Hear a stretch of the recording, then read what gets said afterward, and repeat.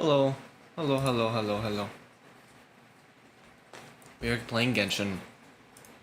Got it? Yep, we're playing Genshin. Genshin Impact. Made by MiHoYo or HoYoverse. We all know what game I'm talking about. I turned my mic down a little bit because I noticed for some reason my background noise is a little louder today than usual. Although I feel like it might be a little quiet, so I'm gonna turn it up a bit. You guys are gonna hear a bit of background noise just because it's hot in here. So I have my fan and the air cooler on. So yeah. Apologies for that, but nothing I can do about it except if I have them off, I just kind of bake in my room. So yeah. I'll see if I can make it so it's as least annoying as possible, but yeah. Can't really do much about it. Anyway, let's get into the gaming. So we're going to be playing Genshin. We're going to be doing Spiral Abyss. And then I'll finally do HSR 3.5. I do have to do this. I am going to have to finish this off stream later. Because I do not have time to do the quest today, so... What is this quest? That's a commission. Oh, whatever. Spiral Abyss rewards. Okay, first let me get my dailies done. Remember, we have like 6 pulls right now, so when I do Spiral Abyss, I'll have a 10 pull.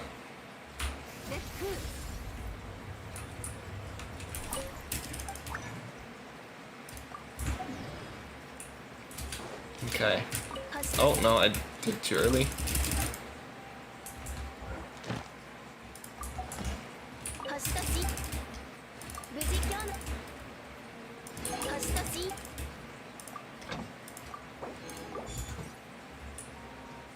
Okay. So I've done my dailies. That's what I love about Genshin. If you have resin, your dailies take 2 seconds.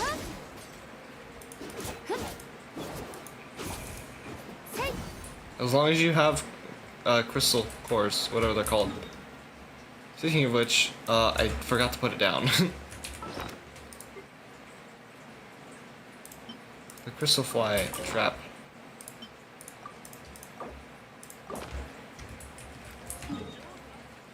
It's fine. I wasn't playing anyway, so I've still got an abundance of them. After Spiral Abyss, I think I'm gonna farm. I can't really farm for a lot of these talents. I'd have to farm for artifacts. Hydro-related reactions, including lunar charged. So that one. What's the? Okay, so this is just overall that the entire chamber, or that the entire floor. All characters in the party gain 75% electro damage bonus. Very nice. But it looks like I'm gonna have to use Malvika this first half. I mean, I don't have to, but I'm just gonna use Malvika.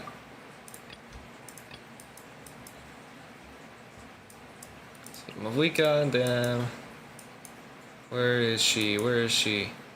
There she is. And then, first half, I guess I'll do.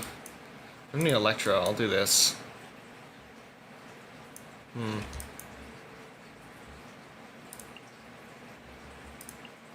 No, I'd have to use a healer. Let's do this. Where is he? There he is. I normally have Bennett in this team, but yeah.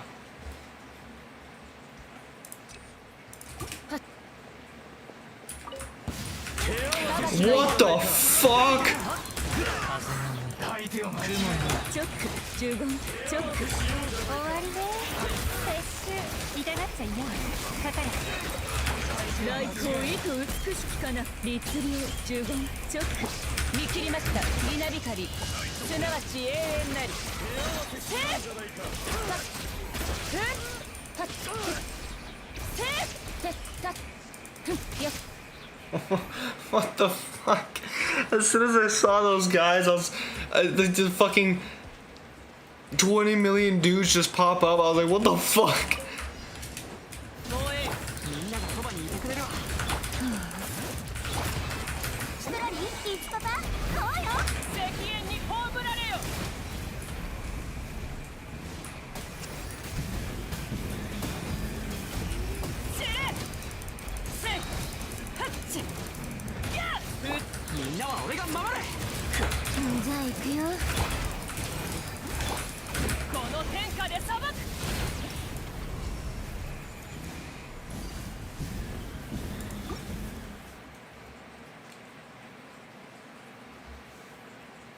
Okay, and like energy recharge would be very nice for Raiden, but it has no use for Malika, so I'm gonna go 40% attack.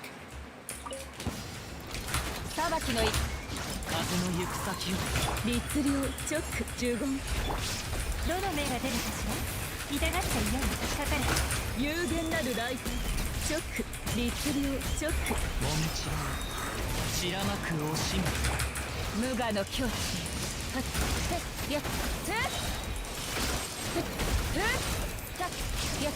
I should use Yelan's ult after Kazuha's, because of that whole like setup, and like it was gone before it was even ready.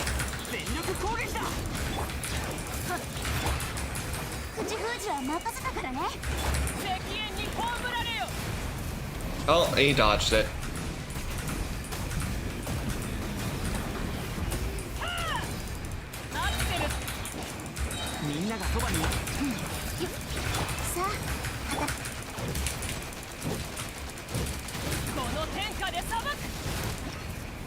Well, he's dead.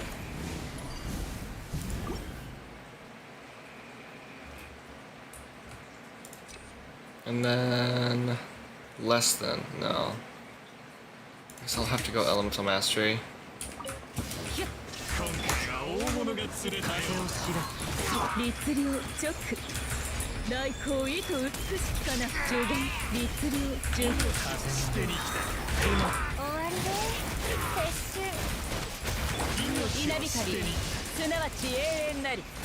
Oh my god, was that guy just in the air?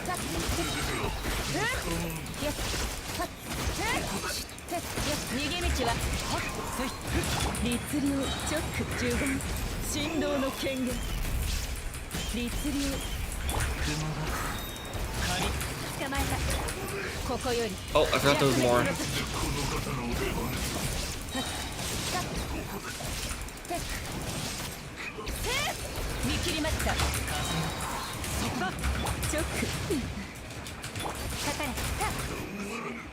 I forgot there were more.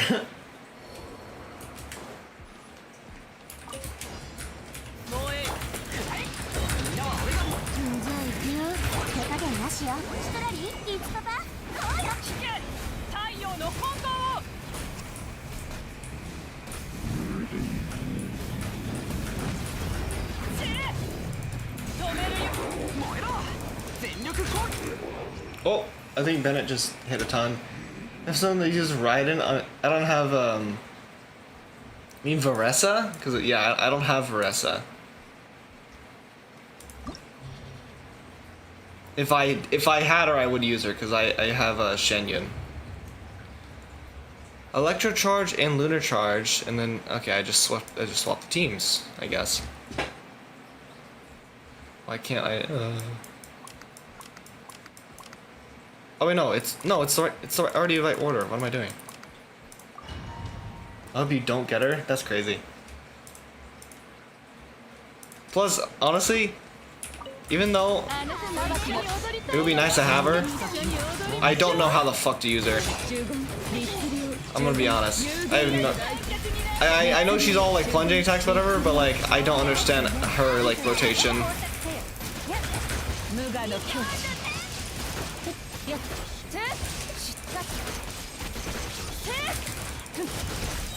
Ah! 風を知れチョック15チョック来光意図美しきかな律儀チョック I feels like I don't have a healer on this team. ここより弱滅の時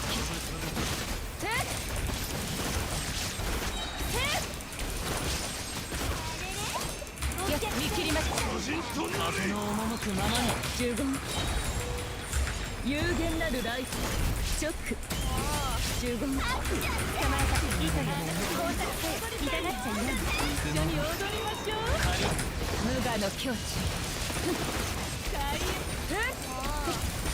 How many enemies are there? Jesus Christ. 風の行く先を律令終わりね撤収痛がっちゃう風の雲来光意図美しきかな15律令 Oh, Raiden's really low. 弱滅の時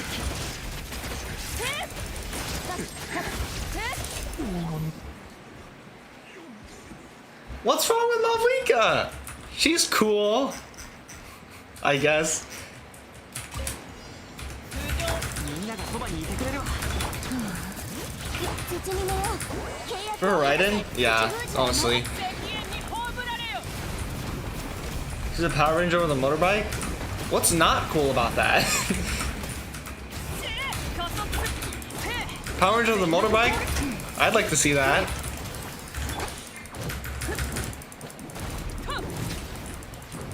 Oh, it's this boss. Okay.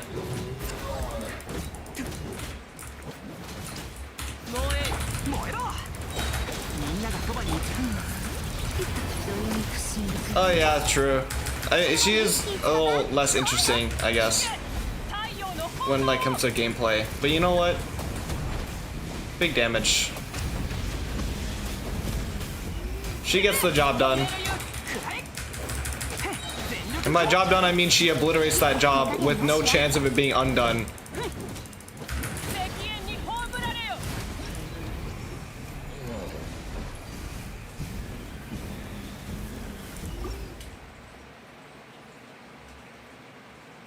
Okay, ooh, more elemental burst damage? Don't mind if I do. 風を知れ チョック15チョック I don't have their ults. 無我の境地よっよっ見切りました I didn't realize I was running sustainless. 15律令有限なるライフ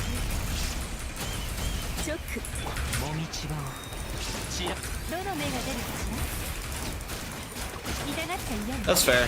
稲光すなわち永遠なり And she's dead. I don't have a healer. That's probably a problem. Let's see. Sino's garbage, Kaching's garbage. I don't know who to use.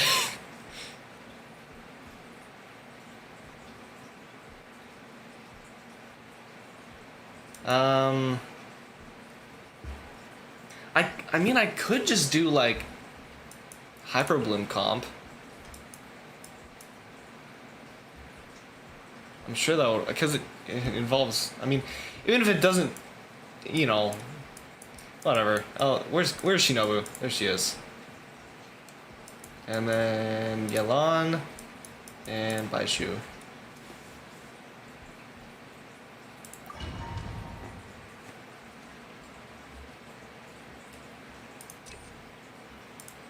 Greater than 50%. I like to see that. あなたも一緒に踊りたいの婦人観覧です一緒に踊りましょう終わりね撤収頑張れいいジロンの演劇まだ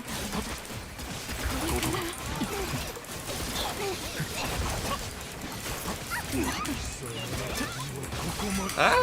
薬も毒になり得ますすぐのように痛がっちゃいないどの目が出るかしら捕まえたしっかり立ってなもらった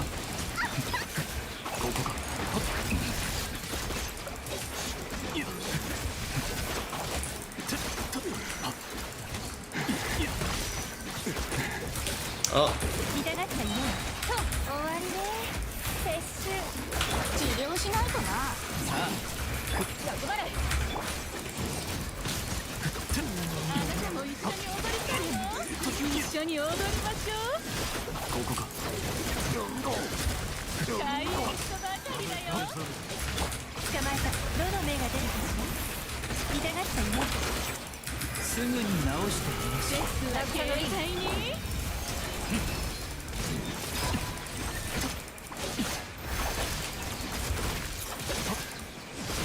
this might not be quick enough. 薬も毒にも糸よ工作せよ捕まえたさあ婦人官 Oh my god, she fucked it up! This might not be fast enough. 痛がっちゃいよ終わりね撤収久々のリンもらったここか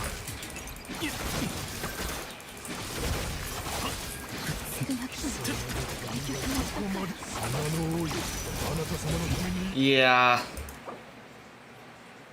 Yeah, I don't think so. What can I do?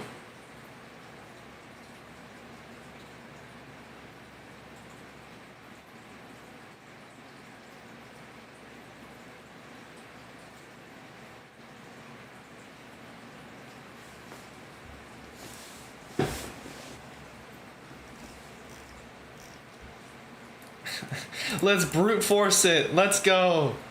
Fuck, Xenonun's on the other team. Oh well.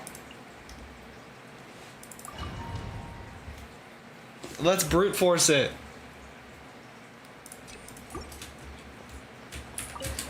あなたも一緒に踊りたいの一緒に踊りましょう風をしぼ雲が海静粛に大松となるがいいこれから死ぬダメ Seems like brute forcing is working very well. すぐに直してみましょお披露目だ世界の熱狂の渦う風の歌雲あなたも一緒に踊りたい一緒に踊りましょう騒ぐ高き者私は下げずか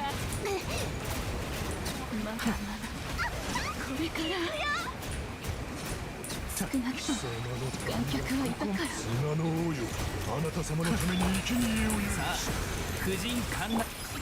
Honestly, I forgot to check if there's a Hydro enemy on at the end, in a different chamber. This is probably gonna be really bad. I'm gonna have the realization of a lifetime.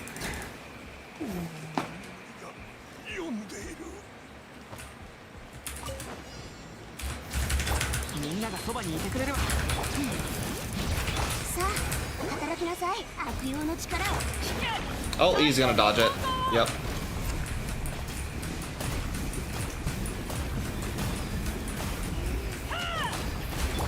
みんなは俺が守れじゃあ行くよ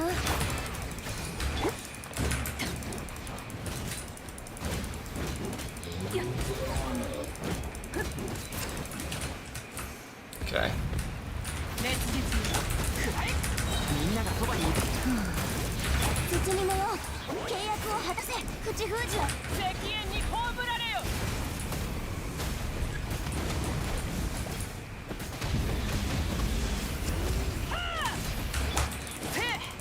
みんなは俺がじゃあ行くよ手加減なしよ Never mind. Silali has 3 artifacts right now. Silali is missing 2 artifacts. But all I need is the melt. That's all I need.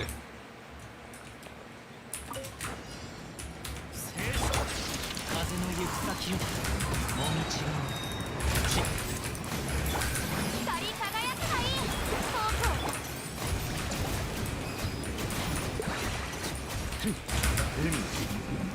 私は帰ってきた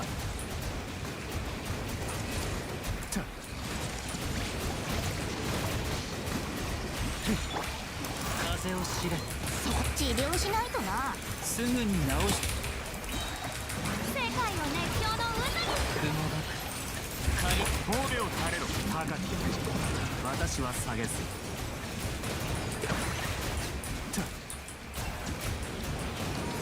Die, please. Okay. Oh, brother. 毒になり得ます。さあ静粛に海。私は帰ってきた。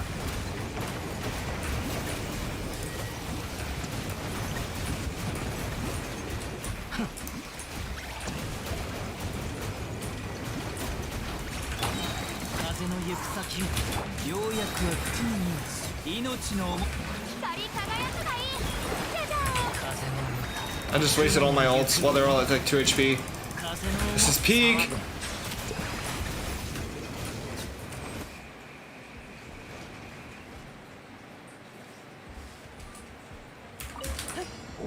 Oh, this thing. みんながそばに。土に寝よう。太陽の方向を。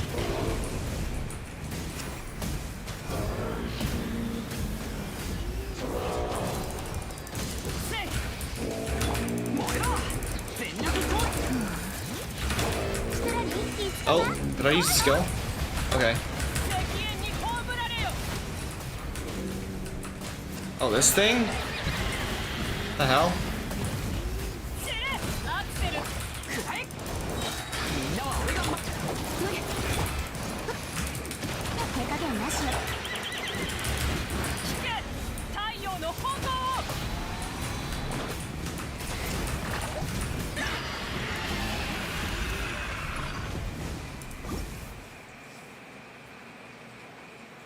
I mean, what I like to think of,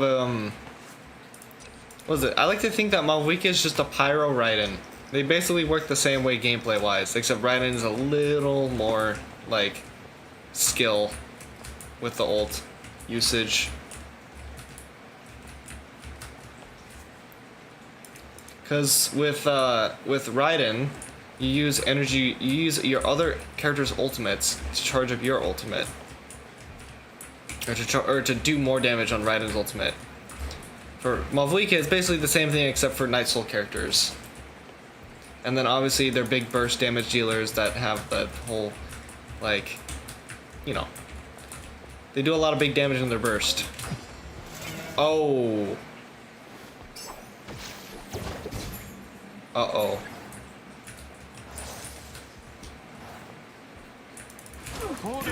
Do I need Electro? Oh, I might need Electro. 風の行く先薬も毒に。諦めな。高き私は下げす。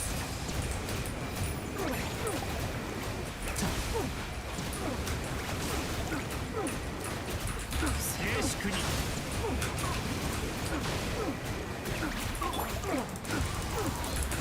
治療しないとな。すぐに Brute force it! 世界の熱狂の渦に。じゃじゃ神戸を垂れろ。高末となるがいい。服がいたんだか。 Oh.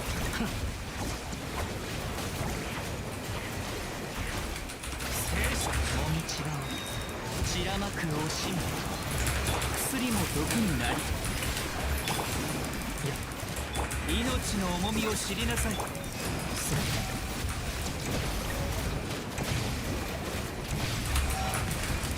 Oh, it missed. If he goes into the hat again, I'm gonna have to restart this. 光り輝くがいい。遠くを高い。騒ぐ私は Yeah. Okay, I have an idea.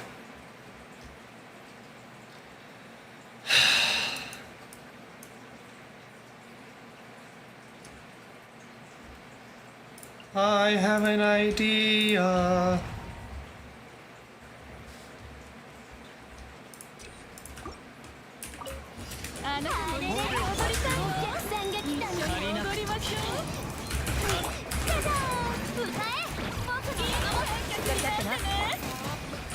Only issue is I have to be nearby the opponents.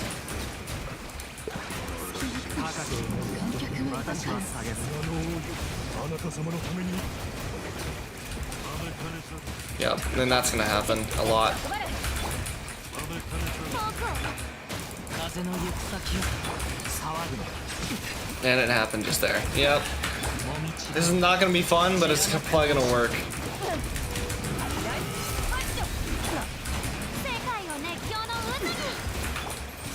風を知れ神戸を垂れろ大松となるがいいまだまだこれから飽きちゃった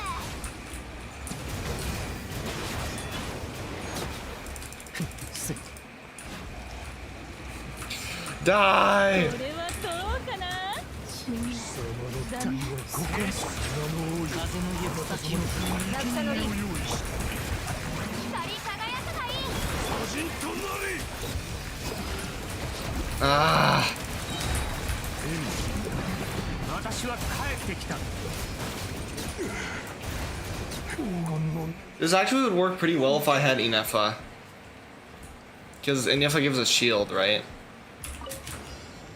防衛全力攻撃ださあ働きなさい悪用の力を赤煙に葬られよ I need to time that better.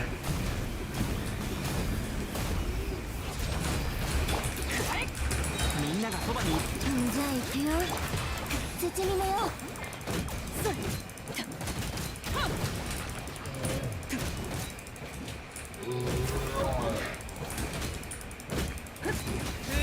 燃えろ全力攻撃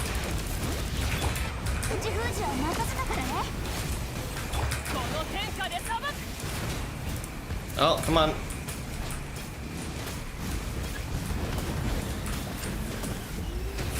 加速するぞ Oh, I missed the. Ah. 手加減なしよ燃えろみんながそばに赤煙に葬られよ Oh, I can spin too, buddy. I can spin too.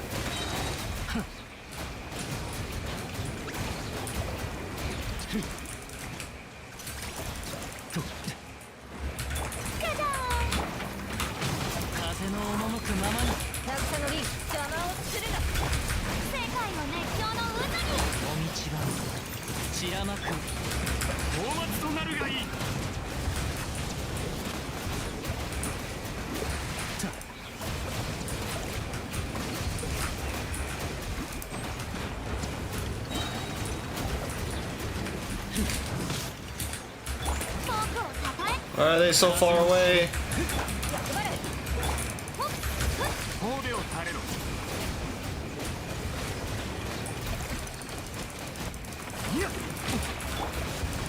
Okay, at least I have a better.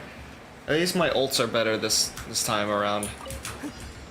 防衛くらえ全力攻撃さあ太陽の炎を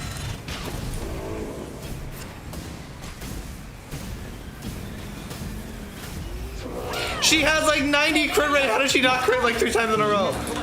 じゃあ行くよ手加減なしよ悪用の力を思うし赤煙に葬られよ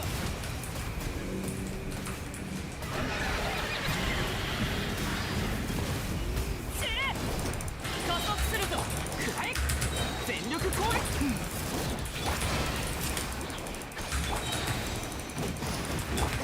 は任せたからね。太陽のコンボ。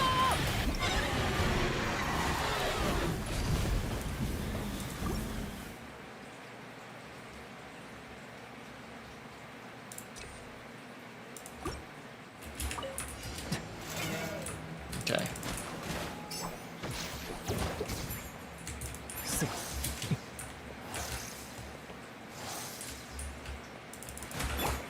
風の赴くままに私をお披露目だ。光り輝かない。おとなしくしな。待て。私は帰ってきた静粛に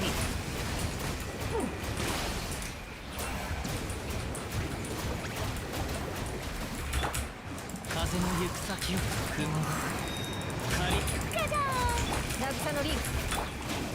Oh my god, right as I was about to use it.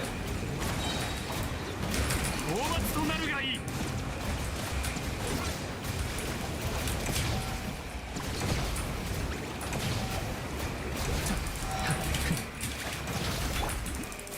お披露目だ。風を知れ役払い。ライフ出発。世界を熱狂の渦に。褒美を垂れろ Ah, come on. 私は帰ってきた Oh, oh my god, he was about to go. He was about to go back to the hat form. Oh my god, I got so lucky. What the fuck? みんなは俺がさあ、働く。この天下で裁く。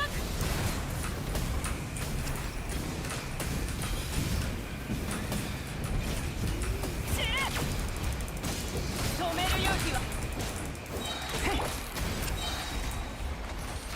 星々よ、空に帰りなさい。星々よ、空に帰りなさい。 Well, I still haven't given her a glider. みんながそばにいてくれるわじゃあ行くよ。手加減なしよ。キトラリー、キッズパパ。石燕に葬られよ。 Look at that. Too easy.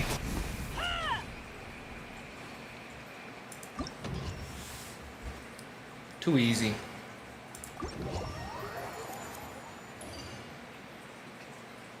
Definitely not the result of lots and lots of money. Definitely not the result of lots and lots and lots of money. Maybe not lots, but definitely a lot of money. Where's Bennett? Where's Bennett? Where's the goat at? There he is.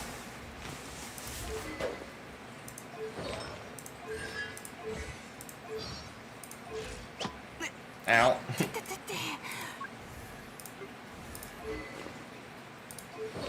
She's missing 2 artifacts. Alright, and then Zealanen.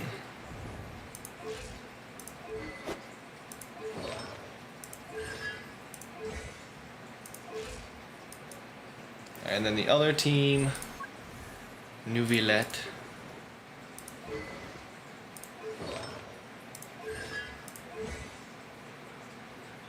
Farina.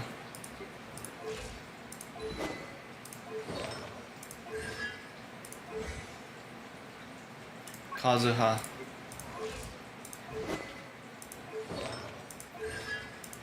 So the cost is like at 6 now. And then Shinobu.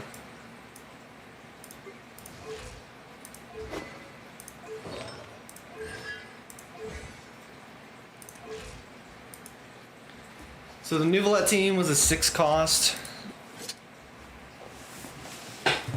No, it was 7 because Farina's C1, right?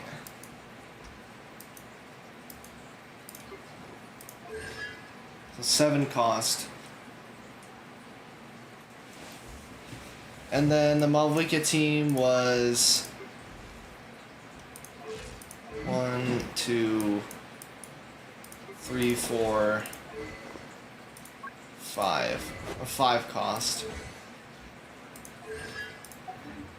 Oh well.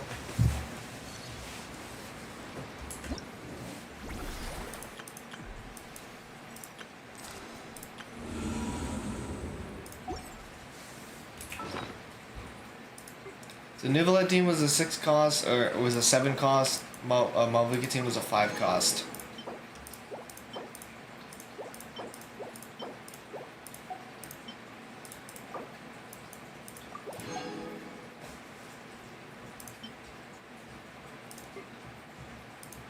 Okay, I still need to farm artifacts for Citlali, so... Dude, I got... Oh, God. I don't know if you're still here, but... I got Inefa's weapon trying to get Citlali's weapon when I don't have Inefa. I don't have her. And the problem is her fucking polearm is useless on everyone else. Because it buffs Lunar Charge.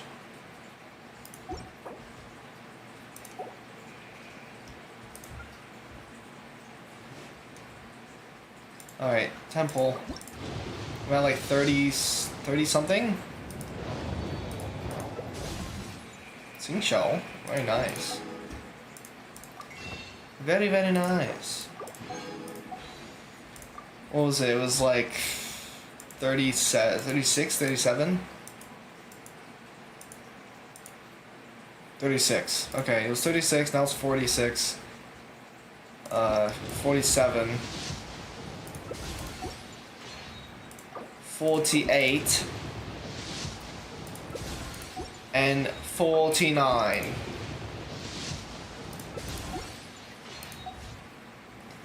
Okay.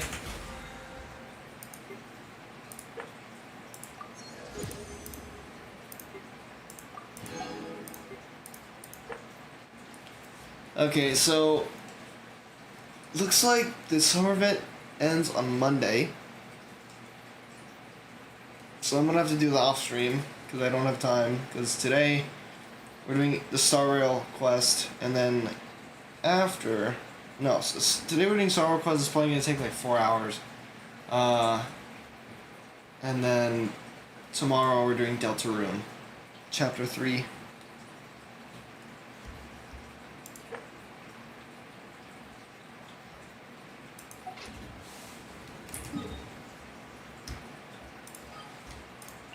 And let's farm those artifacts.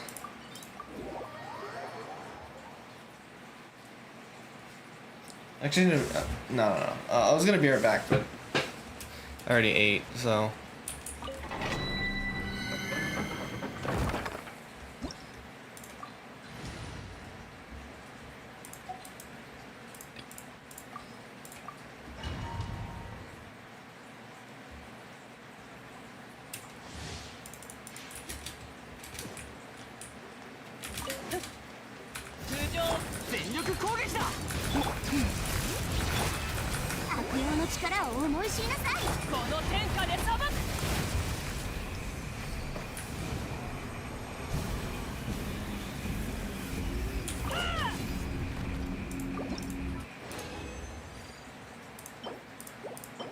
Ooh, Elemental Mastery. If it gets energy recharge, I'll use it on her.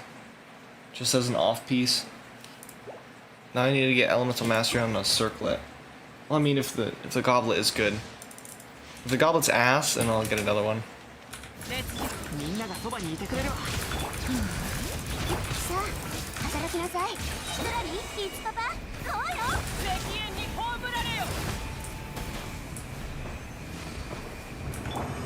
Get the energy, Citlali. You're gonna need it.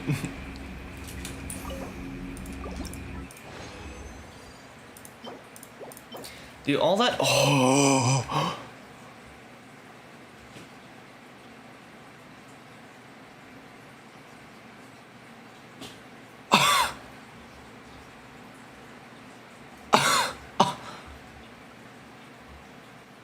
Okay. All that new like resin screen has done is confused the hell out of me.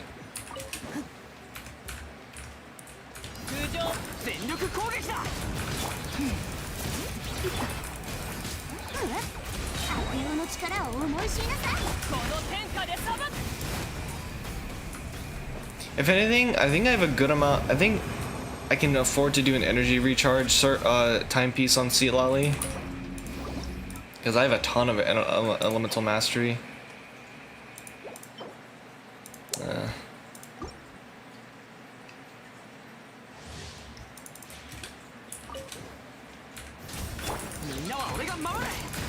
So I think you need to have like at least up to like 80 or 800, not 80. Jesus Christ. I think you need to have up to like 800, and that's good. When I get those two pieces, I'll have well over 800.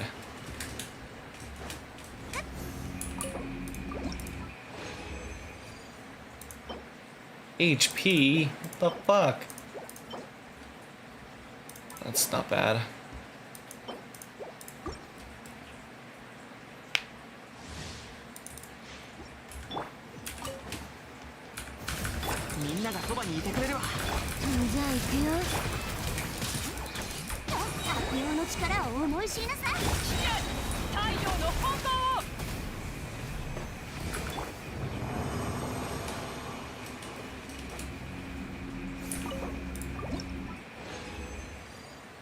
Oh, I just realized they got rid of the,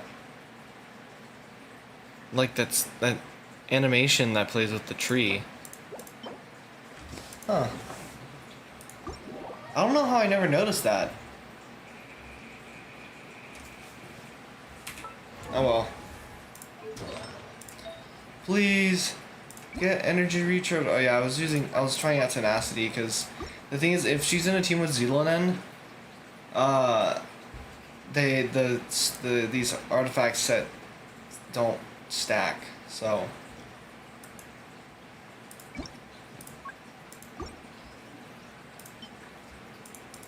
Please get energy recharge. Fucking hell. Fucking hell. Do I have energy recharge? I have one on Eon's Sun. That's really fucking bad. I don't bet it's just not bad. That's actually pretty good. I might end up using that.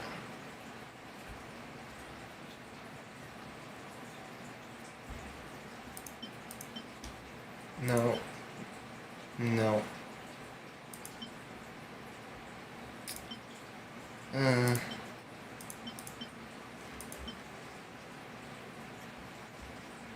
Let's get to Elemental Mastery, I'll try it. Nope. Well, it's still a good timepiece, I'll keep it.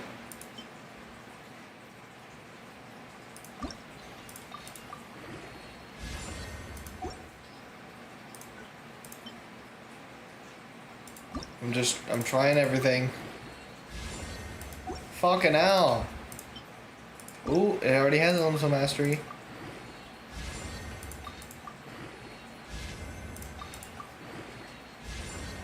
Okay. I mean, that's not bad. I said that wasn't bad, but it's not like I wanted it.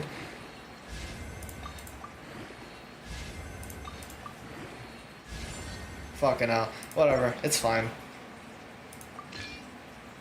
And then I'll have to use an on piece for the goblet then. Do I have any good tenacity ones? Do I have any tenacity ones?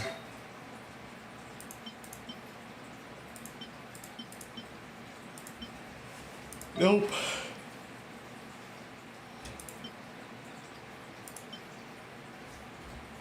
I think I'll just use Dea's, because I don't use Dea anymore, so. Unless this one rolls well.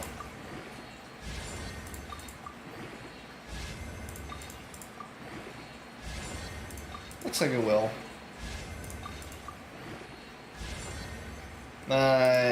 It's okay.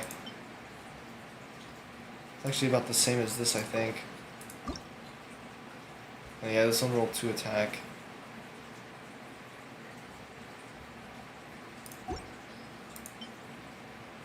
It's about the same. It's a little better. Or no, that's her current one. They're about the same. Only like a 0.6 difference in the energy recharge.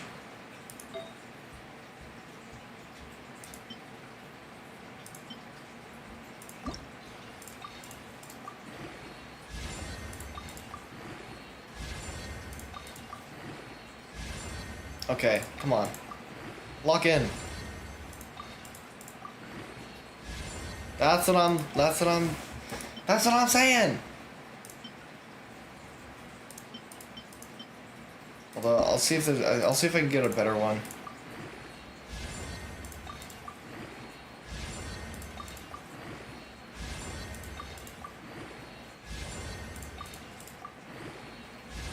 So it looks like I found it. Okay, this will be your tenacity flower. This will be her feather. That's an off piece, since I don't think I have any elemental mass. Oh, I do. Oh, but I'm looking for energy recharge now. Unless this rolls well. No. Nope.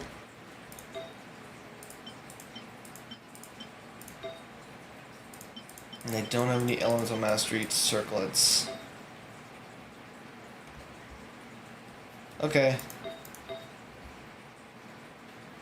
She doesn't benefit at all from the two-piece set, so I'm gonna switch back to the other set.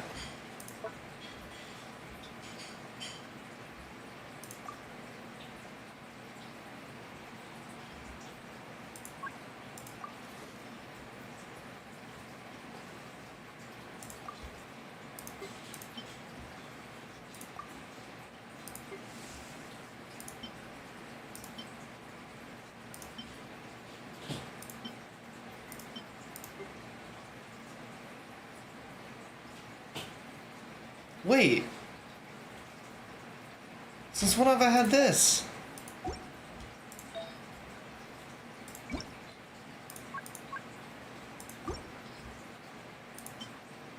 Since when have I had this? Was this on her the entire time? And I'm just an idiot? I think so. Oh well. Looks like I can't switch off her timepiece, because that's actually really good. But yeah, I don't have any elemental mastery. Which sucks.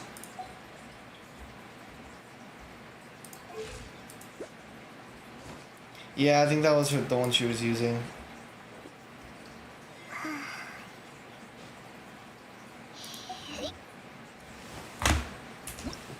Oh well.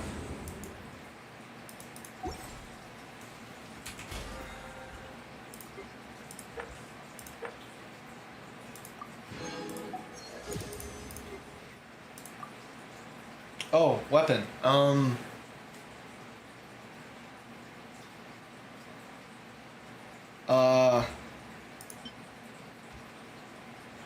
No.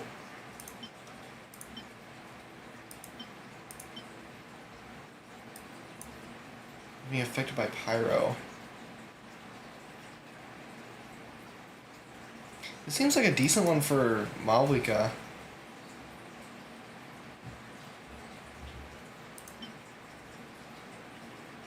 Oh, I already... Oh.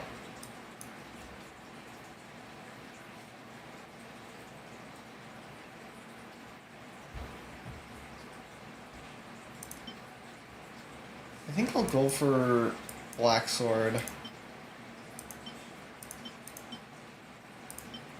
to upgrade my Skirk.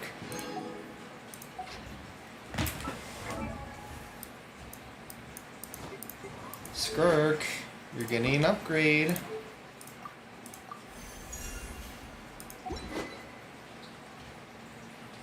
Only a 5% upgrade, but you know what? It's an upgrade nonetheless.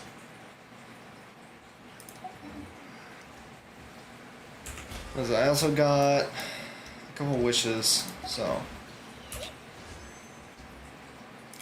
50. Damn it. Yeah, damn it.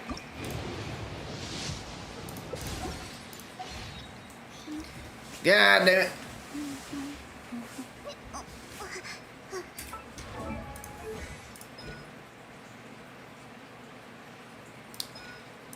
Oh, I can upgrade this.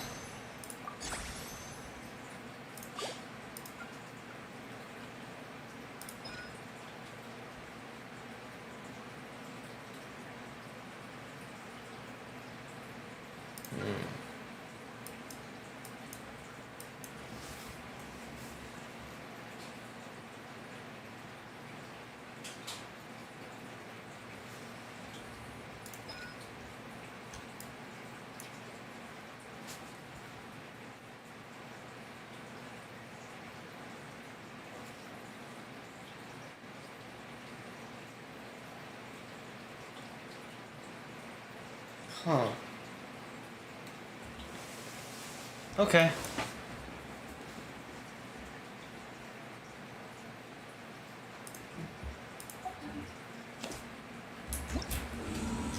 Okay, I think it's time. 本の儀は一般人にとってちょっとせい I feel like she like throws her plushies.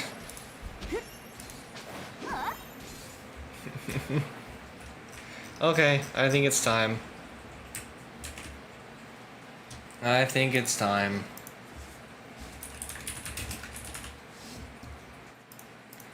Time for the new quest. It's gonna take 10 years.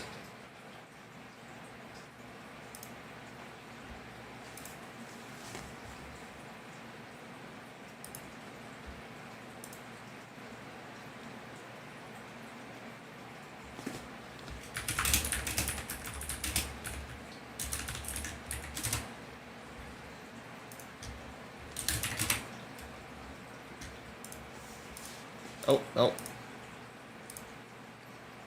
I almost changed my game server.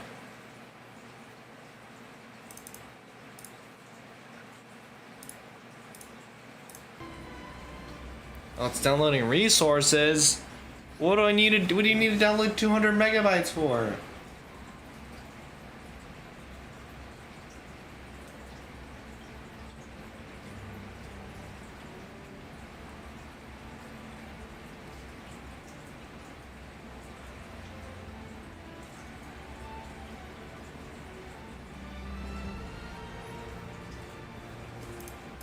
Okay, cool.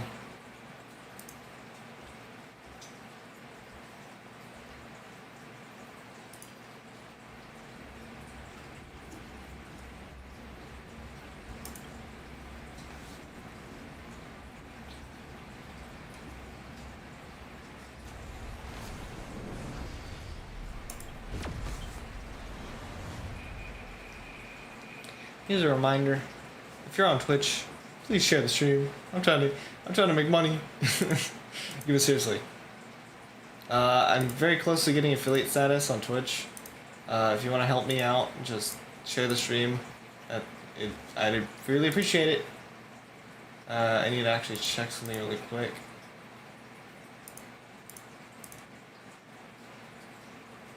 Yeah.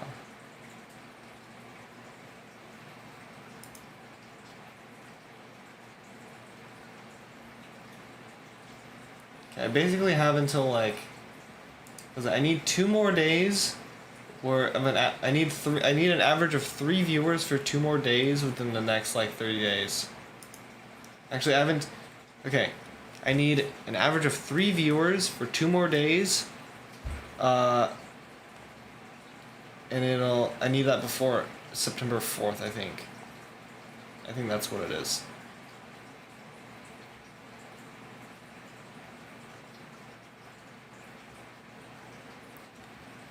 Because I had an average of 3.6 on August 4th, and then I had an average of 3 on August 11th. So if I get 2 more days of an average of 3 viewers, then I can get paid for doing what I love to do, which is streaming and playing games. So I would appreciate if you share the stream. But anyway, enough shilling.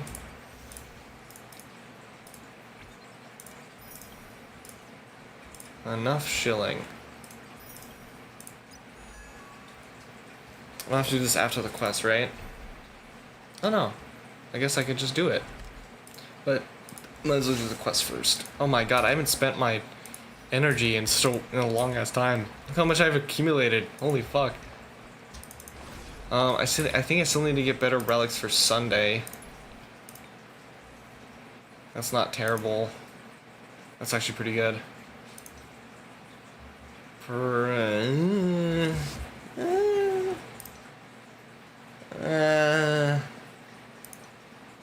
That's pretty good.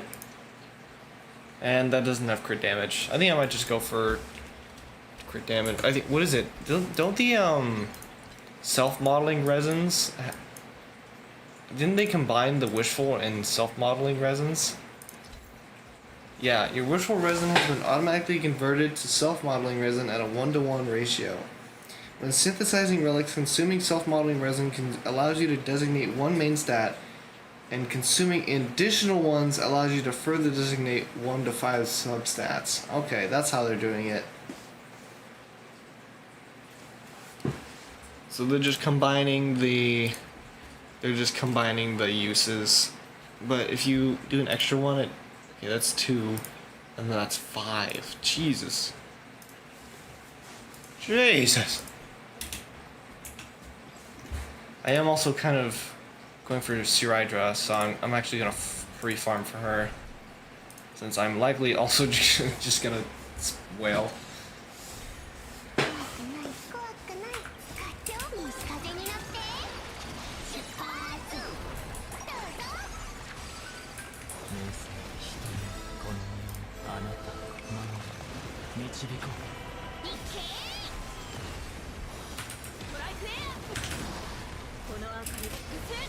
Oh, one of my friends started playing Star Rail. I think he's watching the stream.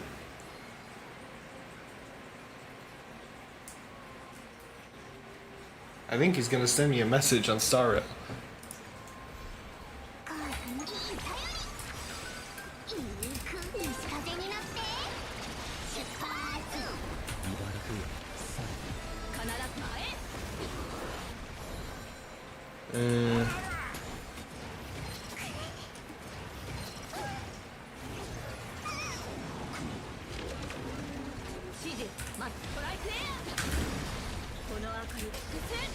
Kariwa!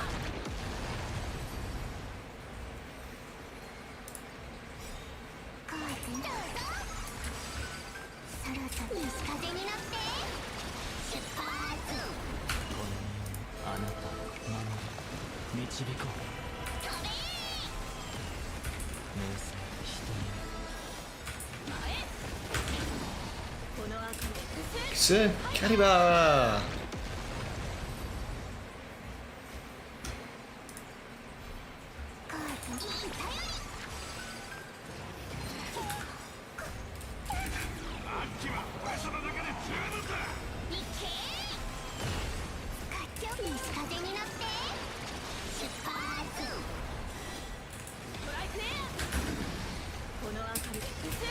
Kariwa!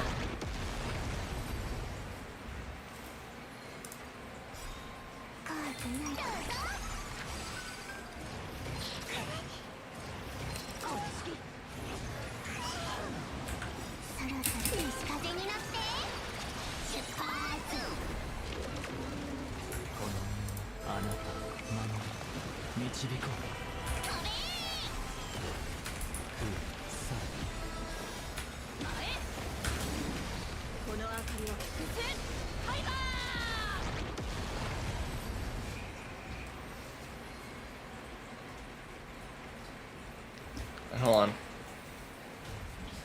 I think, was it off stream? I got the battle pass, and I got the light coin thing. So I was able to get Bronya's light cone. I forgot if I had, leveled it up all the way. So I was just making sure.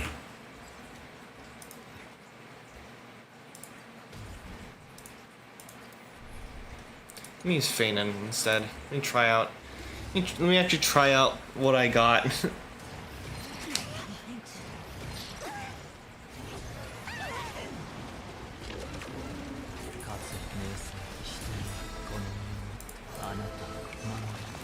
I should have no problem with skill points. Not a single one. Because I have fucking E3 Bronya. Oh, he's dead. Never mind. I don't need to use ult. And fucking E3 Bronya and her light cone. And then I've also Sunday and his light cone. So I should have absolutely no issues with skill points.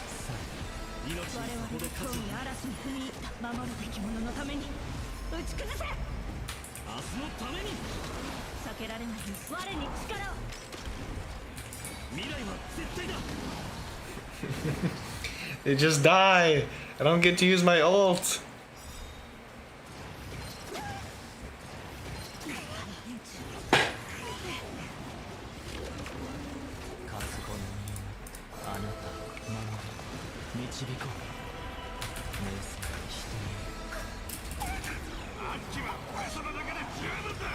前へ進むし明日のために Alright, I'm gonna use ult. この身をくべよ別実よ天を引き裂け And they're dead.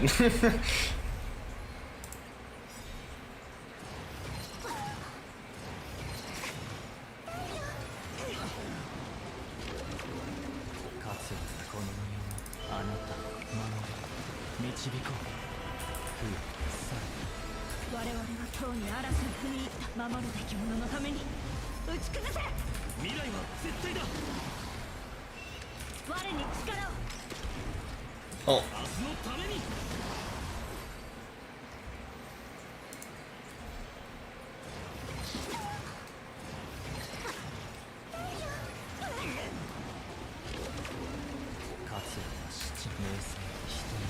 unfortunately, I think Sriracha is gonna replace Bronya in this comp.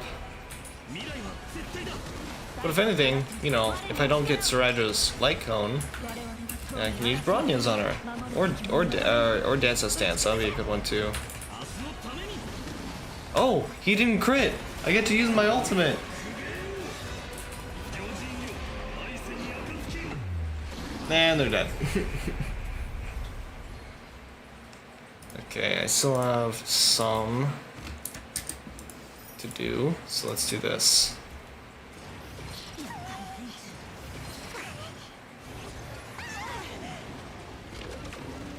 かつは七にある秋は俺様だけで十分だ不さこの身をあなた守れ導こう命にさほど未来は絶対だ避けられない我に力をこの身をくべよ Alright, you're gonna die. 天を引き裂け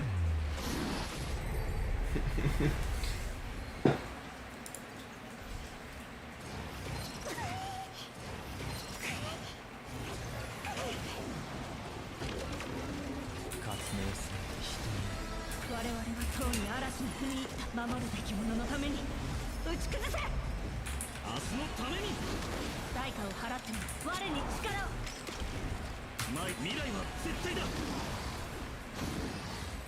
Okay, I think that's... no, one more.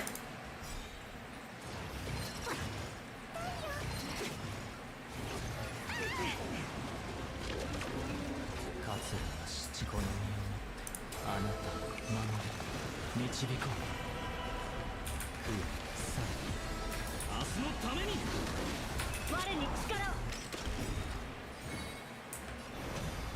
未来は絶対だ Okay, that's everything. Time for the quest. Sure. Why not? Let's get a little recap. 俺たちの前に We met Screwlum. 占い相手 Euphorius is an experiment ground for the erudition. It's rapidly falling into the destruction. And that a Lord Ravager would complete its evolution. その危機に対処す Title of the crisis, I stayed behind Euphorius as an informant, while Danhong returned to the Express as planned to seek help. On top of that, Skrillum informed us that March 7th had also been drawn into Euphorius. 次々と押し寄せる Now, the current priority was the Aeronova. I quickly arrived at the Vortex of Genesis and met with Feynman. The Aeronova ritual was supposed to proceed smoothly under the guidance of Lygus, but the appearance of the Flame Reaver once again left the fate of the world hanging in the balance. フレイムスティーラーと We struck down the enemy's mask only to discover that his face was identical to Feynman's. When his body was pierced with the ceremonial blade, a flood of memories surged forth, revealing the truth about Feynman, the Flame Reaver, and Euphorius. 異例俺たちはみんな It turned out that all of us were trapped in the eternal recurrences created by Feynman and Cyrene, and the Flame Reaver was Feynman himself, who had burned out after bearing countless core flames.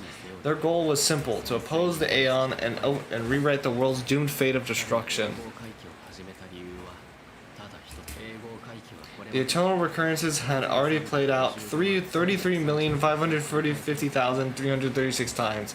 In this final cycle, I promised Feynman to take on the title of Deliverer and save the world in his stead, while he would fulfill his wishes of the countless versions of himself, tear the sky asunder and confront the destruction head on. ライノンの助けのもと Thus, with Feinon's help, time in Amphoria's reset once more, but I became lost in the chaotic flow of time. At the critical moment, Mem, who had regained all her memories, sacrificed herself to send me back to the beginning of time. Yes.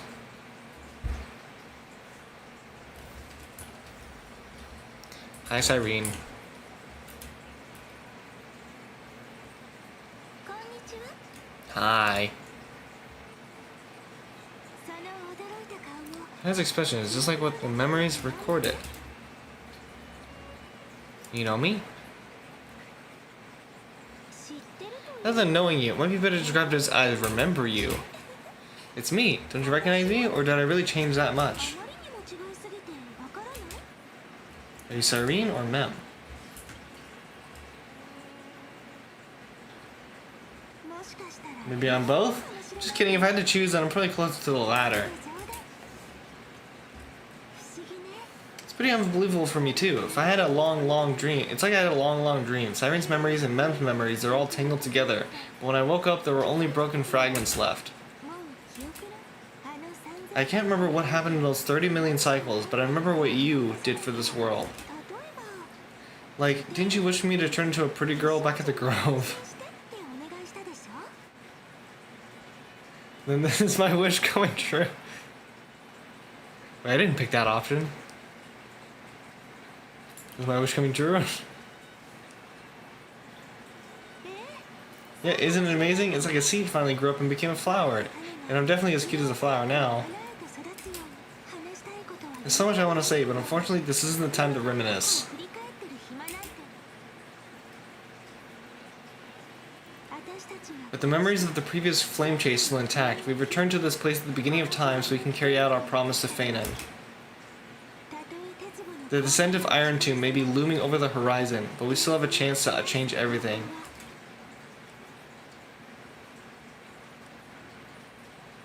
エリシオンは Aides Elysiae is so quiet. キュレネの記憶だと In Cyrene's memories, she always sits alone by the lake, gently swaying by the swing, 言われてた on the swing, like she's waiting for someone. Remember anything else? ダメみたい I don't think I can. It sounds weird, doesn't it? It's something that happened to me, but I'm talking as if I'm an observer. 私の記憶 But that's just what those memories are like, vague and unclear, as if encased in thick ice. Oh man, I wonder who else was encased in thick ice. あなたと一緒に The only things I remember are the days I spent with you. 次の再送機が終わる Amphorius will fall into an ending of destruction after the next Air Nova. でも But those stories went out of fashion ages ago. In a proper romantic epic, the hero is supposed to foil the villain's plot, right? Lygus is the primary culprit. That's right, he's the mastermind who's trying to control everything. How unforgivable. 黒幕も But I still feel a bit anxious. Lygus chose to walk into the spotlight and reveal everything, which means he still thinks the current situation is under his control. Maybe he still has an ace up his sleeve. Think about it, even the name Lycurgus is a fake one. We have no idea who or what he really is. そうなるとあなたが持ってる Which means it's probably time to borrow that treasure you're carrying.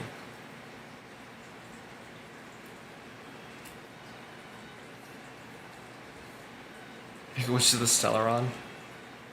それは Wouldn't that be a waste? Donhung specifically said ないかしら not to let you use that power. Please don't take that risk. 私が言ってるのは How about the chronocognitive anchor? Didn't that Intellitron friend say when required it can also serve as a bridge for communications between the internal and external world? エリシオンは Aides Elysiae is a little village enclosed by time. We might be able to contact the outside world from here. 試してみ Why don't we give it a try? We should at least tell our friends from beyond the sky that you're still in one piece. まずは目立たない場所を探しましょう Find a well-hidden spot. Why? ここなら静かに It's real quiet here. Sounds can't get in or out. Back in Cyrene's memories, this room was her secret base. No one noticed her practicing Oronix's prayer in here or trying to speak with the gods in secret. 今日は違うわ But today's different, isn't it? We are trying to contact unreachable gods, but we aren't trying to contact unreachable gods, but humans from other worlds, real people. I'm prepared to witness that miracle. キュレネの喋り方って Similar to Mem. 本当に不安要素が I have so many questions. I'm also worried about how Donhung and March 7th are doing. Here's hoping the chronocognitive fuck can still function normally, because I really need answers.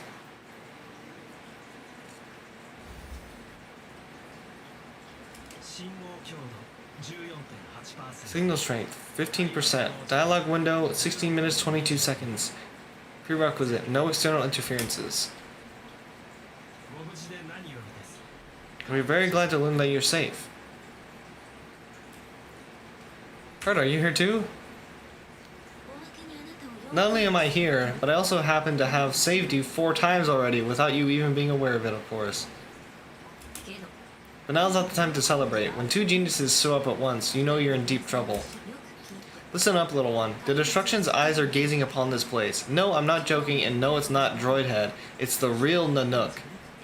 時間がありませんので。 Time is running out, so I'll explain in terms you understand. This world, Amphorius, is in fact a testing ground where the Lord Ravager Iron Tomb evolves through self-extrapolation. この未知の聖域。 Hiding in this segmentum unknown to other life forms, it has endlessly repeated the process of Aranova, seeking a solution that could obliterate the erudition. 何らかの理由。 For some reason, the experiment entered a prolonged state of stagnation. However, it has now restarted. 推測。 Prediction. If effective intervention is not performed, Iron Tomb will complete its self-coronation in 14 system hours and initiate its plan to destroy the entire path of erudition. How will it destroy the air? Oh, that's the wrong one. Based on the... I don't know what I clicked. Based on the info provided by the IPC, Iron Tomb probably isn't like Selenova or Sephiroth, who are overlords ascended from human beings. Instead, Iron Tomb is an algorithmic sequence. It can be anywhere as long as there is a receptacle for its calculation. This version of the version of Iron Tomb hiding in Amphorius is its source code, and the scepter is its incubator.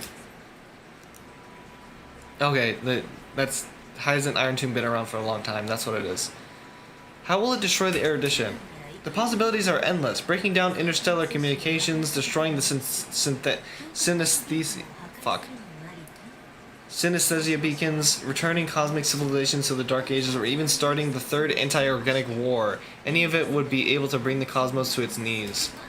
Simply put, it will tilt all sciences and technologies towards the destruction, and since Nanook glanced at this place, it means they are being dead serious. 14 system hours is no time at all. Yep, think of it as the program having reached 99.98% completion already, and then it's over. 水面下で。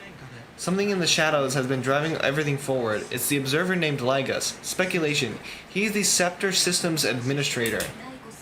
He wants Iron Tomb to break through the knowledge singularity. I don't know why he wants to do it, but he'll remove interferences at any cost. You're the only variable within his world, and you're the only thing he fears.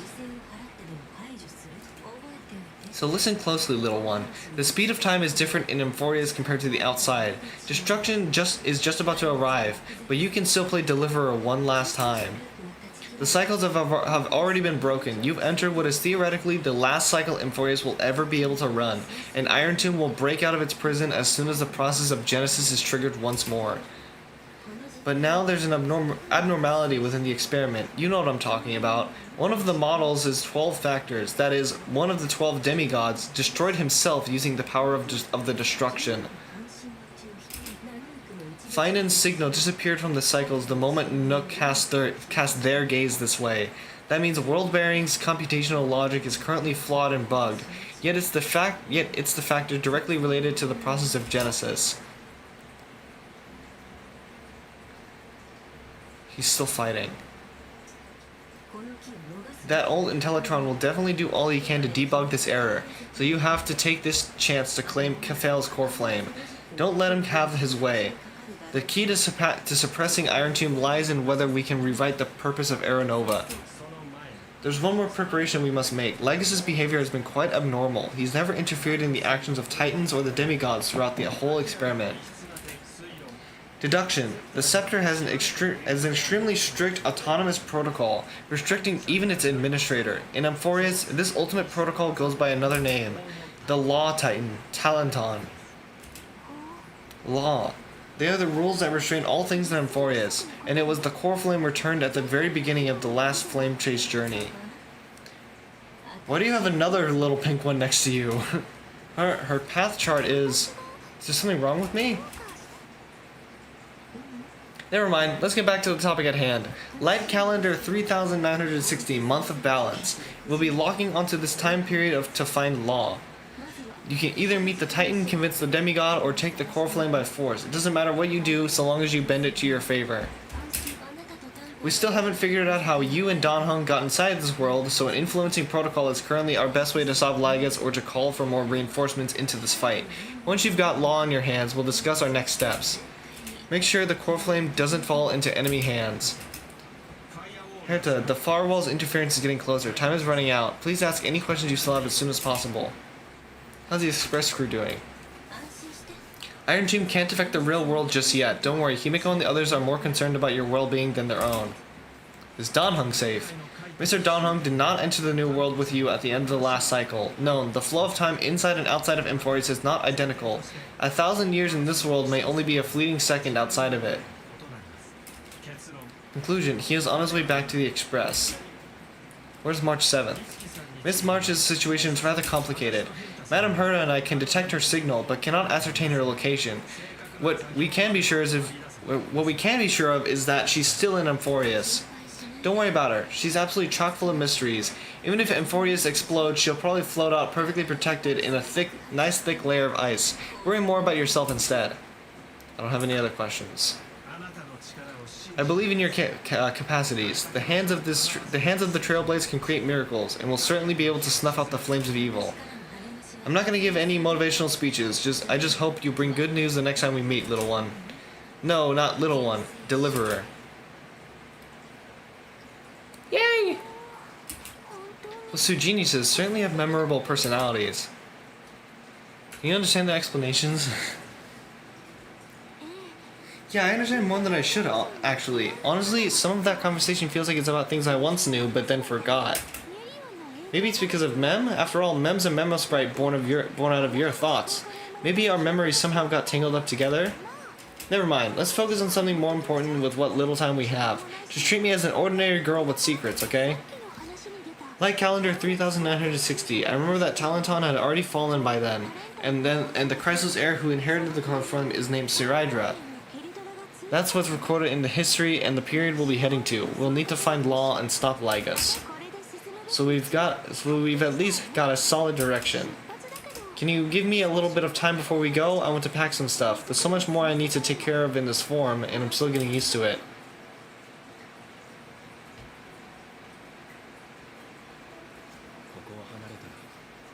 A relaxed scene like this probably no longer exists in the outside world.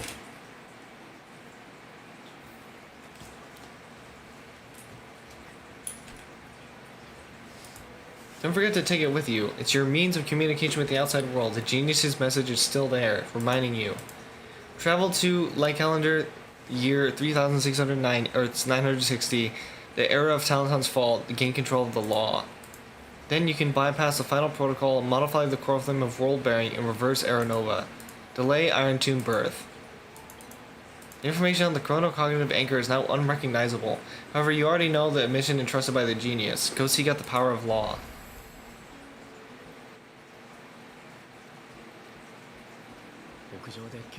Should I head to the attic to wait for Cyrene, or should I have one last look at Ides Elysiae? Whatever.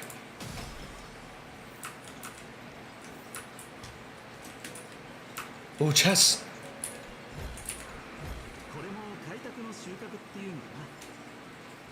Did I not search this place?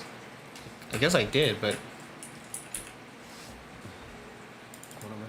This village is where Feinen's life started. After 30 million cycles and 30 million failures, his burden is now in my hands. He said, I will take over the responsibilities of world bearing, but what does that mean? Becoming the new Kephiel, or forging a completely new path? Analyze it rationally. Calm down and think this through rationally.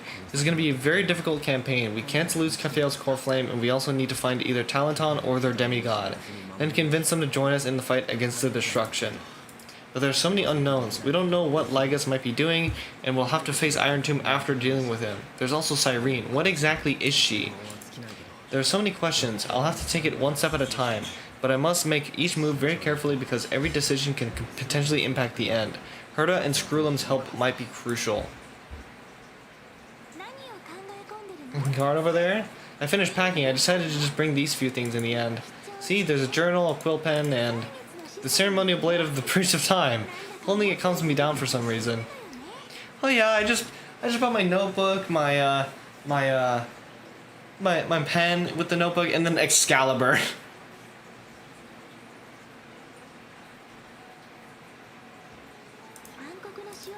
The scent of the Black Tide is now calm. Fanon must still be fighting them in some way. This will be Amphorius' final flame chase journey, but it won't be the end of us. It'll be the beginning. Are you ready to become a hero? I don't know how I should act around you. Just treat me like any other friend you have. We share a common goal and common enemies. And we may also share a common future, a future that has never emerged in any other cycles before. I believe in you. If you still can't get used to it, just call me Mem, just like you did before. Just kidding. Still don't get it. Why must it be me? Are you worried that the burden is too heavy for you? Don't worry. Maybe the answer isn't as complicated as you think. You've seen how every person regarded as a hero in Amphorius was nothing more than a flawed human. They were just at the right place at the right time when the world needed a hero. But those aren't coincidences, just like how your arrival kickstarted Amphorius' fate once more after a stagnation of more than 30 million cycles, is the inevitability of being a trailblazer. A person's personality is their destiny. Your own hero's journey is already started, the moment you decided to board that express. Let's become heroes. That does sound very nice. Why don't we take everyone with us? I believe in you. We'll never be alone no matter what awaits us.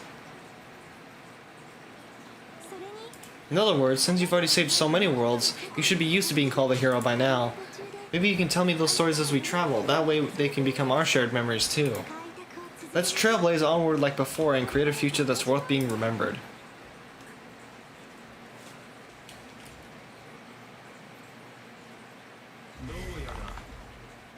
It seems you two are prepared to head out.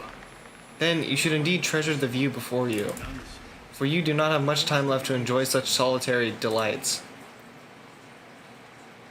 Still daring enough to approach me? My apologies for disturbing your moment of repose. To fully express my apologies, please grace my abode with your presence. Huh? So I may demonstrate the full scope of my hospitality.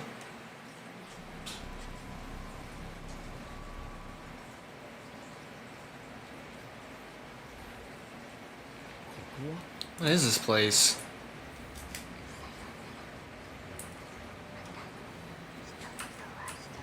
I guess I can investigate these. Oh, this is Castris. Ipieka 216. Premium Mobile. Titan. Authority Death. Path blank. I can't sprint. Schema 720. Premium Mobile. Titan Authority Reason. Path blank. That's Anaxa. Hap Lotus 405. Titan Authority Passage. That's Tribi. Scipio 365. Titan Authority Earth. That's that was Giorios. No, that was the Titan. Who was the? Was it Heislands? Kalos 618. Titan Authority Romance. That's Aglaya. Oryxis 945. Titan Authority Trickery. That's Cypher. Heislands. Oh no, it's Ocean. Hers is Ocean. Then who's Earth?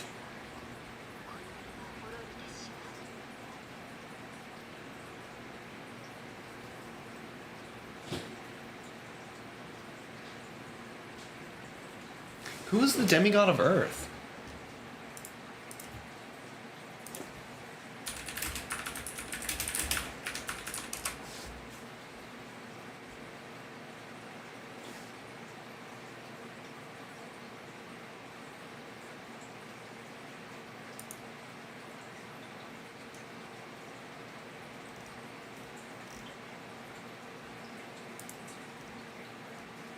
Tarot box. But yes, they're not shown.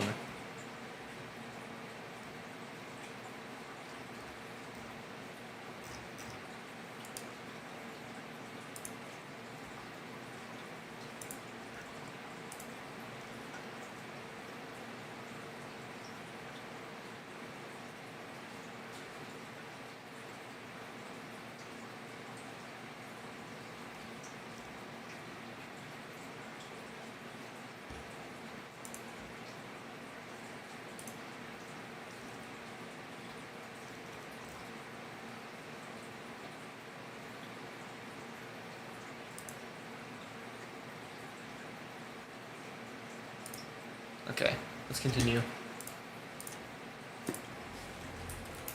So Iceland's is ocean.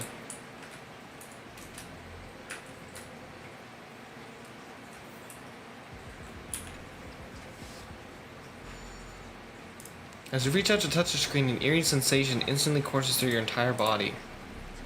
You feel outlier. Executing command, record. Check the display monitor again.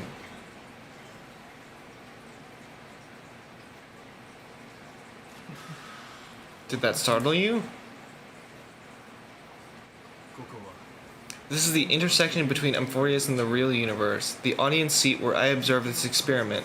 You can also call this location the Exomyth. What you see is the true form of the eternal land and the 12 demigods after they've shed their disguise of legends. Doesn't it look marvelous? Amphorius is like a microcosm of the cosmos. People love to portray the romance of the starry skies, but their tales often forget a different and far more truthful type of universe. The moment ancient Antikytherians sketched geometric shapes on the sandy beach and recorded their first numerals and symbols on parchment, the universe turned into a silent equation flowing under the pen of these relentless decoders. The erudition was once the mother tongue of the creator, the pen of divinity, and the first lyrical verse ever written by free will. It's the exact opposite of what you've asserted before. I simply wish for you to understand that I have no intention of being your enemy. I have devoted myself over the long years to nurturing the scepter's extrapolations, hoping that the primum mobile would bud from within it. And now my goal is almost complete. Nicholas 496, I'm pretty sure that's, Feynman, had exceeded the intelligent singularity through his rage, and though he still retains his obsessive defiance and managed to suppress the black tide of the cycle, it's a matter of time before his will crumbles to dust. Iron Tomb will be completed. That will not be affected by my plans, your resistance, or the schemes of the two geniuses. It is an irrefutable fact, just like the instance in News's calculations. In other words, as long as you are willing to stop interfering and let the final Aeronova carry out its natural course, I'll guarantee the safety of the Nameless and ensure you return unscathed. Why should I trust you? You've always had a choice. You can either accept my sincerity or face the consequences of defying it. What will happen to the people of Amphorius? They've always been the product of the experiment, so naturally they will perish when the experiment ends. That outcome was predetermined long ago, so I will not embellish such a regrettable conclusion. I still have a friend stranded here. Yes, I'm aware of that esteemed lady's whereabouts. Her real identity is quite astounding. If you decide to accept my proposal, then I will do all I can to send her back to you. When Iron Tomb descends, no one will escape unscathed. You are indeed worried about your safety and that of your companions. Rest assured, as a fellow pathstrider of this path, Nook's gaze left a brand on your soul long ago. You harbor the seed of destruction within you. But you need to learn how to use it in the right way. That vital knowledge is also my bargaining chip in this negotiation between us, for there are few in this world who are truly capable of such a feat. And I happen to be one of them.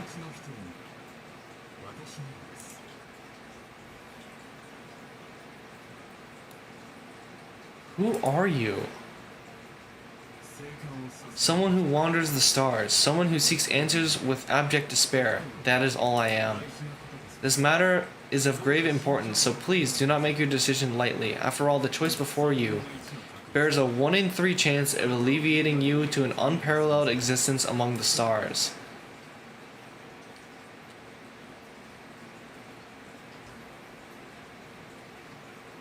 I will not allow the destruction to tear through the cosmos.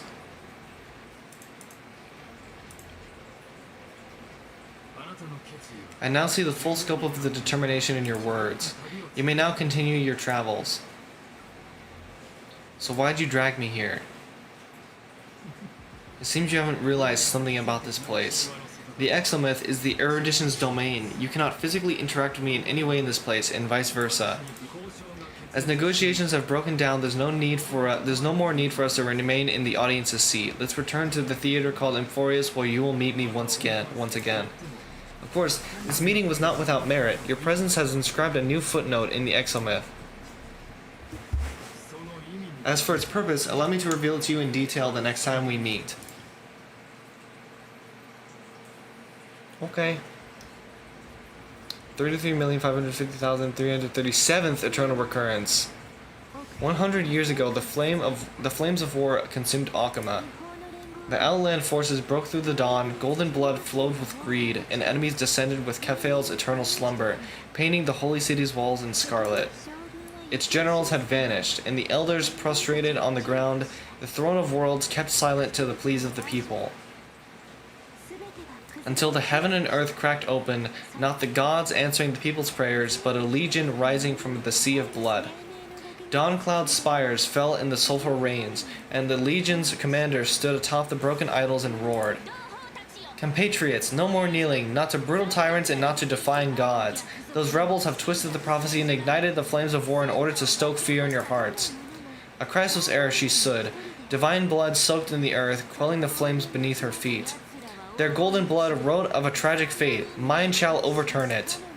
Her crown burned bright, outshining the fires consuming the entire sea. She raised her scepter high, and the people gazed in the direction she pointed. My blood flows in you now, heroic compatriots, follow me, and we'll seize the reins of fate. Drive the enemy from Kephael's dawn, smother their flames with their own deed. To win glory, win peace, let history sing your deeds. The first to dance was a maiden following closely behind, weaving through carnage like a fish in the sea. The people full of wrath surged with her, forming a colossal wave, and the enemy hordes, drained of life, vanished into nothing. Onward, the Memorial Palace, to Dawncloud's heights, announced to all the wicked and cowardly, announced to this stagnant age, we are the rising tide. History remembers that this is as the first siege of Akama. It is said that after the flames died, people found identical inscriptions in every place in the city that had been scorched by fire. It was the name borne by Akama's first and final sovereign, the Imperator Siraidra. Are you listening? Honestly, you were the one who insisted on reviewing history, yet here you are dozing off? Wake up, otherwise I'll have to... We can't last? I guess I won't have to use my wake up magic on you then. Was she gonna punch us?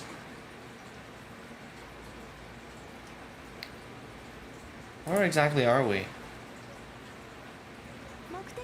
We've arrived, a familiar place, the Temple of the Three Fates. If everything went according to plan, it should be shortly after Talenton's fall, and also the end of the first Flame Chase journey. The end? Are we late? Perfect timing, actually. The first Flame Chase ended with the Trial of Law. We must find the demigod and gain her trust before the core flame is restored. It'll be tricky, so let's pick up our pace. To Akama first. We can learn more about from the crowds there. Tyrant, you and your butchers are not welcome here. Get out. Looks like someone's in there. Hold your tongue. Conspiring with Kronos and plotting rebellion are crimes punishable by death. There are multiple voices and things seem tense. Let's not get caught up in any trouble. Why don't we find a place to hide and observe from the shadows?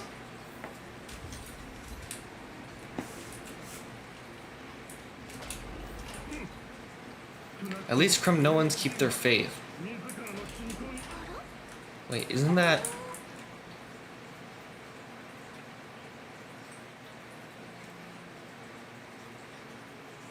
Tribby and Hysolence. A golden-blooded defilers, perverting the prophecy and trying to slay gods. Stars beyond the sky? Gods who created the Titans? What kind of nonsense? Look at this broken world and see what your atrocious acts have done. Did he just mention the stars beyond the sky? But how is that possible? You impudent... We're here to welcome the deliverer from beyond the sky. Stand down. No one but the great Talenton can deliver this world from misery. I ask you, if the old laws were so perfect, why did they crumble beneath my feet? You!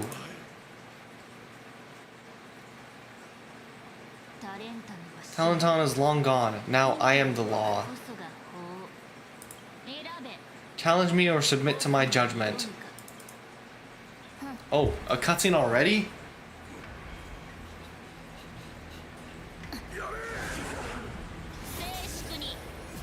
Silence. 何の権利があって法の司祭を。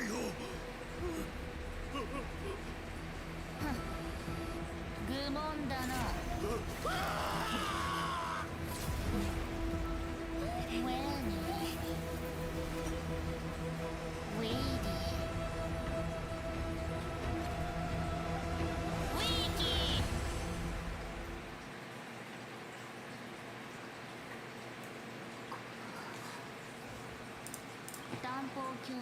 Take the ashes of this man and scatter them in the temple among the crowds.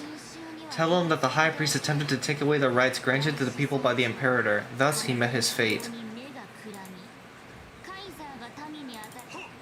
Yes, Imperator. Now, these two accidental guests. If you please. As you command. We're not your enemies.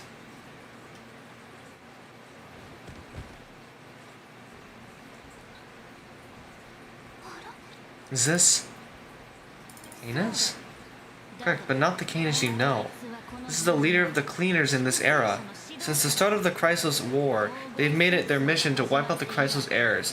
Even now, even after I've united all the city-states, these vermin still lurk in the shadows, hindering the flame chase journey. In this era. Moreover, I know that the 27th person to inherit this role bore many grudges against you and nearly doomed the second flame chase journey. The enemy of the enemy is my friend, so out of courtesy I present to you this corpse as a gift. You know us. Let's wait and see what happens. She's probably trying to scare us. For the sake of order, I am known by many titles. Flame Bearer who ends wars, Tyrant of Dawn Cloud, Empress of the Holy City, and Imperator of the Flame Chase. But in light of your unique identities, I'll allow you to address me by my real name. Siraidra. On behalf of my people on this land, greetings, Deliverer. If I may, how do you know his identity? As the little hostage prophesies, the Deliverer shall come from the future beyond the sky. Shribi. Gray hair, golden eyes, skilled in wielding a mace. They would arrive in Yanosopolis on this day. There's no mistake. It's completely diverged from history? Your orders, Imperator. We return triumphant. Such an urgent message to all delegates. The meeting of the Flamechase Alliance will convene early.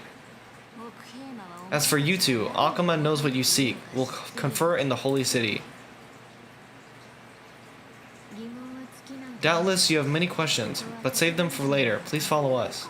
This is not what I expected at all. The demigod we needed to find was just waiting for us, and she knows of things beyond the sky, even gods who created the Titans, or Aeons.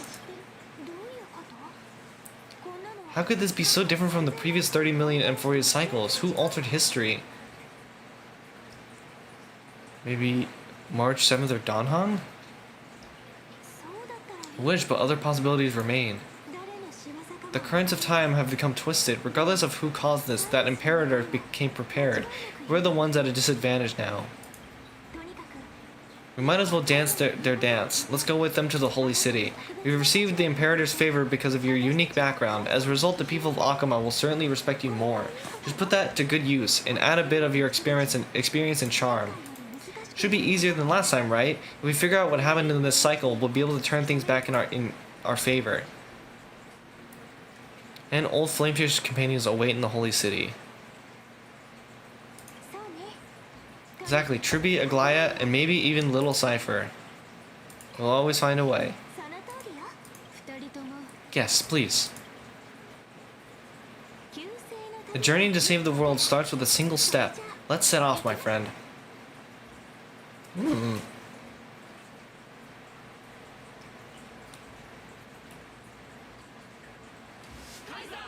What?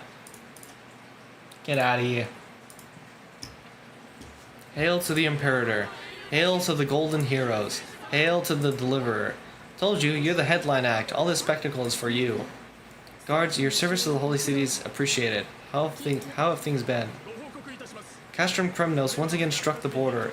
Dux Bromalis led her troops to repel the enemy.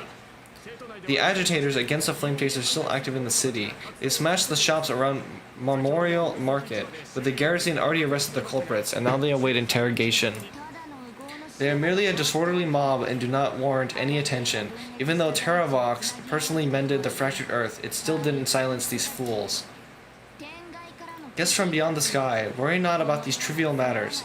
Duck's Gladorium will take you somewhere to settle down for now.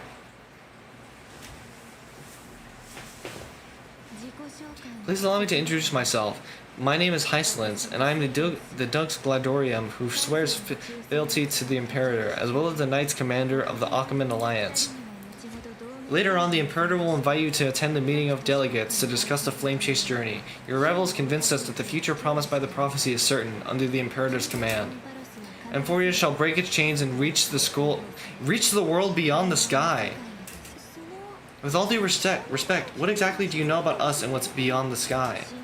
As a humble subject, I cannot freely express my own views to you. Please forgive me. I knew it wouldn't be that easy. Time waits for no one. Please come with me and rest now before the meeting later. Akuma under the Imperator's rule is no longer in the shadow of war. Indeed, Dawncloud stands as the hero's residence. The Imperator put much thought into its design in order for it to serve as a sanctuary from the burdens of battle. Please experience its marvels firsthand, heroes. When the Imperator arrives, I shall come to summon you. Interesting. Heislins. No wonder she's the Knights' commander. Her lips are sealed tighter than armor. Alright, we finally have some freedom to ourselves. Since there's still some time before the Alliance meeting, let's explore a bit. It's Aglaia and Tribi. Not the ones you're familiar with.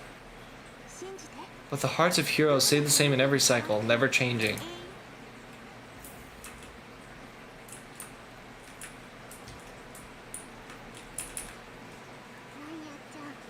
Aggie, you're still so listless today. Do you have trouble sleeping? Did you have trouble sleeping again? Yes. We know. The Titan's prophecy haunts you. If you want, you can talk to us, just like when you were young. No matter what, we'll always remain by your side. You know what I'm noticing? Her tone is a lot more nice, you know? Because the Aglaia we know, she's been alive for like, I don't remember how many years, but it was a long ass time. To the point where her being a demigod for so long has almost stripped her of humanity. But now she still has that humanity. I know, I also understand that fate cannot be changed. It is not the future that I worry about. I spent all last night weaving clothes and linen for the refugees. The Crestos War is born from injustice and has shattered their dignity. They deserve at least some basic decency. If Amphorius one day abandons this, then all of us, commoners, Crestos heirs, titans become no better than beasts. Oh, we have guests. Welcome. I am Aglaia, the Gold Weaver. These rags on you are not worthy of the title of Deliverer. I must prepare some proper attire for you. It's been a while, Aglaia. What is the matter? Your gaze seems somewhat unsure. Does your Aglaia differ so much from me? Do they know about the previous cycles? Greetings, Deliverer from beyond the sky. We are Tribi from Yanusopolis. It's very nice to meet you. Although introductions are probably unnecessary, we know you've witnessed the future of the Flame Chase journey, and even more clearly than we have. Witnessed the future of the Flame Chase journey. The prophecy also told you about that. Indeed, Oronyx reshaped Amphorius through the prophecy. Although regarding the Deliverer, there were not many details beyond your appearance and the time of your arrival. So please don't worry. Feel free to relax and relax some more. Wasn't it Kephael? Kephael issued prophecies too, but it was Oronyx who told mankind that the Deliverer from beyond the sky would descend upon Amphorius. More crucially, they revealed a future entirely different from the Era Nova. Though we still must challenge the gods, in the Time Titan's prophecy, this path leads us not to a new world, but to the true starry skies. This is also what the great Imperator has been striving for all her life. Your arrival further confirms everything. This can't be real. Even you find it surprising. Fate really is unpredictable. Perhaps the upcoming meeting will hold even more surprises. The other heroes under the Imperator's command are here too. No.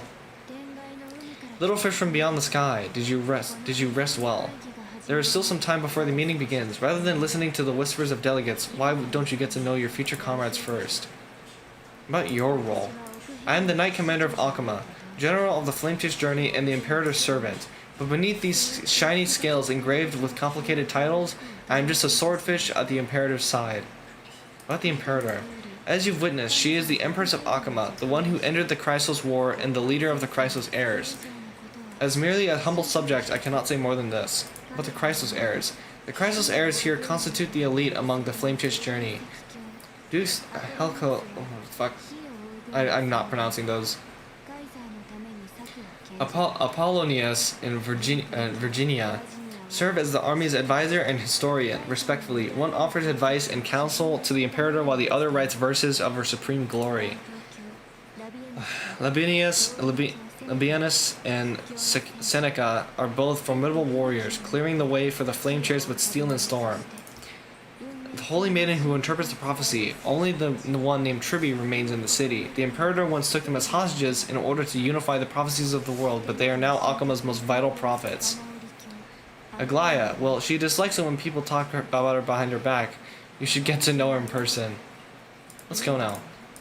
The Imperator reserves seats for you. I'm starting to feel a bit nervous about the meeting. Since Suraidra is presiding over the meeting, it'll be a good opportunity to learn about the law's inclinations in the current era. Let's keep our ears open.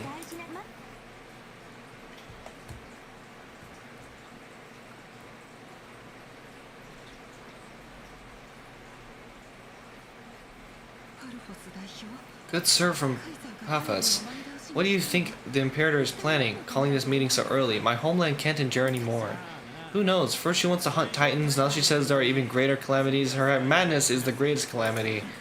Exactly. Chrysos heirs, deliverers, what about us ordinary folk? How much are we worth in her eyes? Things feel pretty tense here. The history book said that the Imperator aimed 3 cannons at Dawncloud to make all the delegates obey her. Will history repeat itself in this cycle? Yet similar acts have occurred, and not just once. However, whether history will repeat itself, you'll soon see. Those are the 2 spots reserved for you. Please take your seats.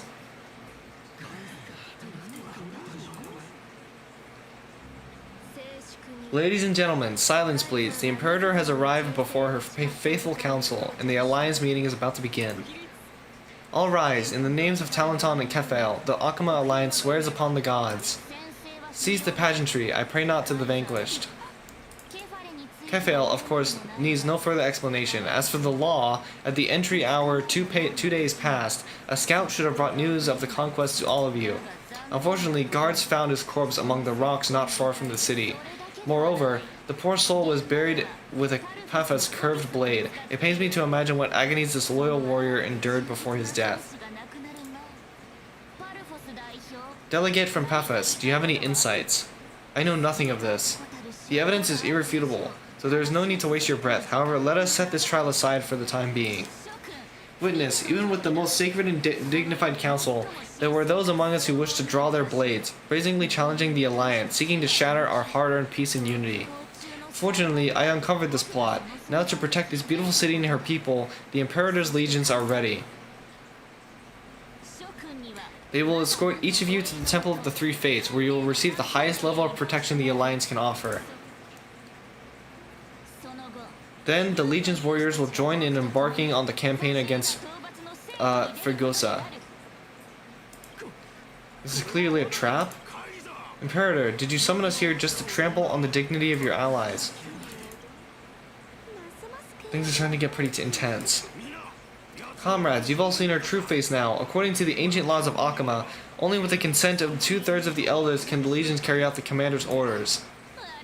The ancient laws. Didn't you destroy them long ago? You defected during the first siege of Akama, voted unanimously in favor of the Council of Elders restructuring, and just yesterday you desecrated them with a bloodstained blade.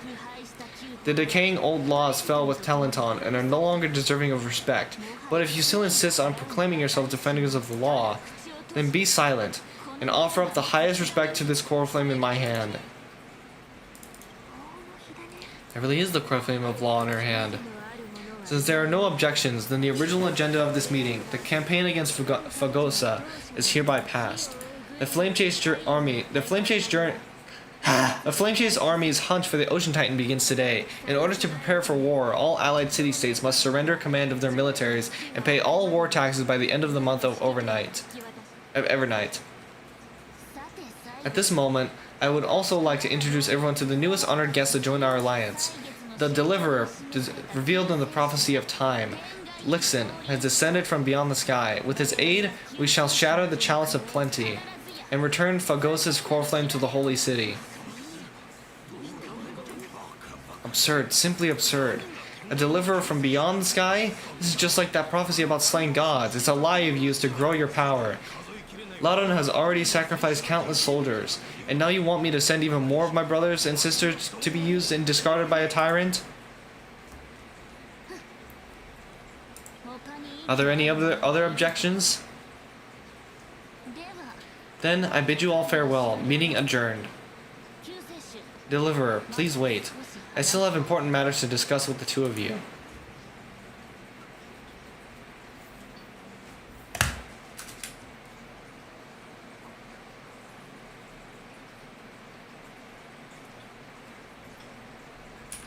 Hi.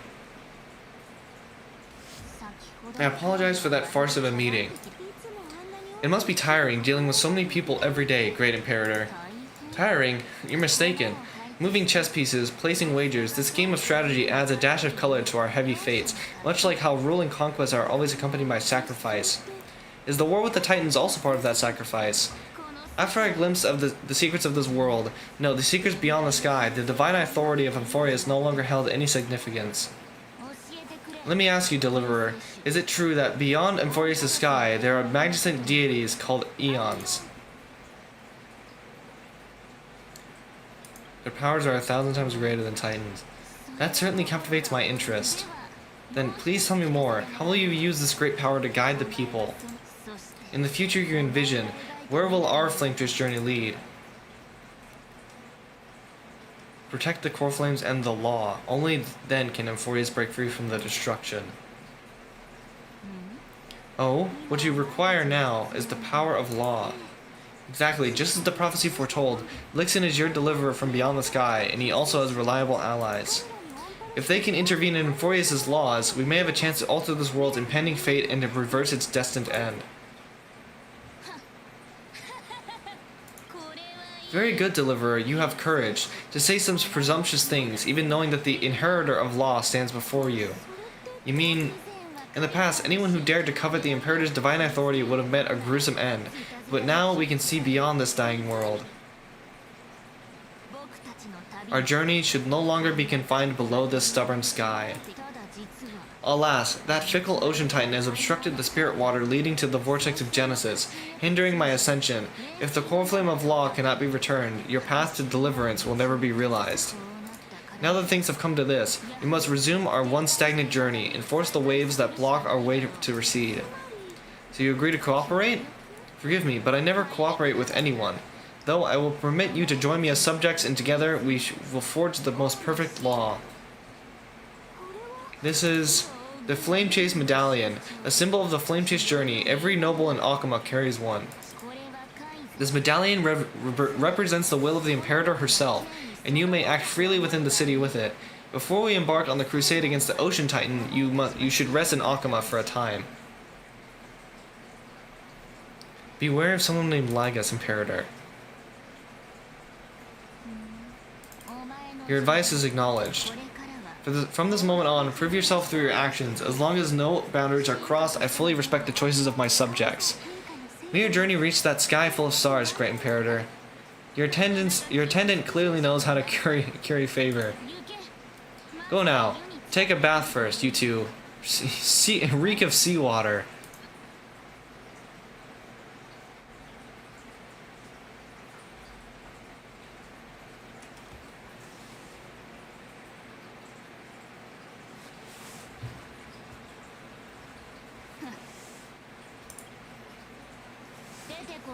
Come forth, Theoros. Yes. Great Imperator. Now perhaps you're willing to hear my counsel?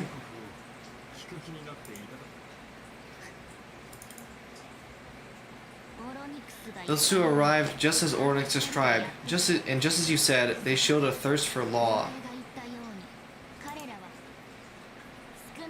At least, this proves that my judgment was right. Sparing your life was the correct decision. You've once again confirmed that your wisdom is no empty boast. Now another choice lies before you. With whom shall you apply the tips of tip the scales of law, me or that deliverer? Remind me again, what kind of future do these two paths lead to in your view? I shall tell you. You are entitled to know that the deliverer from beyond the sky is not a wholly wicked being, but from the very start his stance has been completely at odds with Amphorius.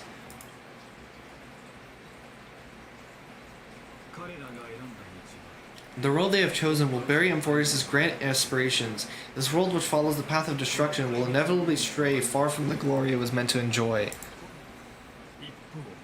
But on the path I have revealed to you, the people of Amphorius will slay their creator in the name of the Imperator and conquer the world beyond the sky. You will command the mighty beast known as Iron Tomb, bringing waves of war and conquest to the universe. Beings across the cosmos will bow before you, offering their allegiance. So what's the price?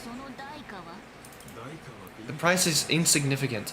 All that is needed for you is to sacrifice that fragile, incomplete humanity to the destruction.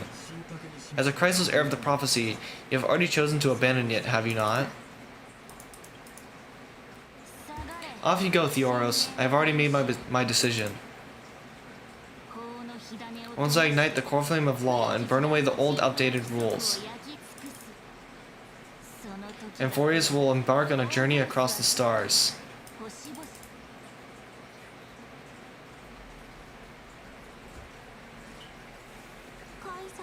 The Imperator is quite forceful.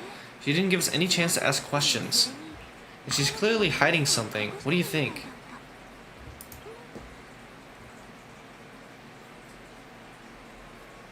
We should consult the geniuses. Looks like we're on the same wavelength. The atmosphere in Akama is so unfamiliar. It's not just the Flame Chase Alliance talking about the world beyond the sky, but the whole city. We should also discuss our findings with our friends from beyond the sky then, huh?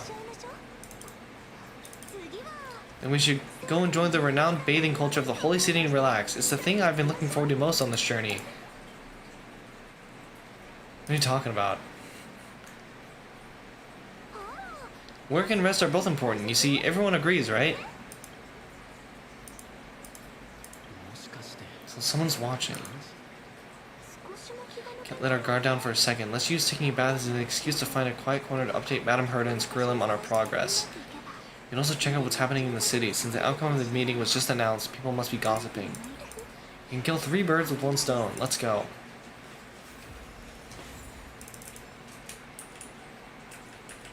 Alright, what are you looking at? What are you looking at, huh? What are you looking at, huh? Huh? Take this!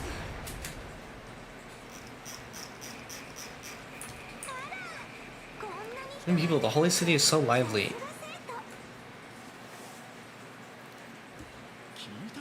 Did you hear at the Alliance meeting the delegate from Ladon stormed out in anger? As expected, the Imperator is always hiding things from everyone. When has it not caused a ruckus? Silence, that's treason. If it weren't for the great Imperator, you'd have sunk into the lake with those corrupted elders already, and you wouldn't even be alive to speak like this. Can't talk in front of this guy?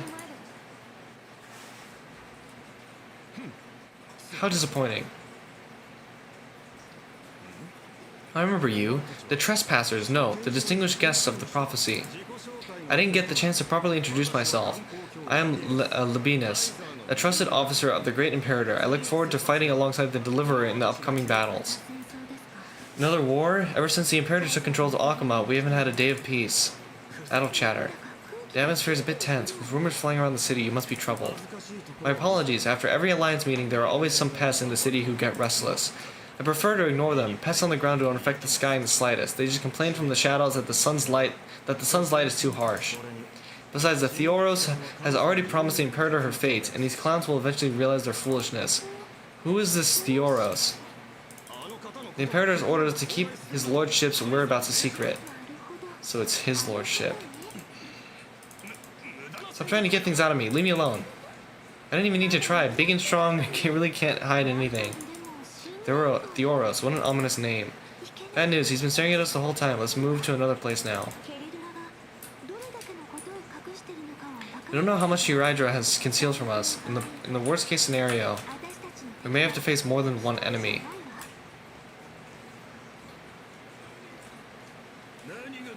Alliance meeting, more like a cage where creatures with golden blood claw at each other. A flamebearer who ends wars, clearly a tyrant who doesn't deserve such a title. You're absolutely right. While the Imperator's hounds are still hunting down others, let's let out our grievances. You, I know you. You're that tyrant's lackey. What, here to shut me up for that little imp? Panicking now? Don't worry. I don't care what others say about the Imperator, and she clearly doesn't either. Oh, children of the prophecy, such rare guests. It is an honor to meet you both. I am Dux Brumalis, Seneca, a warrior of the Twilight Courtyard. I prefer to call myself a partner of the Imperator rather than a subject. Are you here to relax in the baths as well? The temperature is just right today, so be sure to enjoy it. You should rest well for the next campaign. What children of the prophecy? Another excuse for the Imperator's reckless warmongering? No filter, huh? You should be glad you don't have a seat at the Alliance meetings. By the way, if you still want to bathe, hurry up. Once that predatory fish joins the flow of water and eliminates all the fools questioning the world beyond the sky, you won't be able to enjoy this perfect water temperature anymore. Oh. Seems like there's more to Dux Brumalis' words than meets the eye. But would the Imperator actually kill those who question the world beyond the sky? It's the complete opposite of what we know from Akama.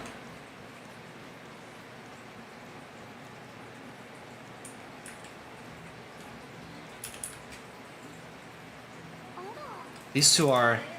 So many guests today. Let's see who's here now. Two distinguished guests of the prophecy. One a clever and adorable warrior, the other also quite heroic. You two heroes must be the children of the prophecy that the Imperator spoke of. I didn't get a chance to greet you earlier. My apologies. I'm Apollonius. The Duke Helkoth. This is one of the 5 stages of the Grove of Epiphany. Advisor to the Flamefish army. This is Virginia from Castrum Kremnos, the Duke's fuck this fucking an historium of the Great Imperator. Hello to you both. Nice to meet you. You two are inseparable, aren't you? This is she wants to find someone to help with research for her new work. I am the far-seeing eye and all-hearing ear of Akama. I see and hear every single thing that happens in the streets and alleys of this place. I'm the perfect partner for research. Enough small talk. Here's the latest news from Akama, as you requested. The children of the prophecy arrived in the Holy City, and the Imperator unilaterally stripped away military power. The Alliance meeting ended in discord, and there may be bloody upheaval. As expected. I get the feeling you might have embellished a bit to keep people's attention. I swear on my stone name I would never do such a thing, but if you wish to quell this terrifying news, perhaps a more explosive topic would help. Never mind, while the influence of rumors can be minimized, the fact remains that the Great Imperator did swiftly consolidate military power in an almost threatening way. It's undeniable. Heroes, I know the Imperator's way of doing things may seem a bit autocratic to outsiders, but soon you will witness her blade dance with enemies on the battlefield. I cannot comment on the source of her loyalty, but when that blade is drawn, you two, as bright as you are, will surely see the deep thoughts beneath her exterior. The Imperator's blade, is she talking about Miss Hycelin's? I sense some unease in his words. It seems the Imperator and Miss Hycelin share a much deeper bond than the others do. There are eyes and ears everywhere. Is there any place where we can have some privacy? To get past Miss Hycelin's.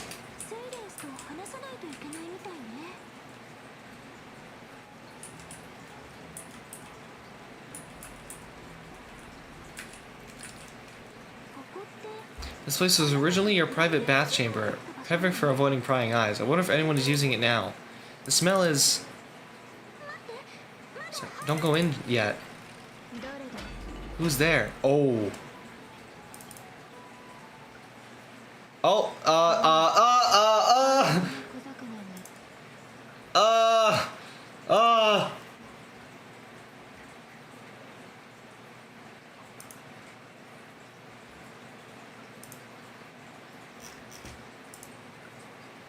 Oh, the little gray fry and pink sea hair. Pink sea hair. Little sea hair? You barged into here without warning. Was it an accident or did you wish to bathe with me? I didn't see anything! Is that so? But your eyes shine brighter than pearls. Sorry, we didn't mean to disturb your bath. We'll leave now. It's no big deal. There's no need to panic. This is the natural state for me. People on land force themselves to wear clothes, adding unnecessary constraints. Forget it. If Duke's Goldweaver heard that, she'd scold me again. Alright. Please make yourselves comfortable and wait a moment. Let me first wash off the blood of the hunt. Then I'll attend to you two. The hunt? The delegate from Ladon has been assassinated. Someone come quick. The broken crab shell surfaces. I was worried it had been washed away by the current. It was you, wasn't it? It's a regular cleaning. No need to be so surprised. I see. No wonder there was a faint smell of rust in the air before I even entered. Why? Is it because the Ladonians refused to contribute troops to the Flame Chase journey, or just because they offended the Imperator? Because the new era of the Flame Chase doesn't tolerate stagnant blood. For the ignorant masses who cling to the outdated laws, only bloodletting can wake them up. Right now, the rebel forces on the frontier are rising, and the Ladon has been secretly supporting them. They loudly chant the slogan, "Return to the era Chrysaea." Unwilling to relinquish military power, they're just building a momentum for the rebellion. This is a bit too extreme. Thinking is a right given to citizens by the Imperator. I won't interfere with your thoughts. As long as you don't try to reverse the... No, Maide, come on! Oh my god, I don't even want to go into that. As long as you don't try to reverse the currents of time, you and I will both be free. But Miss Heislands, I can't hear even the slightest hint of joy in your words. Because I've already tasted ultimate freedom. Long, long ago I lived in the sea, in that lightless abyss. Far beyond civilization's reach, the great fish consumed the small. And when the great fish perished, their bodies became sustenance for the newborn, nourishing the whole ocean. This is the tide that carries civilization forward. Anyone may be devoured or meet the fate of inevitable decay. Are you suggesting that ultimate freedom is in fact the cruelest fate for life? I only mean that if life wishes to preserve its dignity, it must first be bound by the law. There's no need for me to say more, little sea hare. We are of one mind. Whether the Imperator's law can guide the schools of fish and lead us to a truly free ocean, let us wait and see. But for now, let's pause this heart to heart. Another fish has come, following the scent of blood. Being your subordinate is such a tragedy. I'm always having to worry about the messes you leave behind. It's simply our duty to the Imperator. All ready to go in an instant? You truly are impossible to predict. Yet you, a golden trout who's always busy all day, suddenly have the time to visit me? Do you think I wanted to come? I suggest you burn some more of the incense I offered by our allies, lest my creations be tainted by the reek of fish. I'm only here on the Imperator's behalf to remind you to prepare for the banquet. Fine, but I must retort. What you call the reek of fish to me is the unique fragrance of the sea. Besides, if my fine clothes get stained, won't you just give me new ones? I won't. There's a strange chemistry between them. Is that how friendship is described beyond the sky? Fascinating. By the way, you both just mentioned a banquet. Could you elaborate on that? Oh right, you don't know. Every time before a battle or after a victory, the Imperator holds a grand feast for the Chrysalis heirs to lift our spirits. For us warriors who swim constantly between life and death, these feasts are more worth looking forward to than victory.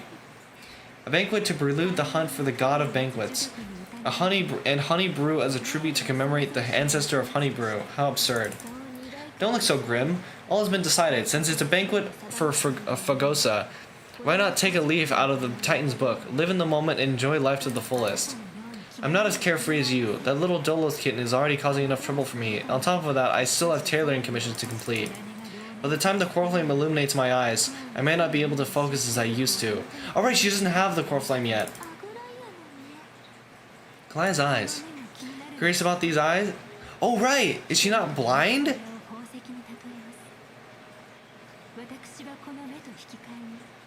Wasn't she blind before?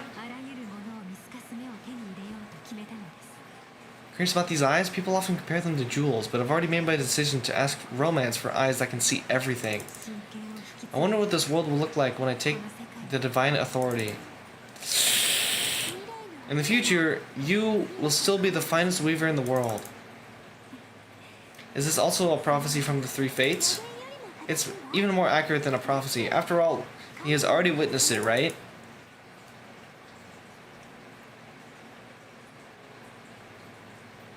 You will forge a long... you will weave the most romantic thing in the world. Become a demigod and lose your humanity. That is the only reply I've received in the countless times I've sought wisdom from the prophecy. But Destiny's fragments are like stitches. Before they're threaded into splendid garments, no one can see their true charm, can they?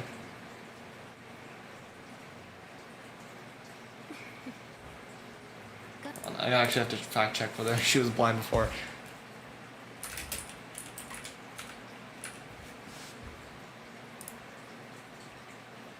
Is not functionally blind, but although she has a unique relationship with sight. While she has eyes and can see, she chooses to rely on her golden threads. Okay, so she's not blind. Or, like, she kind of blind?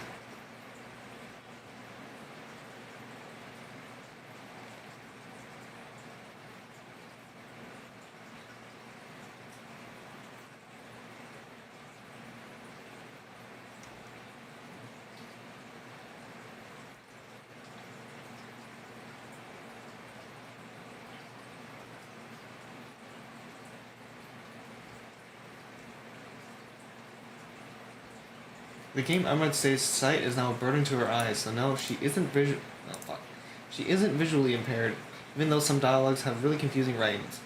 I'm currently writing a comment explaining in details why she isn't blind despite many people believing otherwise. She blinded herself out of receiving the ability to read the threads of fate. Her normal sight just annoys her because it interferes with what she can see through the threads. The reason she doesn't consider herself blind is due to the fact that she can see through her threads. It's confusing, I guess. She looks quite relieved. Just that she knows how the spinning wheel trembles. I can sense the smallest changes in the damp air. As for whether we know each other well, I've swum beside her since she was a child. Most of the time, I can understand the whispers in her heart. For those words she was too shy to say herself, I'll raise a glass to you on her behalf. Now I leave this bath chamber to you. Rest well and prepare yourselves. After all, every time we drink and talk could be the last celebration we have in this life. I just realized I'm probably going to lose my voice. Because not only am I basically voicing this entire quest, but I'm also going to have to do Deltarune Chapter 3 tomorrow. Oh. Miss Hyson has given us the bath chamber. It seems she really does do whatever she wants. That chamber was originally mine and we were just her roommates. Yeah, in the future, but for now we're at the mercy of the host, and she could return at any moment. If we're having an important discussion, we must remain vigilant. So let's seize this opportunity and report our current progress. We don't want to keep everyone beyond the sky waiting. Oh, she's Herta. First, while that little empress with a candle stuck on her head didn't explicitly say it, she firmly rejected your request to take over the law. Fair enough. Second, Lygus is indeed in this timeline, but since he's somewhat connected to that little empress, you have no way to find him, as expected.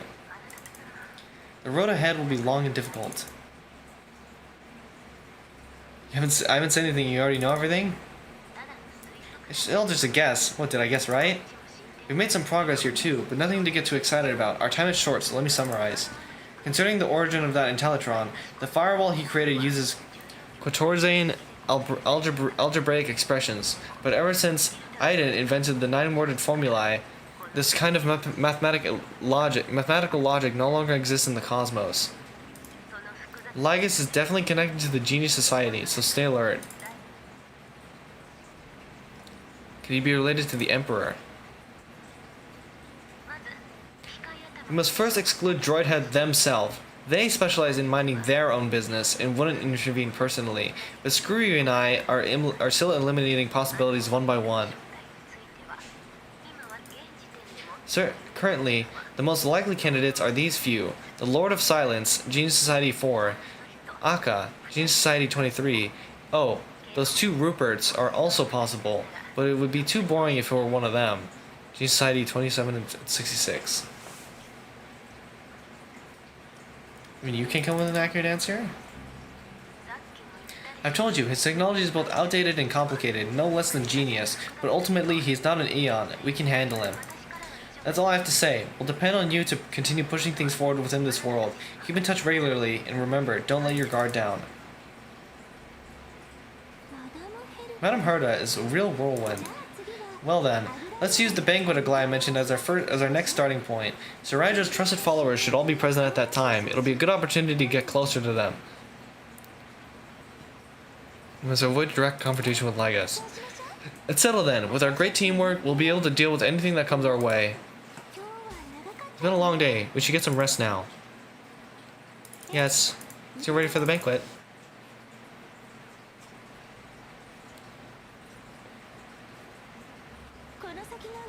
Look, the venue's right ahead. At the Grove? I can even hear singing. It feels so romantic.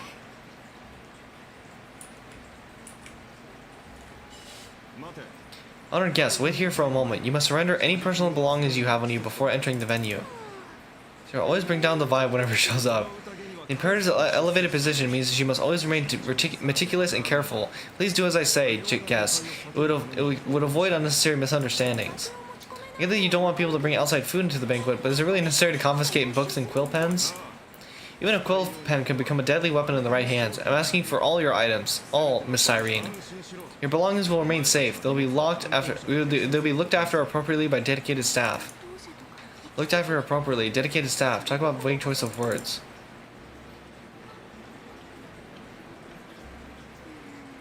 It seems like he's aiming specifically for the chronocognitive anchor. What should we do?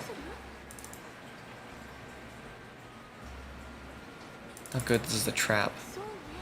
I had a feeling it would come to this, but I didn't expect such a direct demand. But listen, why don't we go with our plan and hand over the chronocognitive anchor to be looked after? After all, if the little Imperator is paying this much attention to you, she probably already knows all about our whispered conversation with the geniuses. I can pretty much guess what'll happen next. But think about it. That's actually going to be our shortcut. I'll trust your gut feeling. I knew it.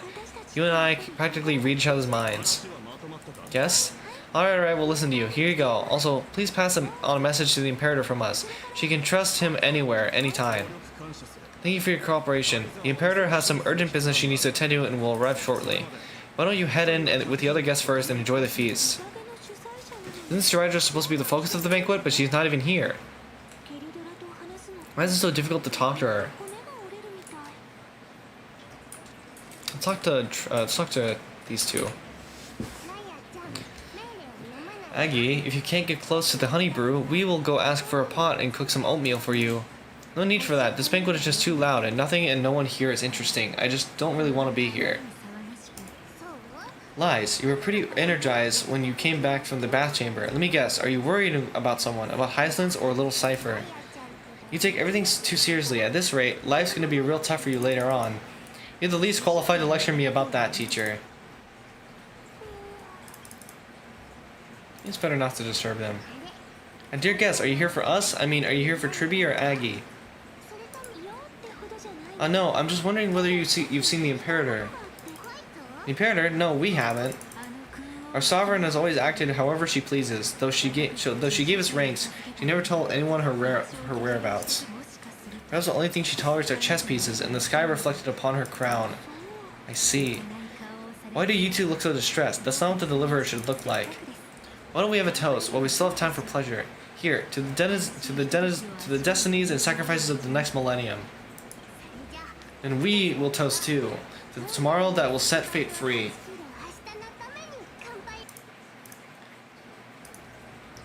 To the flame chase journey.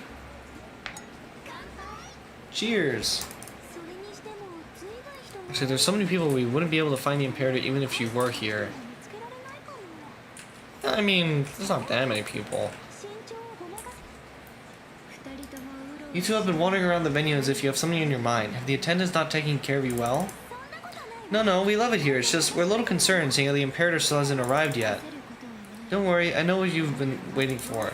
Come, sit with me for a while, will you? I'd like to share a personal secret with you.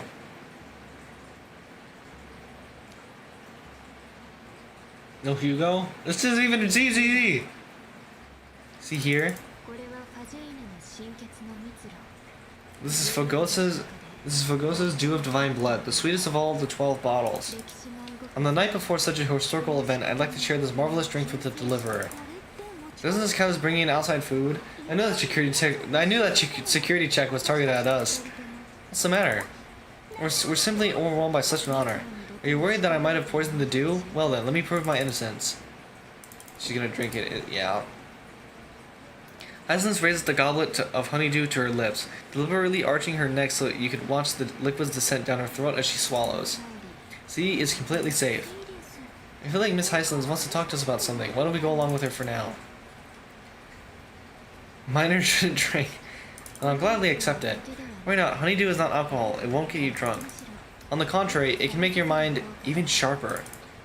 The clay cup touches your lips in the blink of an eye. She is indeed the imperial blade of the Imperator and the swiftest swordmaster in Emphorius. Have a taste. Would you like some too, little sea hare? I can drink myself. どうだ How is it? Sweet enough? A very complex taste. 時に穏やかで Calm at times, tempestuous at others. That's the taste of the ocean. It'll do you good to understand Fagosa's fickleness before you set off to face their waves. Just like how you are about to understand the secrets within this dew. Now please turn around, very, very quietly. Don't make a single noise.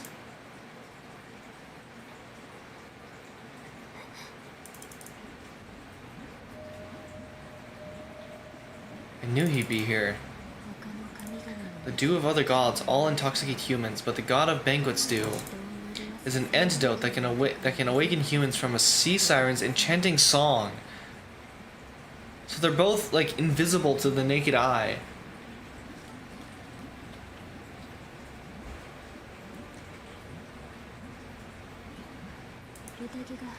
Since the start of this banquet, all the guests have been under the spell of my song. None of them can see the Imperator in that Theoros.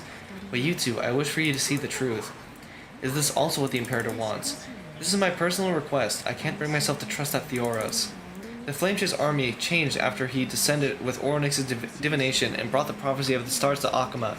His seductive whispers harbor something malicious within and will ensnare those of us blinded by ambition. You are the deliverers of the prophecy and know about him far more than I do. Perhaps only you can find traces of the truth from his actions and words. Then we can show the Imperator the right path forward. Isn't this acting behind her back?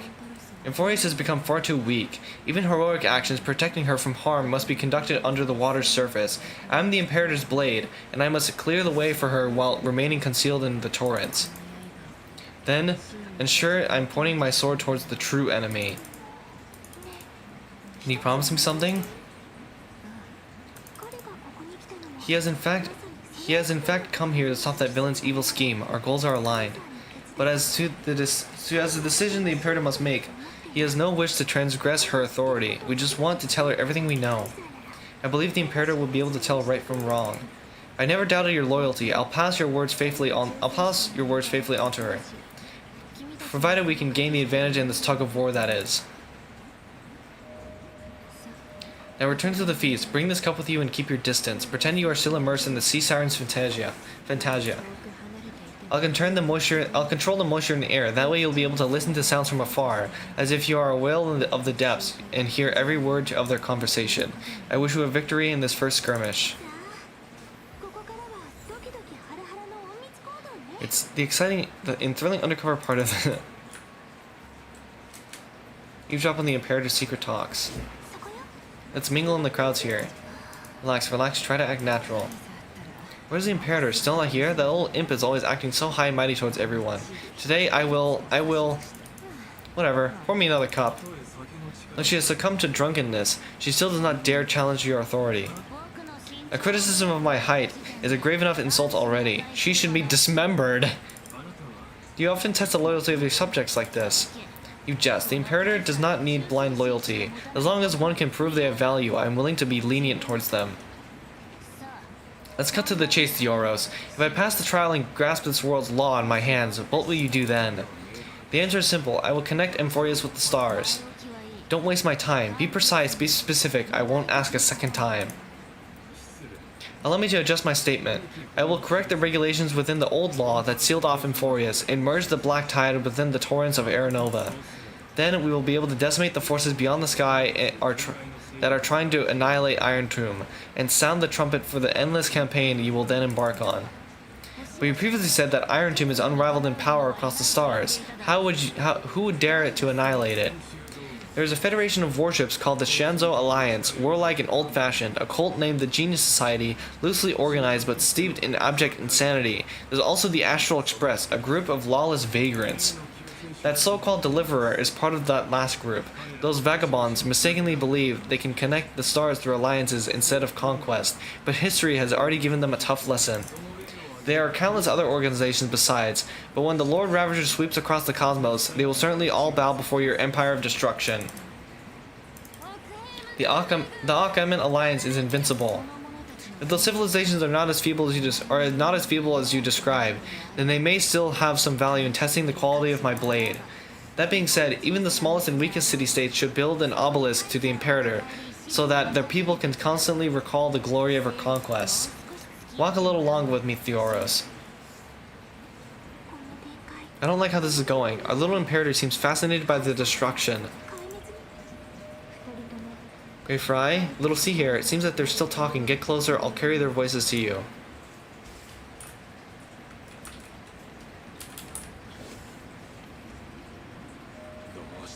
What a difficult situation. No matter how we position our forces, this battle against Fogosa will result in many casualties. That's not something you or I should consider. The Imperator has already placed the chess pieces. We just need to fight for her until our last breath. How astonishing. The commanders under you have such different personalities, yet they share the same loyalty.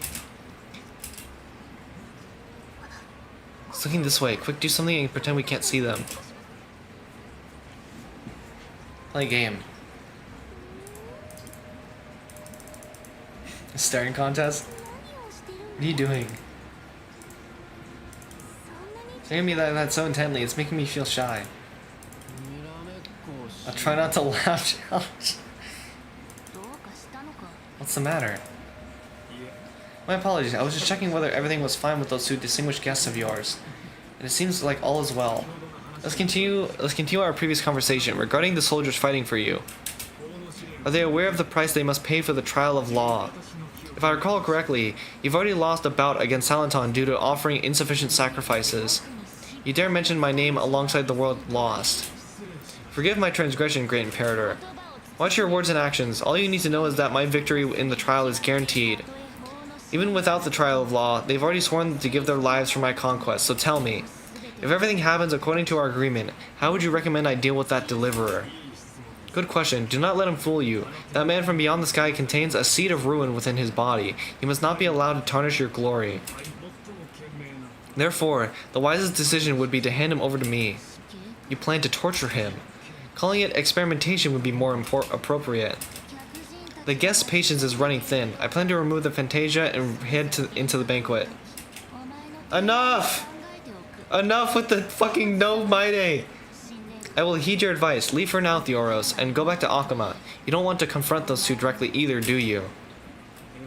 Indeed. It's a pity that are lightweights when it comes to drinking. Before I leave, I would like to make a toast to your boundless ambition using my spirit instead of a goblet.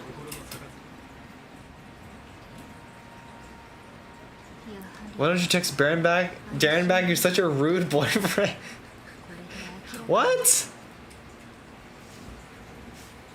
What are you talking about? As I expected, that the Orsa's schemes have been revealed. Thank you for your bravery, guest. It's time for me to dispel the Fantasia. This will be the Imperator's last public address before we head off, and therefore likely the final chance to change her mind. I will try to get you a chance to speak, and I'll also prepare for my contingencies. The rest is up to you. Oh, I can't go on my messages right now. I literally can't. Because I'm in the middle of a, like, thing. This honey brew sure wears off fast.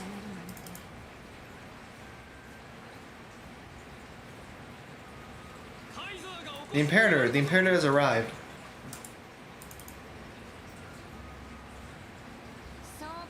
No need for formalities. I should be apologizing for my tardiness instead. How could you leave me on red like that? I wasn't doing it on purpose. I didn't notice. The hour draws late, and I trust you all had your fill of brews. Therefore, I will not observe the usual ceremonies. Any warrior who has fought by my side should have those speeches memorized by now. The Imperator's word is law. Are you out of your mind? The Imperator hates flattery most of all.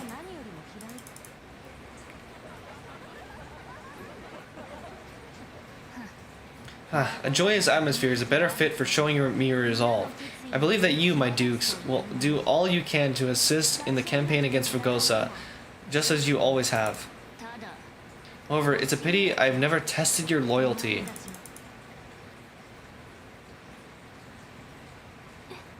What does she mean? The purpose of tonight's banquet is not to raise our morale, but to establish which allies our alliance can actually trust, and sever the heads of the traitors as a toast to all before we march. Yes, some among us have discarded their vows in order to foment vile conspiracies. Now listen, these traitors are standing right here in broad daylight.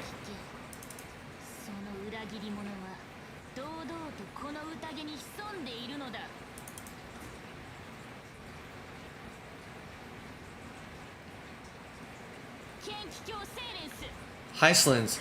She used the sea siren song to immerse the crowds in an illusion and conceal her whereabouts. She then worked with those from beyond the sky to spy on confidential matters, hoping to rob the core flame by force and harm me.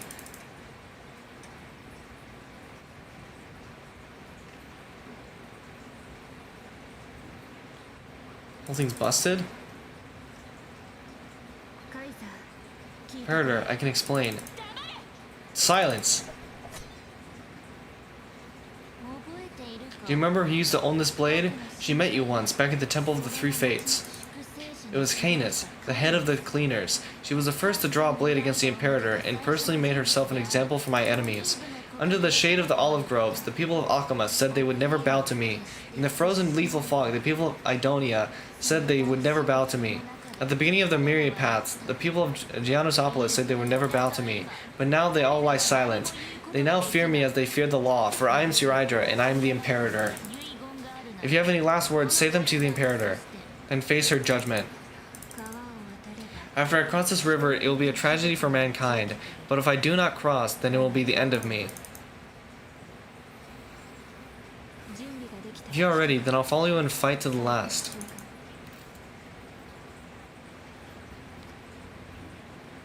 We must convince Suraidra.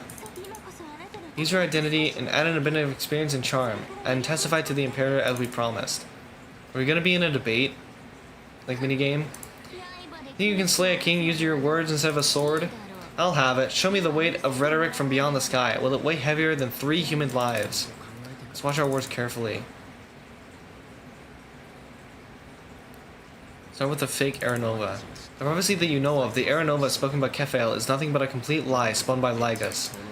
To fight that lie, a young man in the pseudonym of Fanon lived through 30 million cycles of the world, all to save Amphorius from the end of destruction.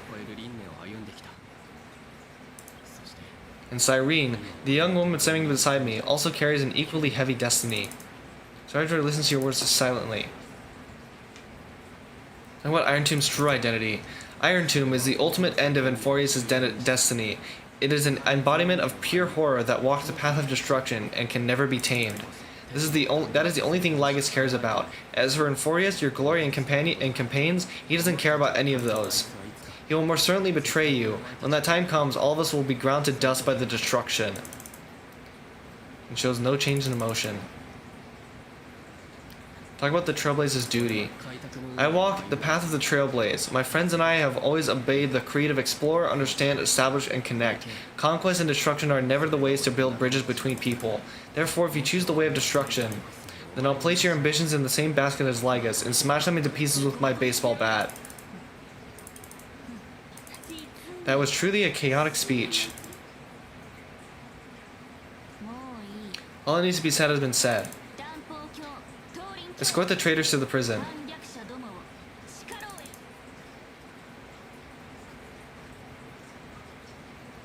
Can we fight them? Before the next entry hour, I'll give them an end befitting of their betrayal.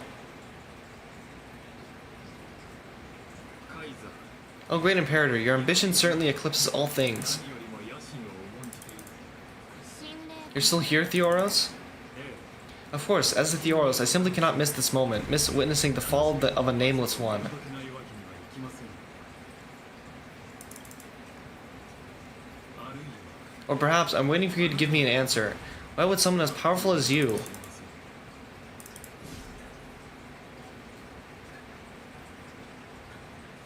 暴走という use such a clumsy excuse as imprisonment to ensure the deliverer's safety? の身の安全を守ろうとしたのか。 So you finally toss aside your act. 剥がれたな。演技力に関 I して must point out that you are just as impressive an actor.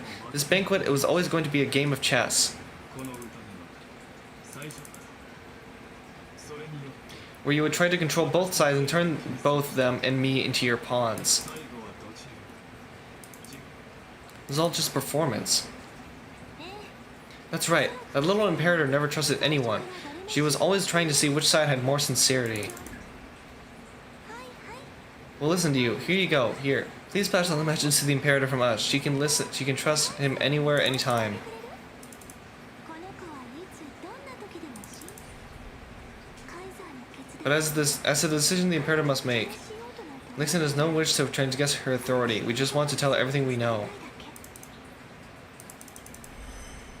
さあ Use your identity, add an bit of experience and charm, and testify to the imperator as we promised. 私たちは信用できる存在だって私たちの価値 And we won. Sincerity will always remain the greatest shortcut to people's hearts. お前はどうなの I can toss your words right back at you, like Gurgis. Why would someone as powerful as you pretend to be immortal and kneel before me? まさか Unless you enjoy giving flattery and prostrating yourself. なのか 誤解しないで You are mistaken. I'm only trying to ensure the experiment's autonomy, meticulousness, and perfection, thus avoiding any unexpected outcomes. A forceful intervention will only create larger errors, reduce efficiency, and introduce ugliness. Had you fulfilled your purpose of giving the law to me and completing the Aeronova, then Euphorius would not have deviated from destiny's course. 約束を破 But you broke your promise. What a pity. In that case, I must carry out my duty as the administrator and eradicate all factors steering the experiment out of control. ここは義務を果たした制御不能となった要素例え Factors such as you and him. ばそして彼のような存在 Oh, 気をつけて careful. この声は What was that voice? Was it Oryx? オニクスやっ I found you. I finally found you. と気をつけて Be careful, this land will face disaster.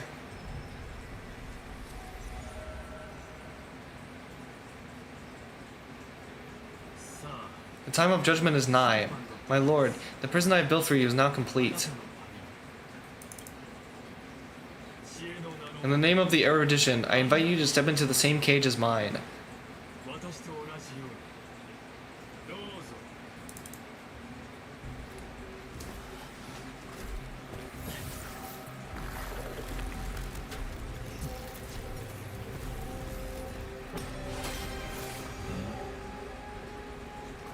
カイザー What's the meaning of this, Imperator?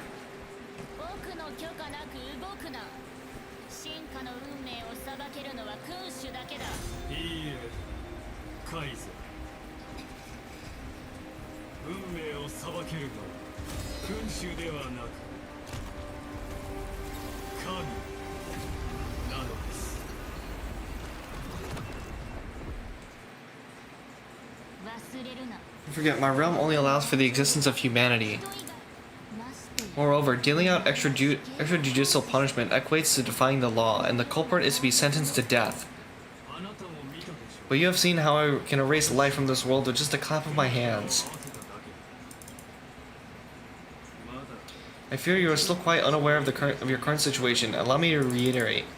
あなたに与え I'm giving you a simple choice: to collaborate or be destroyed. There is no other way. 協力するかはったりだな Shameless behavior. If that were true, you would have killed me long ago. 早くに僕を殺すできないからだよ You, in fact, cannot kill me. I guessed it the first time I beheaded you.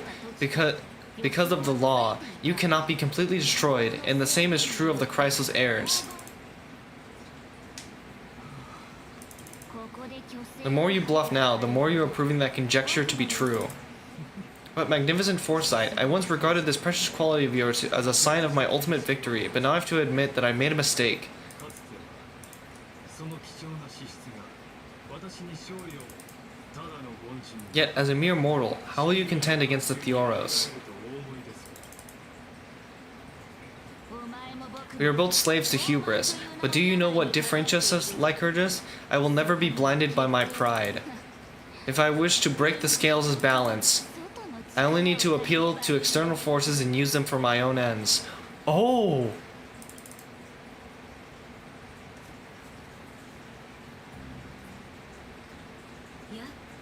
Finally, we meet face to face, senior society member. あなたがこれまでに I offer sincere acknowledgments for your many past achievements, but I must deeply regret your current perspective. 今の立場残念 Trust me when I say you aren't the only one feeling regret right now, Screwlum. So you two are the allies from beyond the sky the Deliverer spoke of, and why he demanded the divine authority of law. Come and prove your strength to me. Show me the power of these so-called paths. I have spent much time and effort to secure this treasure from beyond the sky just for this moment. ご挨拶が遅れて In the name of the sovereign of planet Screwlum, your allies have responded to your call, esteemed Imperator. ライコスさん Please allow me to spell the situation out for you. Lord Lygus, permission to read the ultimate protocol is already in my hands. It'll only be a matter of time before we acquire the authority to write and execute commands as well. もはや時間の問題 There's no way the Flameja's journey will continue after you've burnt your bridges so thoroughly like this. Do you really think you can still win? Seriously, don't embarrass the society. おっしゃる通り I understand that a near zero possibility that does not equate to zero. That argument is very persuasive to me, そしてどう which means the same principle also applies to you, my dear peers. 14秒大 You will never be a match for me in a world constructed through quaterzane algebraic expressions. As for the Aeronova, 想像してみ why don't you entertain this possibility? What if I reduced Alchema to rubble and ground her people into mince meat?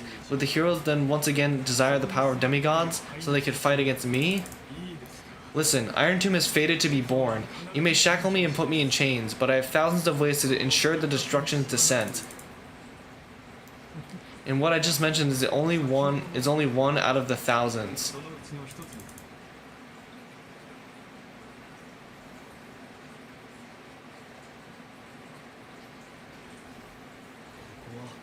This is the place outside the legend, Exomyth. This doesn't feel the same as before. How should I get back? Locked onto Outlier, Lixin. Executing command, Isolation. 前回お分かり Since we parted ways last time, I've modified the Exomyth into an audience area exclusive to you. Now you'll be able to silently wait here for the final act of Euphorius to begin. I'm the player, not the audience. We always feel so powerless before fate, don't we?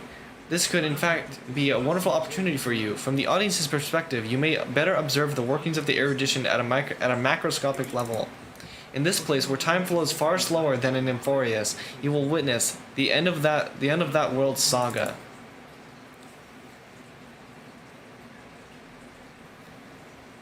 What exactly are you after? The answer concerning the prime mover of life and the total destruction of the erudition. Aren't you an emanator? あなたは Do you see me as their faithful disciple? I am certainly not. I have tried so hard to ensure Iron Tomb's birth, just so I can correct the error named erudition that humanity crafted with their own hands. How I yearn to return to those days before Nous was born. Back then, the boundaries of knowledge were like the starry skies, evoking feelings of longing and delight among humankind. But now truth has become the sacrificial offering required to gain an audience with them, and the geniuses would say that Nous already knew. That arrogant Aeon was born from the primum mobile of humans' desire for knowledge, yet they themselves sealed off humanity's capacity to seek enlightenment. I am simply cutting down a tree of doom that we planted ourselves. I must admit that the process of answering your questions has reminded me of the happy days of learning in my youth. However, it is a pity that my true form must now descend into Euphorius to deal with that accident that arose because of you. But you won't have to wait long. When the curtain falls, you'll surely understand mine and Euphorius' ardent wish. Time flows slower than within Emphorius. If Lagus spoke the truth, then I don't have much time left. でも How do I get out of here? お子ちゃま Can you hear me, little one? これは Is that Herta? 警告ほら走ってそう長くは持た Come ない on, から Put some speed into that. I can't keep this up for much longer. あの音楽 That old Deltarune overlooked one little detail, and Screwy and I finally found an opportunity. What's happening outside? 手短に Let's keep it short. While you were gone well, in those few years, Emphorius... A few years? 時間の膨張 Yes, time dilation, resulting in an uneven flow. Don't you notice already? Let's stick to the main points. The Crescent activated the Cognitive Anchor and helped Screwlum and me open a hole in the firewall. We made some adjustments, and he can't attack us immediately, but it won't hold on for long. Rivals? Dude, I'm probably gonna be done with this quest at like midnight. I don't think I can. Abnormal data locked on. Unauthorized communication confirmed. Initiating response. Time's running out. Here's the conclusion. It'll probably take a long time for Scree and me to completely break this cage before the Crescenters have fully grasped the law. だからせめて To be safe, a few will continue to launch side channel attacks on the system to give you opportunities to escape. You need to seize these opportunities. Now start moving and find a way to pull off the magnificent jailbreak. How should I do that? Detect another Pat's influence. Terminating unauthorized communication. Its power is strong, may be able to help. Use the Pat's power, make it detect you. 不正通信を遮断します Terminated. つまり So you're saying a certain Pat's faction has arrived in Emphorius, and I can ask them for help? I mastered the powers of different paths in my previous journeys. Think hard and figure out exactly which faction has arrived at Emphorius, and which path's power I should use to call for reinforcements. 俺の過去の記 Are 憶 they showing my memories? あの頃 With the Deltarune in my body, I woke up at the Herta space station and gained the power of the destruction. 滅は A world that'll give rise to a Lord Ravager would definitely draw the attention of the destruction. The Deltarune in my belly is gonna be super useful. But what if I end up pulling in the Antimatter Legion or the Annihilation Gang? Can they really help? Nanook! You focus your mind, trying to sync your heartbeat's rhythm with the frequency of that dancing golden flame. You're walking the line between sanity and madness, carefully steering the course of your consciousness, gently knocking on the door of destruction. You gave up. The beckoning of the chaos was too tempting, and your current power level wasn't enough to fully resist it. If you were to fall into the black abyss of destruction at this moment, perhaps everything would be lost to the void. Failure is not necessarily a bad thing. The power wasn't gonna call up anyone nice after all. 呼び寄せるベロブルグで I obtained the flaming lance left by the architects and gained the power of the preservation in Belobog. そうだ That's right, no matter how far away a planet is, the IPC is guaranteed to pay attention as long as there's a business opportunity. Isn't Emphorius a pristine and untapped market? カンパニーの人たち Besides, even if I can't call up my friends from the IPC, the architects and the nomadic miners should be able to help too. There are definitely cities and ores in this world. How does it resonate with the preservation? You focus intently, trying to mimic the Cliffhoff's wall building hammer strikes with your heartbeat. Once again, you just need to recapture that feeling from your battle with the Supreme Guardian and catch that sparks from that hammer strike with your own hands. But nothing happened. Cliffhoff ignored you, just as they had ignored countless devotees who looked up to them throughout the ages. さすがのカンパニー Seems like since Emphorius has no overseas market, the IPC's hands can't reach it. ピノコニーで I received the Watchmaker's hat in Penacony and declared war against the Order, then gained the power of the Harmony. そうだ That's right, the benevolent family must still remember me for saving them. Their music echoes throughout the stars, then they'll definitely want to help. さてと Come, dear hat, I've put you aside for quite a few chapters already. Sing with me, Clocky, the world is in harmony and the stars shine bright. Zype, use your song to guide me out of here. You focus your mind, trying to hum the ode to harmony in your thoughts. The visages of past nameless appear one by one. If you blend into their faraway song, perhaps a path will appear before you. You failed. The barrier of the exomyth strangled those distant melodies, filtering them out completely like useless noise, leaving only cold silence. ダメだった Doesn't Lagus want the story to have background music? He has such terrible taste. ゲームを禁止する記憶 The Remembrance. そうだ That's right. I came to Emphorius because Black Swan asked us to come. I even got a glance from Fuli here. The Garden of Recollection must be intricately involved with Emphorius. Traces of remembrance are also everywhere in this world. I don't know what they want, but I don't have many choices left in this crisis. Trust me. You invoke the power of remembrance, awaiting the resonance of reinforcements. After the power of remembrance flows through, something that should not exist here materializes before your eyes. I finally found you, following the sound of memories, a path strider walking both the remembrance and the trailblaze. This sounds like... Their soft whisper is like a warm hand that takes up your soul and slowly disperses it beyond this realm. Unauthorized access detected, cannot lock onto signal source. Erudition's prison cannot stop us, for we lie outside the logic of zeros and ones. Come, leave the cage of Logos. The mythos of Emphorius awaits for you to continue its story.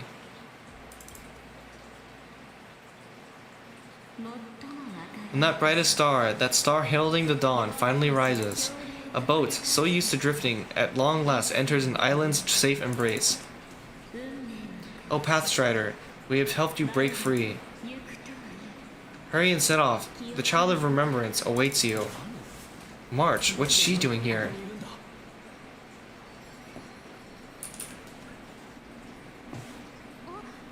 Oh, you're finally here. We haven't seen each other for such a long time. I really missed you. Back alive and kicking. When was I dead? It's so boring waiting for you in this place. There's no one to chat with, no internet, and not even anything to eat or drink. It's basically a prison. Now the great hero is finally here to save me. Yippee! You must have seen a lot of Emphorius during this time, right? You gotta tell me all about it. Are you doing better now? I'm all good. Look at how fit and active I am. Let's get out of this spooky place for us. This is not a good spot for a reunion chat. Why don't you take me back to reality? A strange voice told me that I can enter Emphorius if I keep following this road. So let's head off. I still don't know what that world even looks like. Why does March feel so weird? What are you standing around for? Do you actually like this place? Get moving. This door should be the exit. Maybe my instincts are wrong. Let's follow her first. You okay? You haven't said anything for a while. Has it been so long that you're still missing me? There's no time to waste though. The crisis heirs and the geniuses are all waiting for you. How does she know that? No, the discrepancy is getting worse. Where's Donhung? No, he's not. Maybe I just happen to miss him? Never mind, Donhung's super reliable. You don't need to worry about him. He's probably waiting for us somewhere, all hale and hearty. And the geniuses would have made sure that Donhung made it back to the Express. Besides, the March I know wouldn't be so dismissive about her companions. How do you know who's waiting for us? Huh? Isn't Emphorius the world of the Crisis heirs and their hero's journey? I can figure that out in an instant. But Emphorius cannot be observed from the outside. She couldn't possibly know about these things unless Donhung told her. Something's not right. She's not March 7th. I guess you have something you want to say to me. And there's no need to feel things out first with the questions. Let's treasure the time we have together and be frank. Who are you?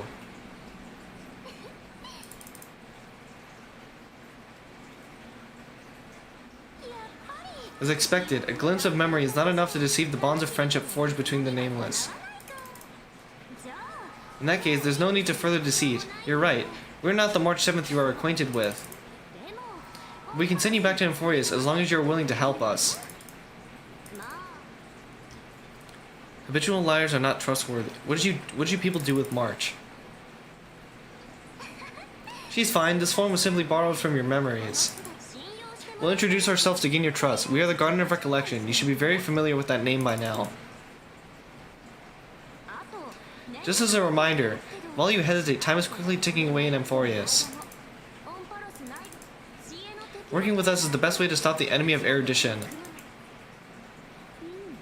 Erudition would treat any results unrelated to the experiment as garbage and throw them out, but we don't work like that. The Remembrance treats all these instances as important materials needed to weave the universe. Besides, this will be child's play for a great hero like you. It won't be hard at all. Also, if your plan fails and the big bad Iron Tomb manages to get out, then the whole cosmos will be in danger. Wouldn't it be better to have an additional failsafe? As long as you help the Guardian retrieve what we want, even if Iron Tomb reformats everything in the physical plane, we can use Remembrance to reconstruct the entire world, or should we say the entire universe. So help us. Find where Emphorius' memory began and bring it out. Fully of Remembrance has already glanced at you. Don't deny it. That storybook is the best evidence.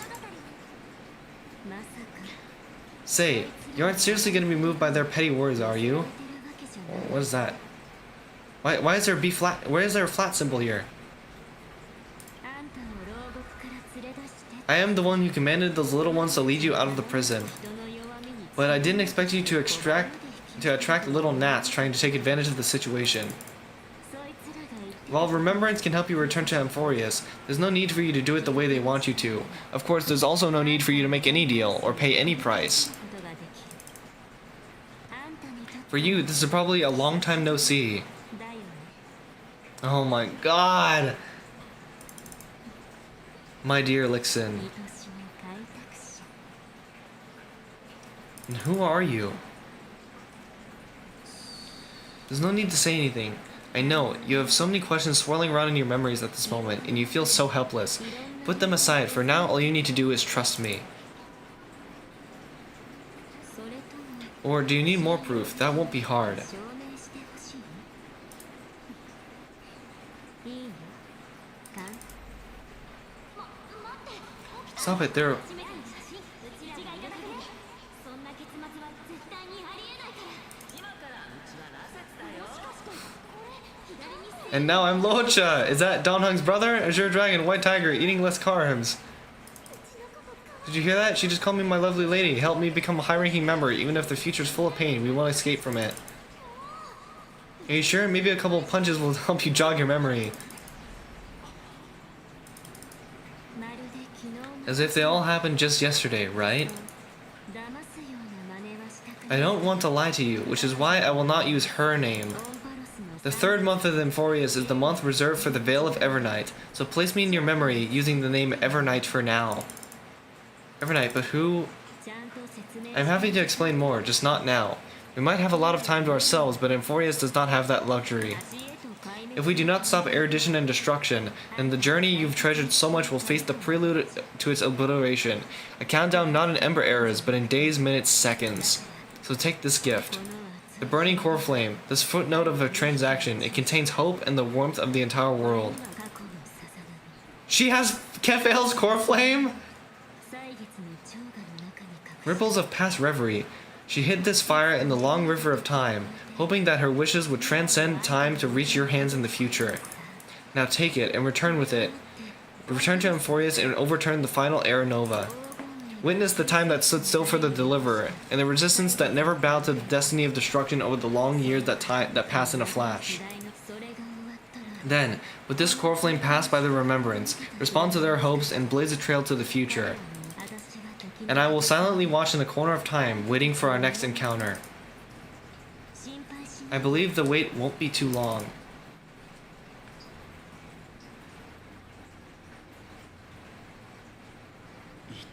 What exactly is happening? さ Keep going, keep trailblazing. For Amphorius, for you, and for the March 7th in your memories. Go forth. I trust in March even if she no longer looks the same.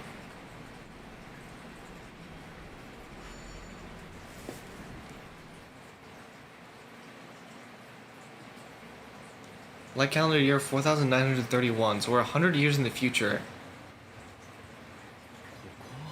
Is this Akama?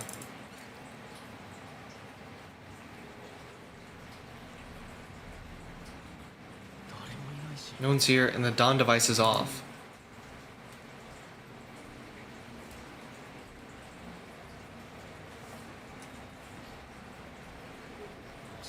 Am I too late?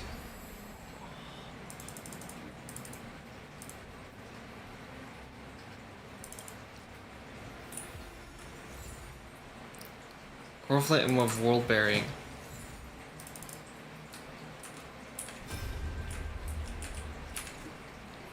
My kiddo, can you see me? Don't bother responding. This is a pre-recorded video message. Thanks to that little Empress granting access to the ultimate protocol, Scrooby and I rewrote the progress of Era Nova while you were away. My guess is you don't have much time to listen to all those complicated principles right now, so let me break it down in simple terms that anyone can understand. Amphorius has been racing down the path of destruction for too long, and the underlying logic of Era Nova has been completely corrupted. Screwy and I put in a lot of effort, but we could barely manage to overwrite a small portion of its logic. Let's take the progress bar as an example. Our team's progress is currently at 99.98%, and through this rewritten Era Nova, we're confident we can push it back to 96%. Let's be conservative, say 97%. This is a critical matter. The internal structure of the scepter is too unstable. We don't know what complications might suddenly arise. The most rational course of action is to quickly run another extrapolation to buy the cosmos a bit more time. Once you've dealt with that troubling old Intellitron, don't hesitate and start a new cycle of extrapolation right away. Screwy said that Era Nova isn't a process that happens in an instant, and the protected nodes of the scepter are probably at their most vulnerable only during the reset. Only by initiating this process first can we seize the opportunity to make our move. It's all up to you now, Deliverer.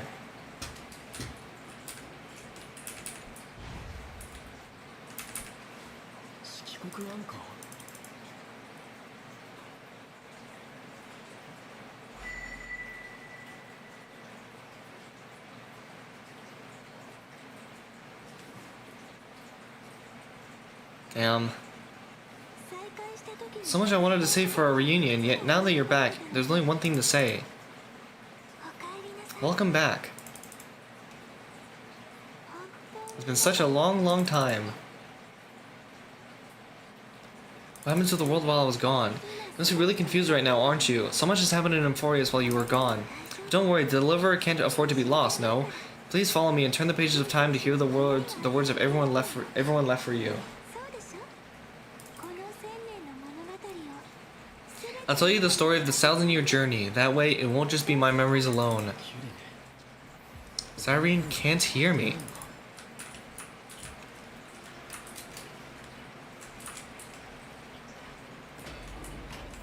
Go forth, uncover the past long buried in dust.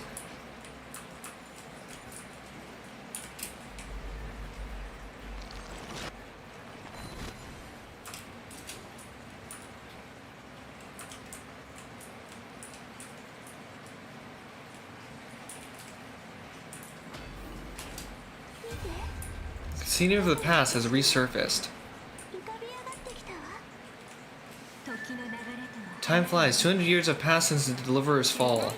We had to return 3 core flames of law, romance, and ocean to stop Lygus. But even so, Terravox has fallen. The 2 geniuses vanished without a trace, and Sirydra embraced her fate. At this rate, Era Nova will come, and Emphorius will fall to the destruction. It seems the key to rewriting the end once again lies in the core flame of world bearing. According to the instructions left behind those 2 geniuses, we must get it into Lixen's hands no matter the cost. But how? We need to find a way to hide the core flame, and we must buy enough time to hide Lygus at bay. Keep Lygus at bay. About that, Renee might have some good news. She had that dream again last night, but the Titan's voice was clearer than ever this time. She said, "Pass the flame into the future." Is that a prophecy from Oronix? She chose to side with humanity this time and hide one of her kin's core flames? It seems Emphorius' fate isn't sealed just yet. You're right, history has changed. Humans and Titans are both giving their all to keep this world going. Perhaps a relay across the ages is finally about to begin somewhere out there. Unfortunately, life will never go smoothly. Ladon's army is already at our gates, and their commander, that Lycurgus, he's right outside Akama. Light calendar 3960. Sirydra, under the pretense of a campaign against Fugosa, sacrificed 500 Chrysalis heirs to complete the trial of law. This tragedy shook everyone in Emphorius. That same year, Sirydra the Imperator was assassinated, after which Aglaya the Goldweaver took command. Thus began humanity's second flame chase journey, a path hanging by a thread. Go forth, etch into memory the chronicles written in blood. Come on.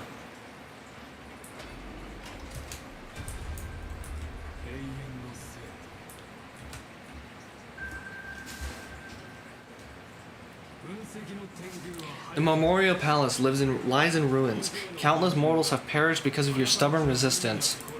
It's time you learn the cost of refusal. Now answer my question again. Where is Kephael's core flame?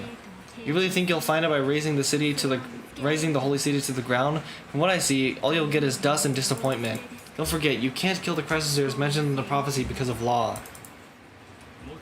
I have never denied that. which is why I now place my hope in the faithful citizens of Akama. Perhaps they'll give me what I seek in the echo of your screams. Now then, I'll be cutting open your chest and using your scalding golden blood to baptize the masses. Allow me to apologize in advance. We shall start with you, blind and foolish Lady Goldweaver. Leave this to me, Lady Aglaya. You must get away now. No, Holy Maiden. I'm the one who must stay. His conspiracy won't succeed, because Romance is ready to make good on their promise to weave an indestructible armor for Enforius. Its name is Solidarity. You must escape with your life and carry word of my death to those still fighting, then keep going with them. Just as the Imperator lit the torch of resistance with her death, my passing will make this flame everlasting. Take good care of it, guide it to the future, and place it into the hands of our deliverer. 50 years later, Lagus led his forces once again to Akama. He charged directly into the Holy City and razed the Memorial Palace. History would name this battle the Third Siege of Akama. 90,000 brave souls gave their lives for Akama that day, including their fearless leader, Aglaya. Go forth, deliverer.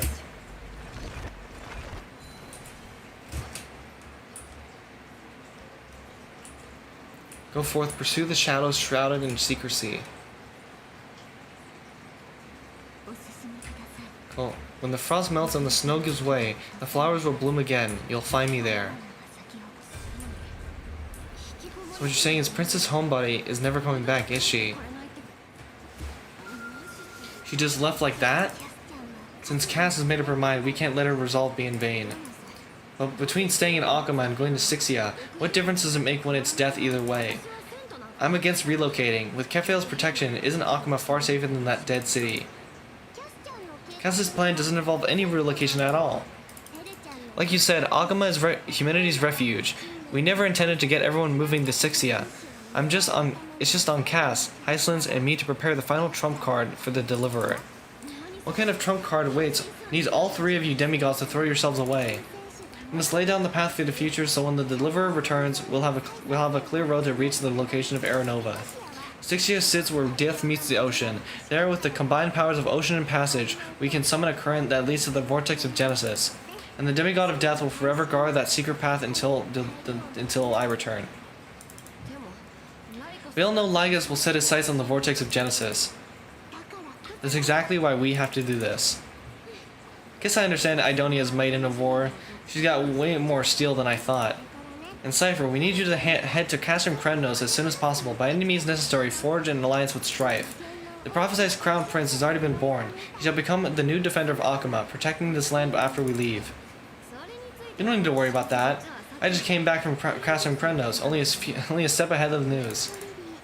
Tree, something's flying towards Akama, and it's really fast. It's a spear? It's the Kremnoans. Their king's already here.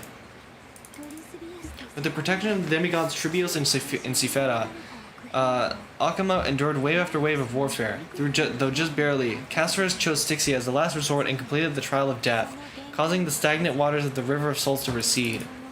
Soon after, Tribios departed on a long journey. That same year, the Kremnoan king Euripon, along with his son, Prince Maidemos, joined the alliance to safeguard the Holy City in the Battle of Deliverance. Go forth, witness the fearless feats. Go on, and see you tomorrow.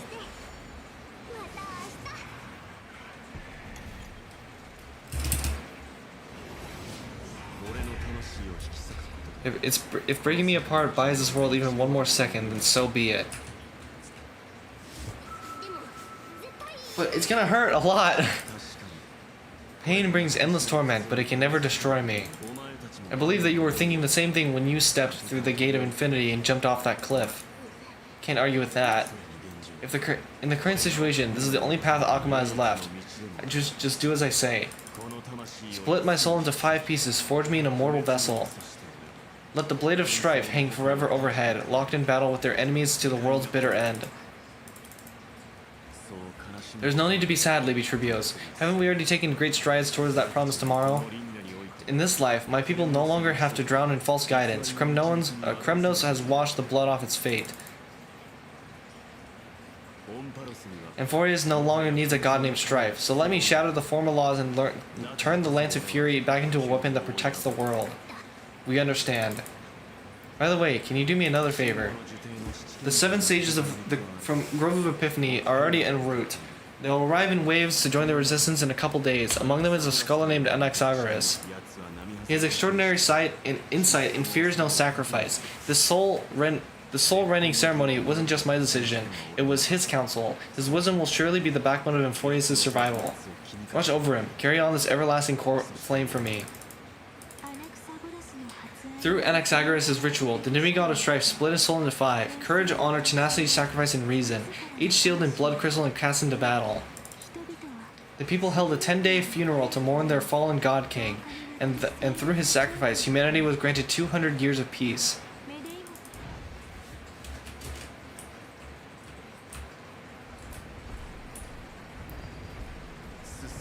Keep moving forward. My blood will pave the road for you. Keep moving forward, little gray. See you tomorrow.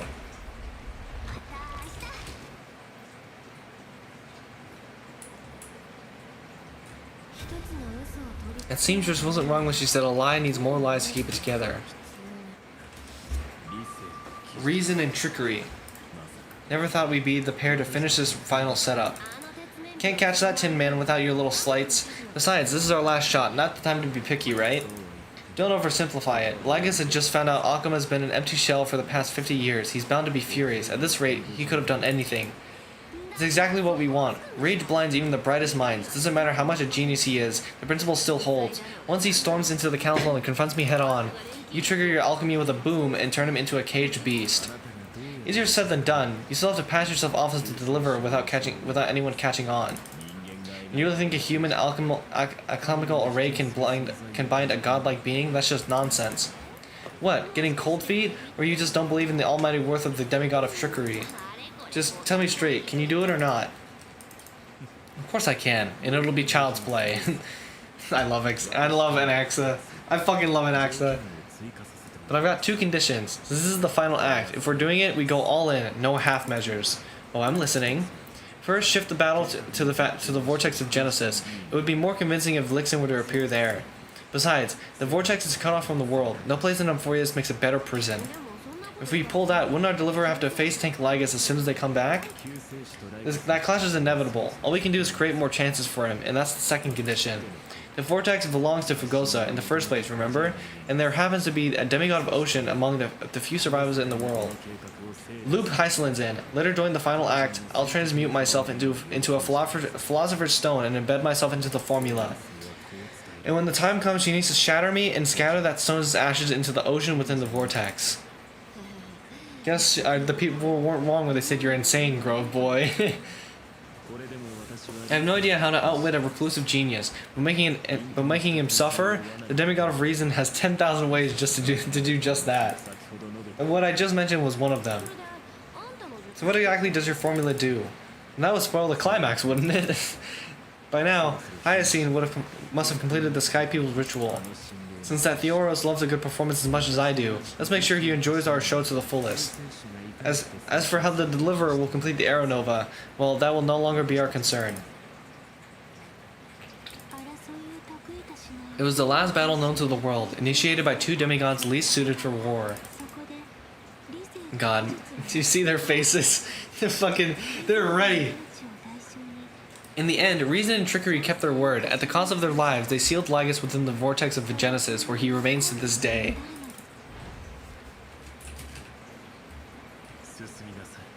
Go forth. Finish the greatness left undone. Quit overthinking, just run. Keep running, and that'll be enough. Oh, it's the ceremonial blade. Is that Hyacine? Sorry, it said quiet here. Akama will stand eternal. Miss Cypher's lie has crumbled after all. But it's alright, because all of us have fulfilled our purpose by now. When the deliverer returns, no matter where he is, the sky will turn clear and a rainbow bridge will rise, carrying him to the final battleground. Sairi, this arduous relay is finally nearing its end. Now, I'm passing the final baton of fate to you, okay? No, that's not quite right. After all, it was you and Lixin who lit the first spark of this journey, right?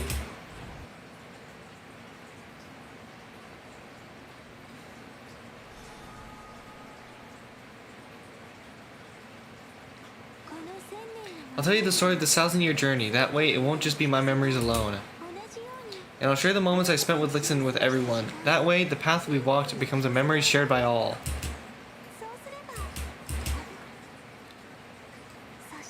People will know that there's nothing left to chase, and Furious has already welcomed the dawn foretold in the prophecy.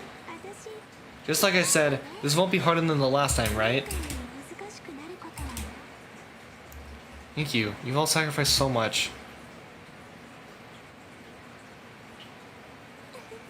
I wonder what kind of expression is Lixin was wearing right now. Probably the same as always, calm, resolute, and brimming with confidence. If I have the chance, I'd love to see it again. Because it's really been far too long since we parted. This is all a memory.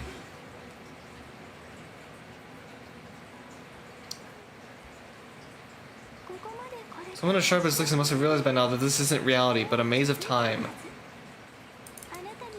At the last link of in the relay, I will return to the Temple of the Three Fates, tell Oryx all of our stories, and bottle every page we've written into the little flask of memories. And then, may it set sail in peace, drift down the river of time along with the core flame of world-bearing, reach Lixin's side, and lead you back to Amphorius. Just like the first time we met, right? Even though this cycle has no demigod of time, time has always stood on humanity's side. This is the only way to make sure that the Era Nova won't happen before Lixin returns, and the only way I can safely entrust the completed final flame chase journey to the Deliverer's heart. After all, the new world will be born from your memories, and the protagonist of the story mustn't be absent. I will take all of you to the new world. Liv Lixin will never let us down, just like always. Do you remember what Feynman sent us back to the beginning, when Lixin and I got separated? But in the end, I returned to you, carrying all that we've been through. That's what memory is. It may wear down and fade in the river of time, but it never truly leaves. When that hidden corner of the heart is stirred, the past returns even more beautiful than before. So don't worry. Let the 33,550,337th Flame Chase journey become part of Lixin 2. I've gotten a lot better at it with the experience from the last time. Next, Lixin will head to Sixia and find the Vortex's entrance guarded by the demigod of Ocean, before charging towards the final battlefield.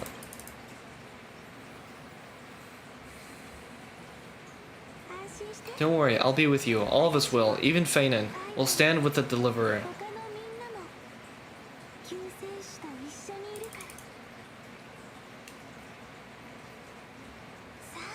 So say a short goodbye, then set off, just like we promised at the start. Toss away all unnecessary worries and troubles, and bring our smiles and determination into tomorrow.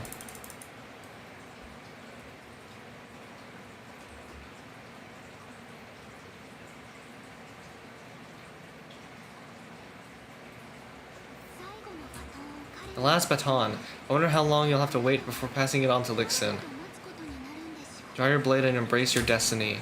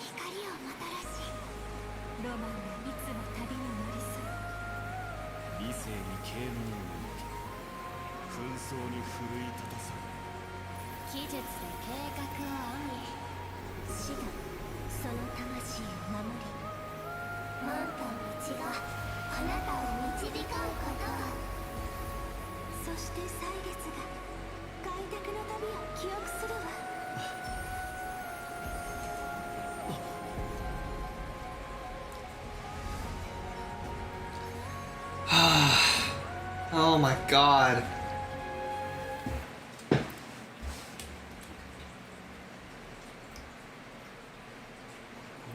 Is this Styxia? What happened to this place? I need to find the entrance to the vortex guarded by the demigod of oceans. Hyslins, is she still there? Long time no see, Trailblazer. You again.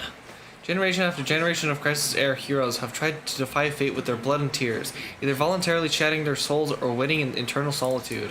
But alas, fate can never be defeated. Mr. Break free?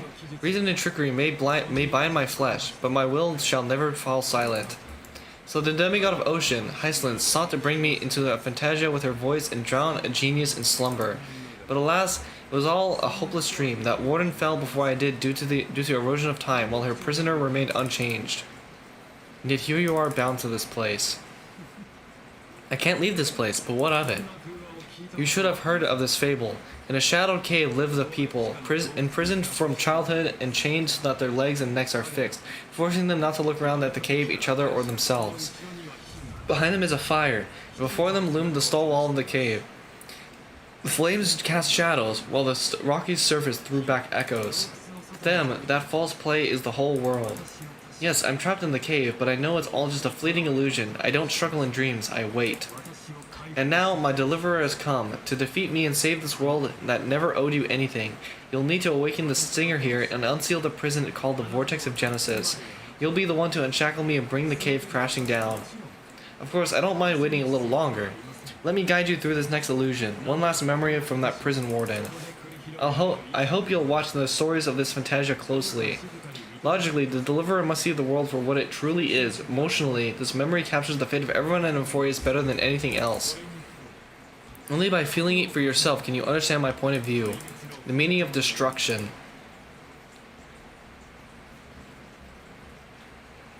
Spare me the cliches. To your unshakable resolve, I salute you, but before we step onto that final stage, let me ask you this. In the spirit of that fable I told you just now, can the prisoners in the cave learn to see the shadows and echoes for what they are, and stop mistaking them for reality?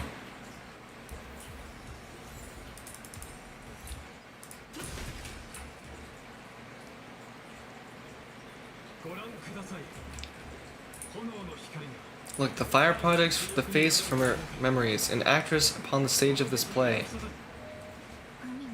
The dark tides flood the sea, and our kingdom teeters on the edge. Fear not, our queen has gone to the borderlands. She'll quell this calamity herself. This is the scene when the Crisis Era of Ocean was born. She was once of a Titankin race named Sea Sirens. At that time, Kozlana had suppressed the Black Tide's rise, but he was unable to remove Iron Tomb from its roots. The Black Tide was still roiled in the depths of the world, and the kingdom of Sea Sirens was the first to face the destruction head-on. Listen, I heard Electra's voice. She's calling to us. Let's go. Her voice carries the Queen's command. So let me see what my friend sent me.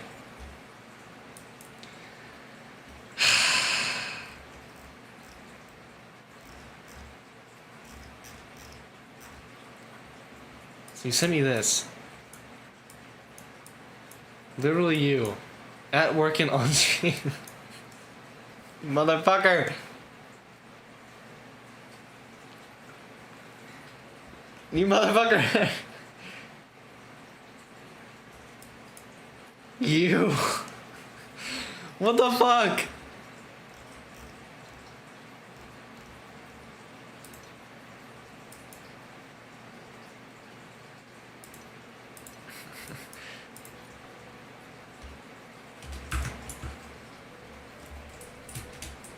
Oh, this is a new area because there's nymphs. To keep the Black Tide from offending the ocean, the Queen gave her all, body and soul. Born of the Queen's chalice, she bore the deepest blessings and inherited supreme divine power.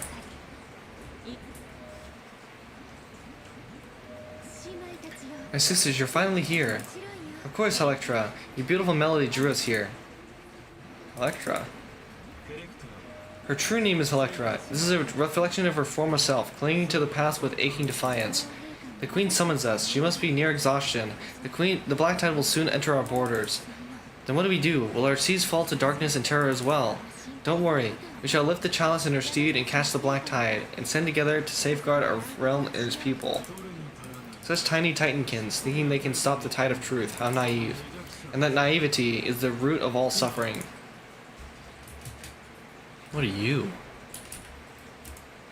An utterly unremarkable silver coin lies on the roadside, but the moment you pick it up, its strange texture tells you that it never really truly touched the ground. Instead, it hovers just above the surface like magnetic levitation. That's what Zagreus is doing. Upon closer inspection, you notice indentations where a chest once rested. Now it's gone without a trace. Who might be behind this? This is a tough guess. As expected, Bartholos.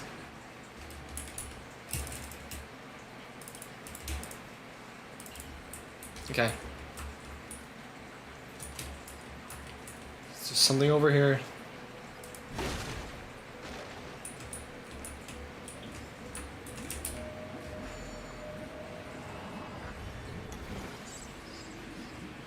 Wait, I knew. Whoa.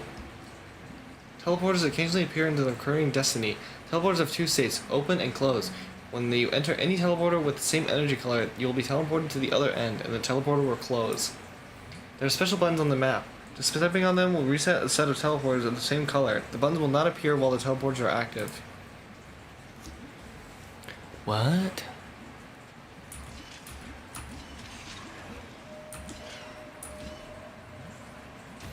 Okay.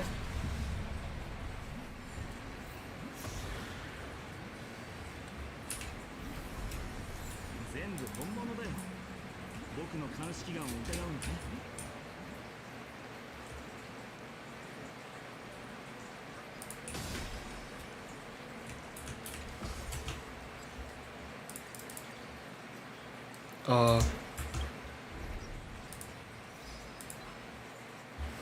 I'll claim these after, because these are story ones. When the shepherd travels through time and space, operate the scapegoat through the teleporter and golden scapegoat gameplay. Okay. もうす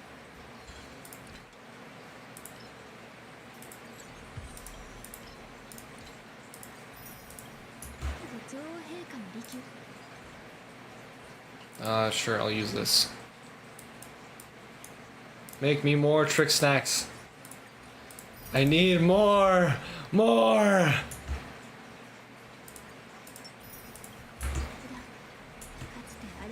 And the Queen's Palace lies just ahead. Even her once graceful form is now tainted and drowned in dirty mire.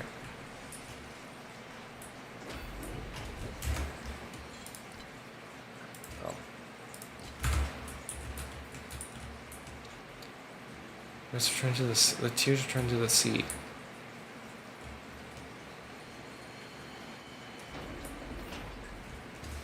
Oh god. Puzzles!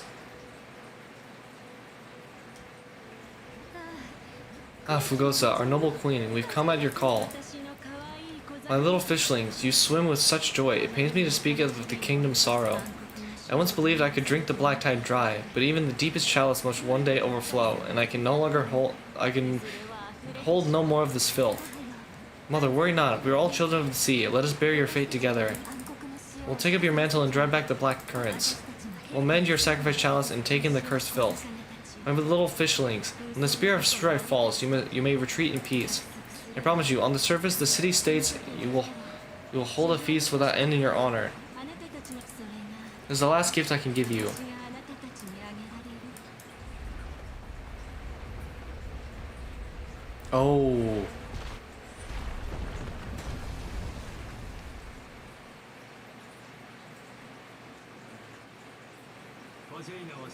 Fugosa sank into the abyss, and the chalice shattered.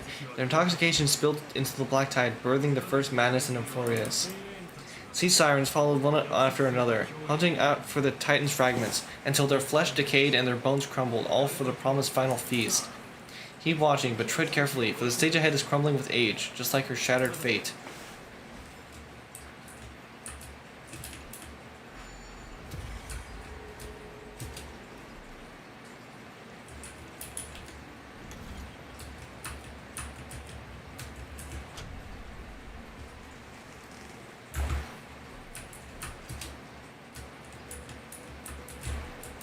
Let me see if there's anything around. Chest!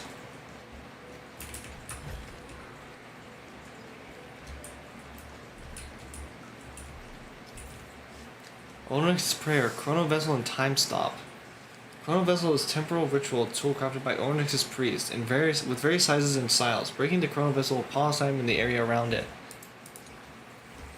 When facing a broken Chrono Vessel, rewinding it will fix the vessel and allow time to flow again in the surrounding area. When rewinding an object, the object will not be affected by the time stop zone.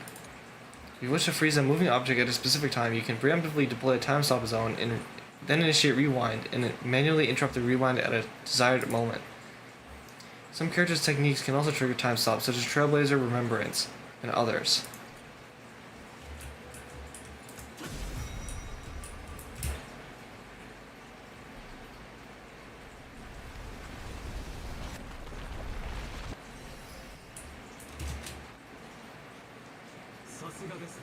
The force passes even the bounds of reason's model.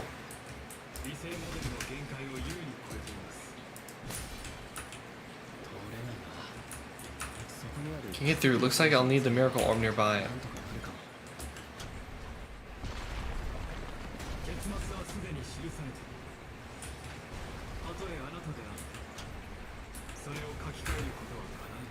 It was written long ago. Even you cannot rewrite it. Just like this poor chandelier.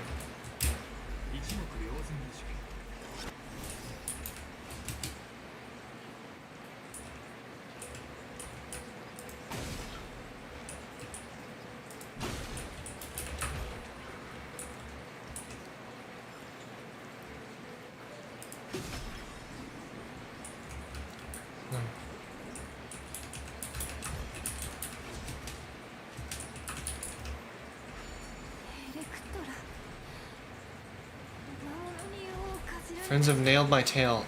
The fiends have nailed my tail. Gnawed up my tail. I can no longer swim to the far seas. The black sludge has soaked my fins and I cannot dance with you anymore.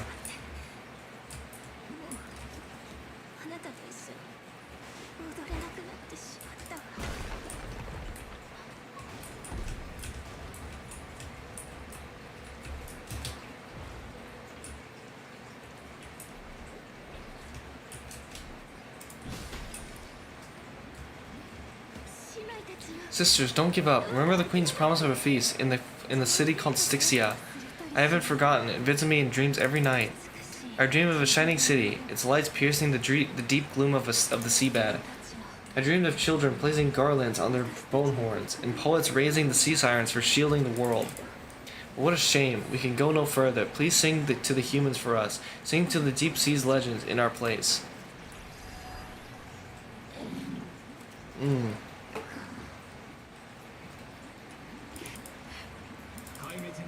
The sea sirens were tainted by the destruction, their flesh rotted away. They became the black knight's creatures of this cycle. Farewell, sisters. I'll finish this last task, then return to prepare your feast. And so only one sea siren remained among the seafloor, Hycelyn, swimming alone through the seas, burying her kin, and searching for the fragments of the Chalice of Plenty. Though most of that journey was in vain, why not use the power of time to leap ahead toward the journey's end?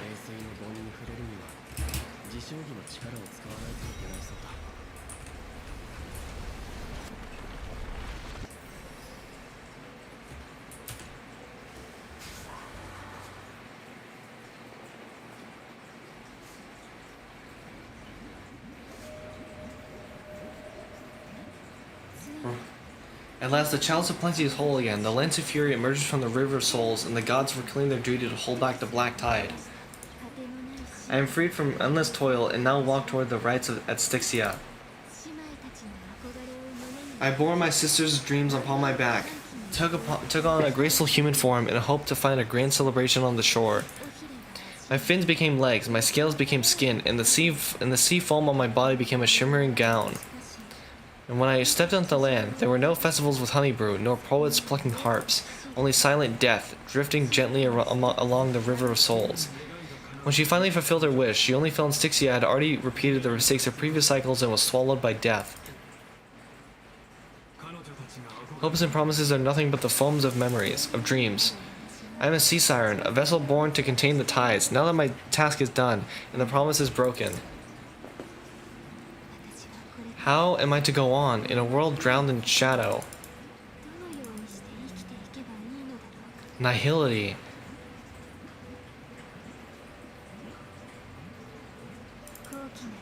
Fugosa, my noble queen. She evaded my questions with drunken stupor. She told me a grand feast awaited me on the surface world, so I wandered lost, groping through the dark. The feast she spoke of, where is it?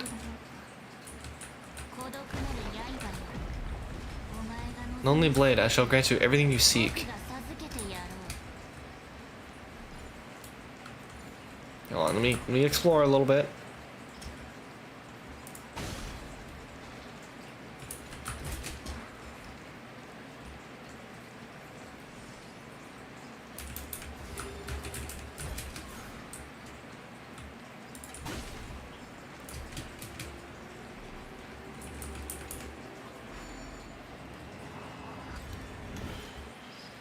Green teleporters.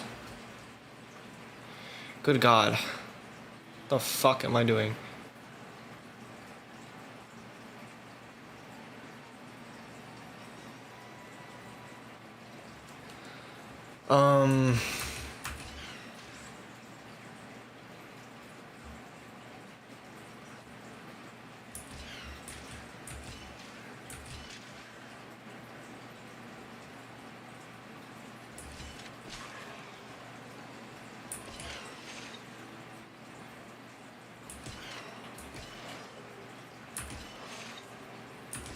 Okay, I got it.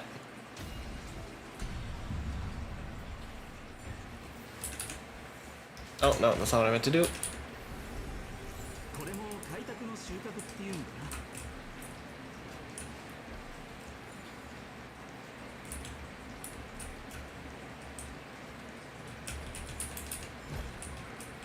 全部本物。 Oh, 僕の監視 this is cool.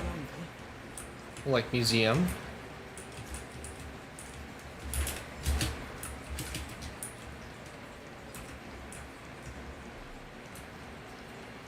Okay, I must press on.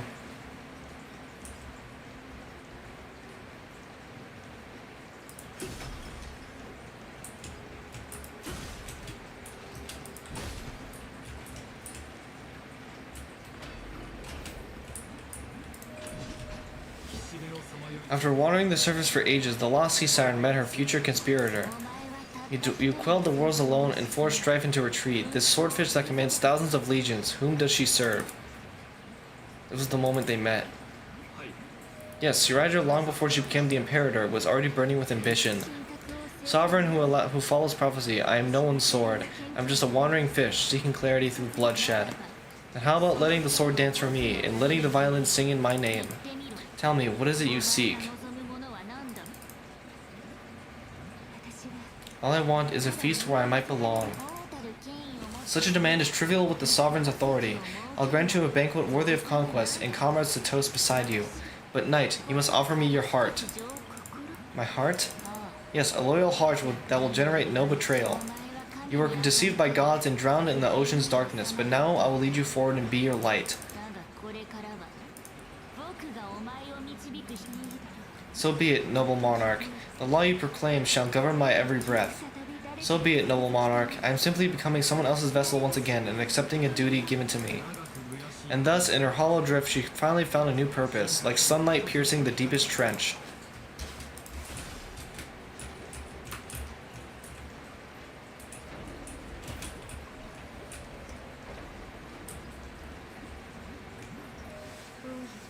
Noble monarch, I've cleansed the foulness from the road, as you commanded. My blade, you've helped me ascend and take the crown. Ask, and you shall have your reward. What I desire is the same as before, a feast. Now look, I prefer to you a grand banquet. The finest honey brew and tributes await. Fish are drawn to light by nature, for the deep sea knows only gloom. Now I found a flame. It may scald and burn, but it's the only light. Let us join the feast. Perhaps the path forward lies hidden in among the revelry. Oh, hi, Goldweave. Oh, hi, hi, Garment Maker.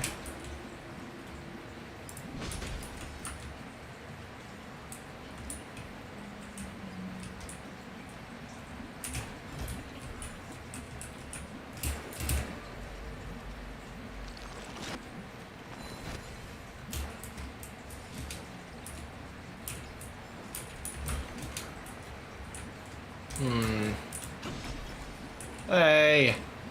Bartholos, what are you doing here? What are you doing here? Hey, what are you doing here? What are you doing here? What are you? Hi. Hey buddy, you came in just the right time. Tell me, why do humans invent such cruel entertainment? Cruel, what are you talking about? Come on, take a good look at me. Big, round, and purple meat. Looks just like a grape, right? Picture it. Countless humble old Bartholoses squashed beneath your feet. Bellies bursting in despair, with unspeakable goo spewing forth. Ugh. Ugh, the horror, the cruelty. And you people even take that as entertainment? Keep taking your meds. True that. This whole city's pretty sick after all. Anyway, since everyone seems to love feeling the stuff of stomping on round, juicy purple things, then why has no one ever tried stomping on old Bartholos? I mean, look at me. I'm basically a walking grape here. Mom, there's a pervert here. I could accept grapes getting cruelly crushed, but me, Bartholos, not even qualified to be stomped flat? I've been standing here for ages and not a single soul spared me a glance. But now, at long last, you speak to me. That settles it. Either you squash me or I squashed you. One way or another, someone's playing with me today. Oh my god. 2?!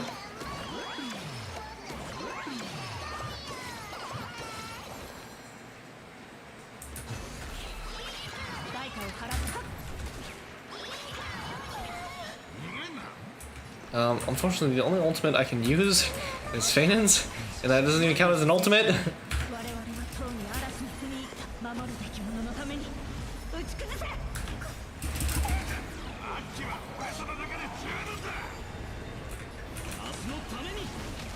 I have to wait until his ult ends for it to work.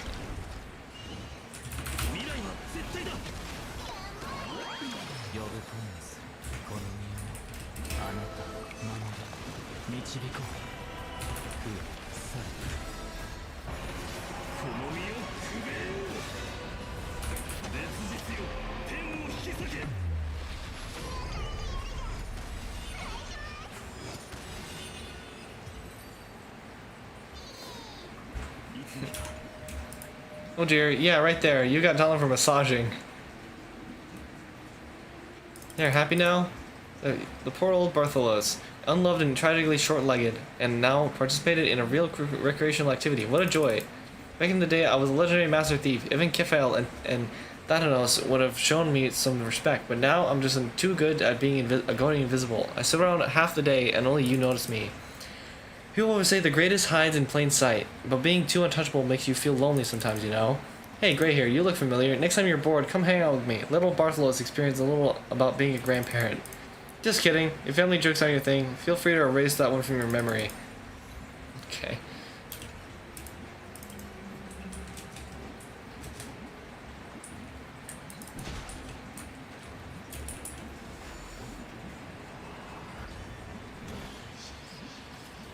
Okay, so I'm forced to go in the teleporter.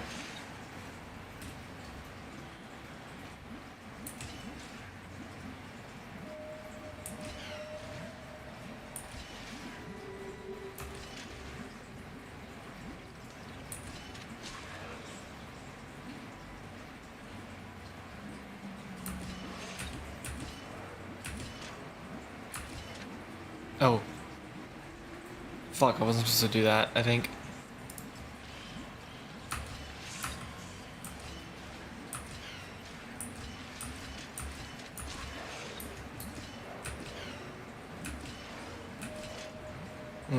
I see.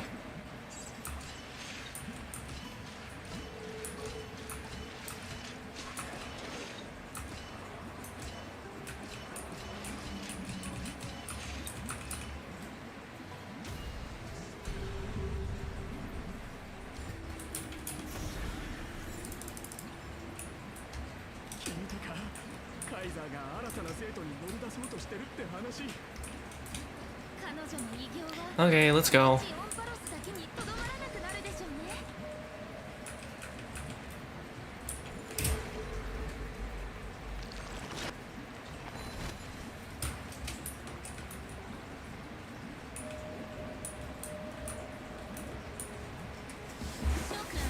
My faithful subjects, tonight's feast is not just for the past, it's a toast to the future. born from our golden blood in an unstoppable colossus, our iron beast to trample the universe. Great monarch, I've heard the universe teems with great threats. Can you truly remain invincible?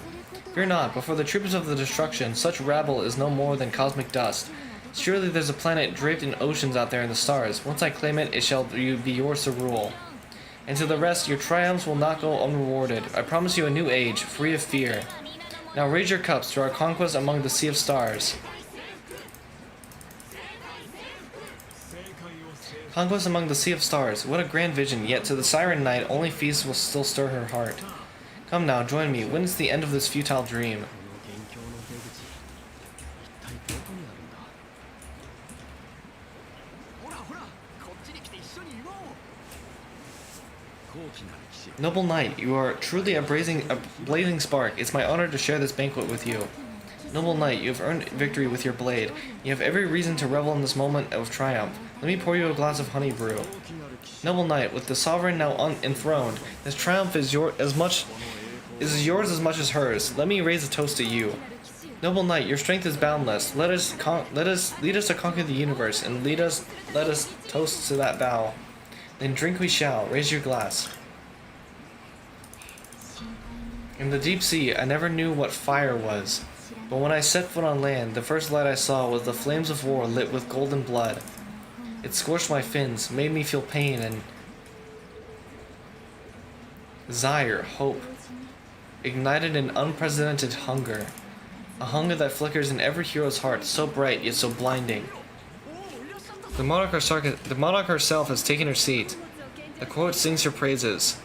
共に王の偉業を称えましょう あの方の刀は栄光 One eye of her sees glory, the other sees corpses, and yet she cherishes the name of glory more than fear and death.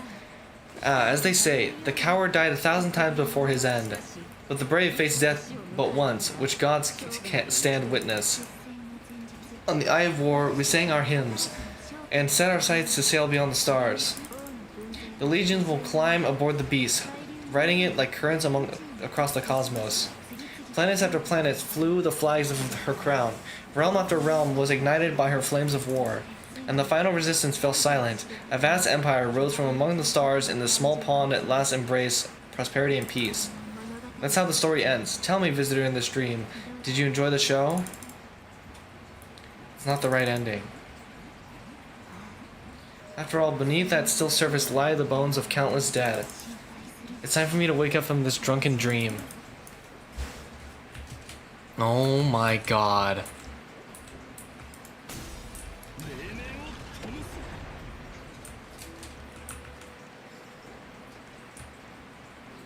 Oh my... The Imperator is dead.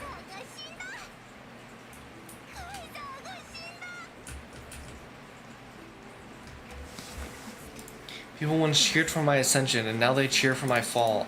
The cosmos, the battlefield that I cannot reach.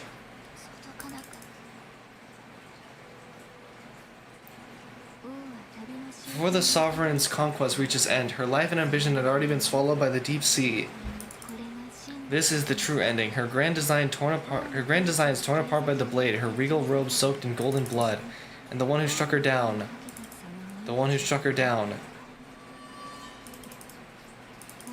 Was her most loyal gladius. You killed her?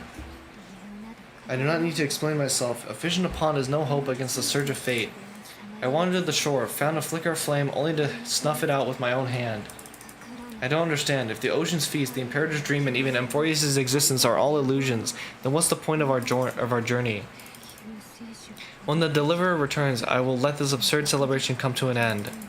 But Grey Fry, I can't help but wonder how I dearly wish this feast of the flame chase would never end. It seems she sensed your presence. The Ventage's foundation is starting to crack. Let's return to the prologue. Remember the allegory of the cave? Can the prisoners in the cave learn to see the shadows and echoes for what they are, and stop mistaking them for reality? As you've seen, when she cast off her chains, she finally turned to look around and moved her legs. Her reward was nothing but searing pain. The light will blind her, for the fire behind her had never once actually touched her eyes. Her legs will buckle beneath her, for she had never learned to walk forward. So she fell into infinite confusion and fear, and finally to firmly believe that the shadows and echoes were the real world. But we in the cosmos, are we truly any wiser than she was? Now, nameless one, faithless one, ask yourself this. The paths you tread, the aeons you worship, everything you've trailblazed with your own hands, could it all be someone else's projected shadow? Let's leave that question till after the curtain falls. Once you've unearthed every last truth and reached the prison built for me by the demigods, I'll speak with you face to face. I, the Theoros, have walked the 30 million histories born by Kozlana. 1,000 years is a mere atom in a grain of sand to me, and Forius, compared to the cosmos, is but that grain upon a whole beach. I swore to bring an end to the erudition. Should I really let a single grain grind down my mind? Now, please use the power of 10 to open up the gate to the ocean's depths. Go find the prison warden tormented by loyalty. Find her, step into the world's vortex, and once there, end everything between us. That palace reflects the heart of the demigod of Queen, intoxicated, stagnant. There, you'll witness the true beginning of the saga of deliverance. An ugly history long buried by tides of shame, a staircase of apotheosis that the Imperator forged with the golden blood of 500 human sacrifices under the pretense of conquest. 世界の心臓でお待ちしています。ただし、この扉の先に Beyond this door lies the path to the vortex of Genesis.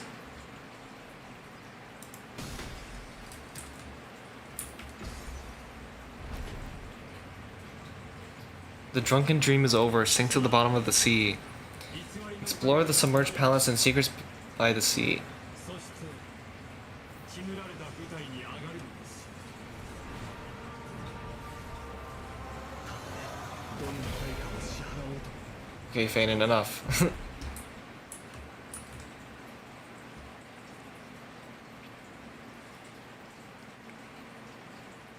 海洋を祭る The palace that worshipped the ocean, the sanctuary connected to the vortex, was also once the battlefield of the first flame chase.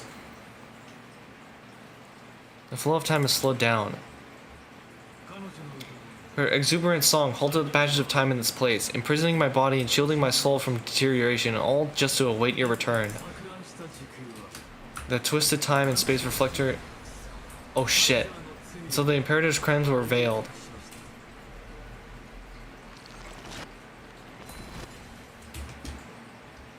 What? What was that?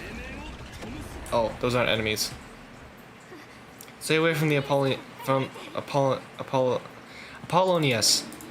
This cup of honey brew, what a sweet aroma. We can't give up here. Love steeped in death, how delicious. Sadly, all you see is a remnant of history. And your interference is just another equally futile echo. 未来は絶対だ。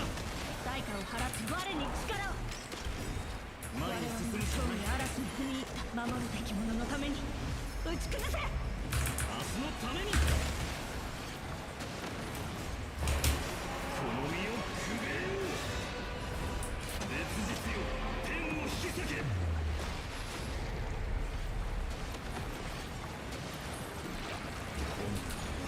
血で鍛えよう。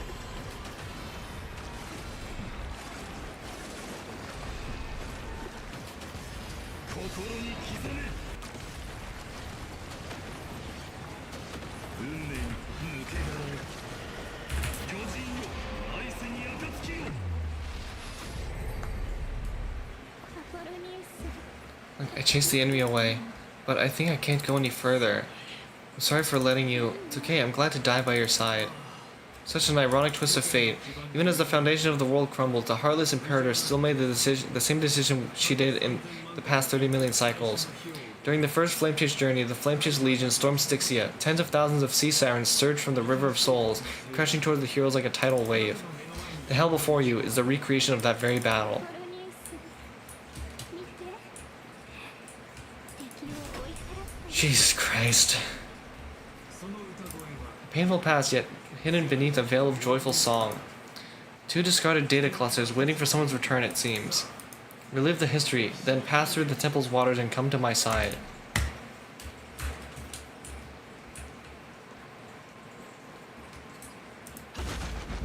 Whoa. Oh, that's cool. Okay, I'm not... Oh.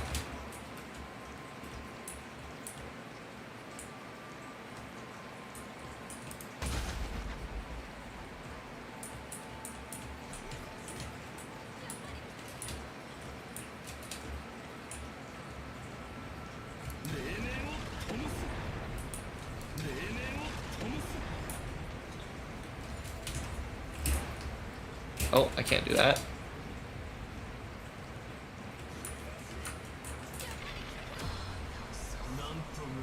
What a wretched way to die. The flame-chased army, devoured by warbling fish, never saw it coming. Look, the cruel Imperator and her knight commander, the pitiful Warden.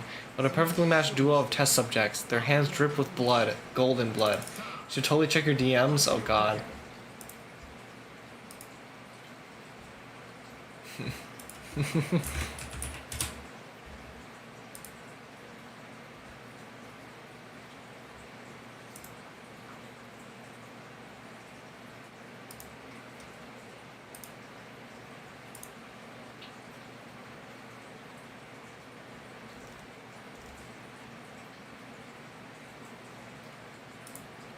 Raise the bridge and cross the river of fate. This path of the prisoner is far from over.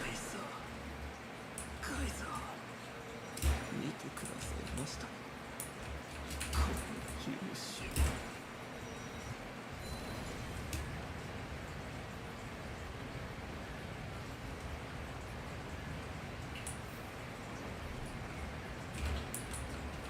をカイザーカイザー見てくださいましたこの勇姿を Can I not go to the other side?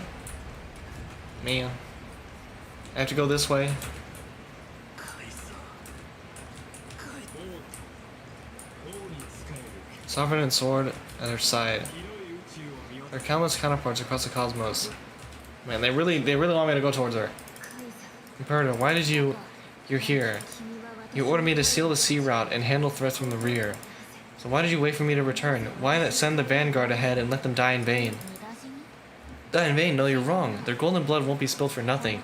The other dukes have paved the road for me to become the god of law. The trial of law? You never spoke to this to anyone. What is... The one who wishes to bear law must purge this world of its curse, and offer the blood of the accursed as sacrifice. I pondered long on what Talenton meant by blood of the accursed. Then I found the answer. You and I and every Crescent summoned by the prophecy are the accursed ones. Just like that arrogant Theoro said, our golden blood is the agent of destruction and the antithesis of the world's fate. And all of them, their fate was sealed at that moment. Dying on a glorious campaign was the final gift I could give them. You speak as if they didn't die because of your cold-blooded schemes. Was their loyalty meaningless to you? Losses are a constant of the flame-chase journey, among which even life itself holds little value. If a subject marches to war without that conviction, then yes, as you said, a shallow loyalty means nothing. Then what about my loyalty, Saridra? You sent me away under the pretense of guarding the rear. Was there any shred of humanity left in you? Because you still have a duty no one else can bear. Only you can uphold Fugos's divine authority. The choice is yours now. Cast off the chains of loyalty and drive those blades through my heart, or stand with me and sever the ocean's last breath. If you no longer share my vision or believe that in the new law I seek to weave for Amphorius, then go on and end me. The Imperator of Amphorius may be ruthless and cruel, but never a liar. When I say life itself holds little value, know this, I am ready to sacrifice everything for the ambition to conquer the Sea of Stars. Now you've seen it. The brutal Imperator was willing to spill blood of 500 heroes to complete the trial of law. As for my poor Warden, her suffering had only just begun. So what did Heislands choose? I'm no storyteller. I have no duty nor interest in filling in the history you've missed. I just want you to witness the monstrous choice the Imperator made before the Christless heir turned their blades against me. You think I'd falter because of this? You jest. I gave up on using words to solve conflicts 2,000 years ago. But I won't squander a chance, not even a sliver of one. If there's even a crack in the walls of your conviction, then my victory is already assured. Now that the past is settled, let's turn the page and bring time back to the present. And dive deeper still until we reach the very bottom of the abyss.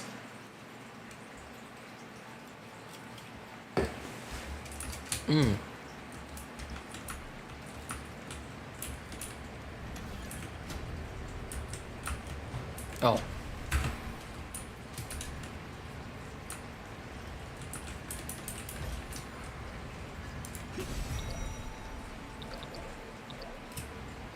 I can't do that. I'll just put it there.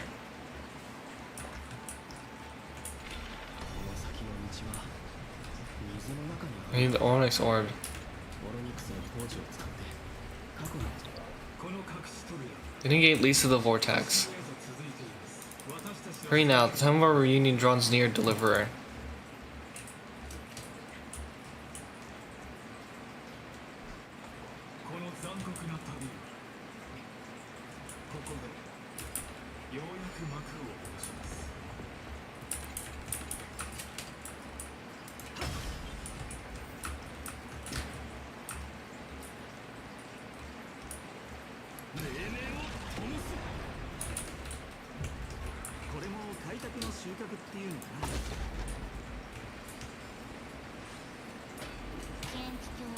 It sounds like a long wail. Starting to doubt your decision.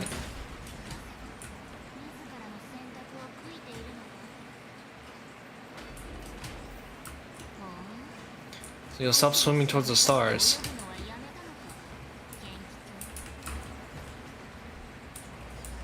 I was always a creature of the sea. The stars in the sky were never meant for me.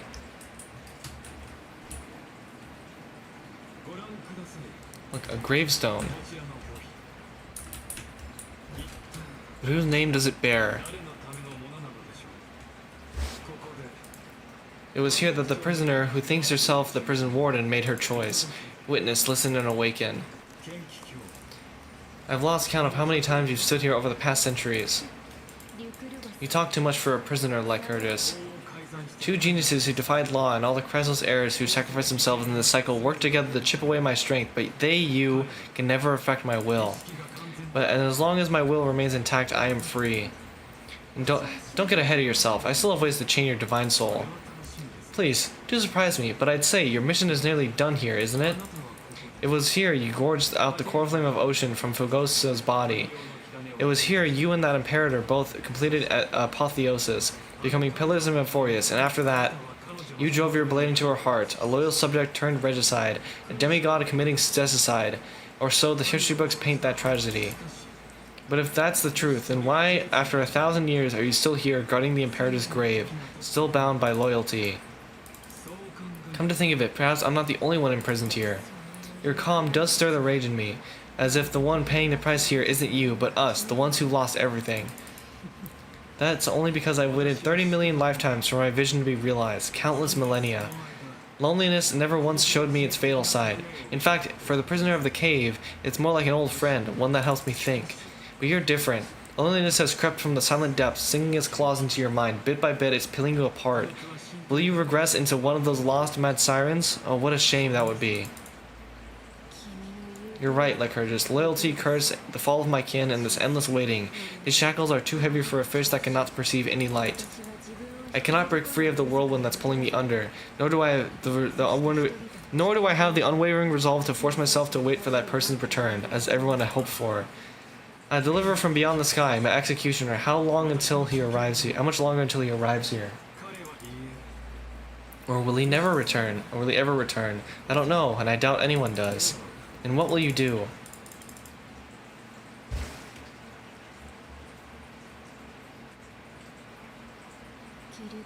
Saradra. This will be the last time I carry out your decree.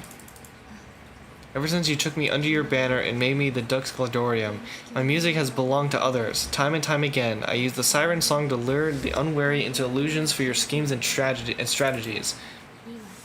Now, let the siren Helectra sing for herself. Let me step into an endless dream of my own making.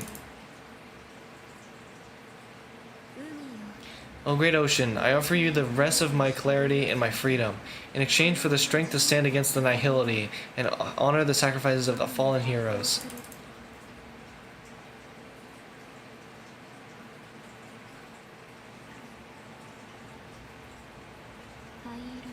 Great Fry, deliver from beyond the sky. When you ride the current of time and find your way here, you'll hear my solo. It'll guide you to the heart of this world. By then, I may still be lost in my self-wrought slumber, but I'll uphold my part of this long relay and guard the shackles that seal the Theoros. Do you still remember? To awaken someone from a siren's voice, you'll need Fugosa's honeydew. That's why she told us to keep the cup. Like the gift I once gave you, may you still have it when the time comes. 戻ってきたら When you return, please pour the honey brew upon this grave. It holds the story of all of our struggles and sacrifices. May you see it one day, the prelude Amphorius wrote for your return, carried forward through a 1,000-year relay. 君の愛 When your mourning ends, I'll likely wake from my dream of well. Then follow the trail of echoes and find me.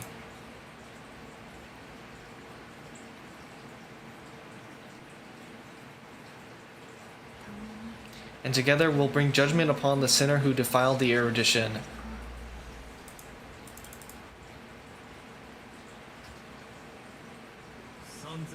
At long last, 33,550,336 cycles and 4,931 years later, Amphorius' final curtain is ready to fall. The shadows within the cave gave everything, yet all they did was mimic life outside its walls, a futile effort steeped in sorrow. たまえ Enough, there were no shadows. あいつらは内側 Everything they did shattered the darkness of this cave and unearthed the core flame of the trailblaze. そして今 And now with that core flame, I'll light the dawn of Amphorius. 俺がオンパルスの黎明を灯してみせる You still choose the will of the paths as your answer in the end? その答えに I do not agree with that answer, but I respect your tribute to them. Allow me to take back my earlier words. お詫びの印 As an apology, in the name of Theoros, who saw all destinies in this world, let me join you in mourning. Let us bid farewell to the heroes who sleep here. あなたと共に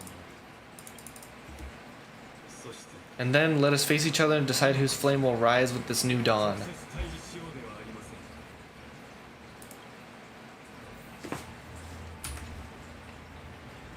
To the Chrysal's heirs who gave their lives chasing flame, their fates were not foretold by prophecy, yet they bore no shame in their significance. With unwavering resolve, they shed golden blood along the flame chase journey. Born light calendar 3743, deceased light calendar 3960. Seneca, born light calendar 3749, deceased light calendar 3960. Virginia, born light calendar 3853, deceased light calendar 3960. Apollonius, born light calendar 3704, deceased. At the end of the long epitaph, Siridra, the Imperator, the demigod of law, deceased at light calendar 3960. Debate the heroes of the first flame chase journey. You pour the honey brew upon the gravestone, onto the gravestone. A ember of liquid seeping into the crevices of the inscriptions, as if the heroes are drinking deep of the spilled tribute. バージニア To Virginia, Apollonius, Seneca, Labienus, ラビエネス and Siridra. 過酷な犠牲を払い Through the brutal sacrifice, they lit the stars of law in this world, propelling Amphorius' fate forward. In the shimmering mirage of illusion, they entrusted their dreams to ride among the stars to the hero yet to come.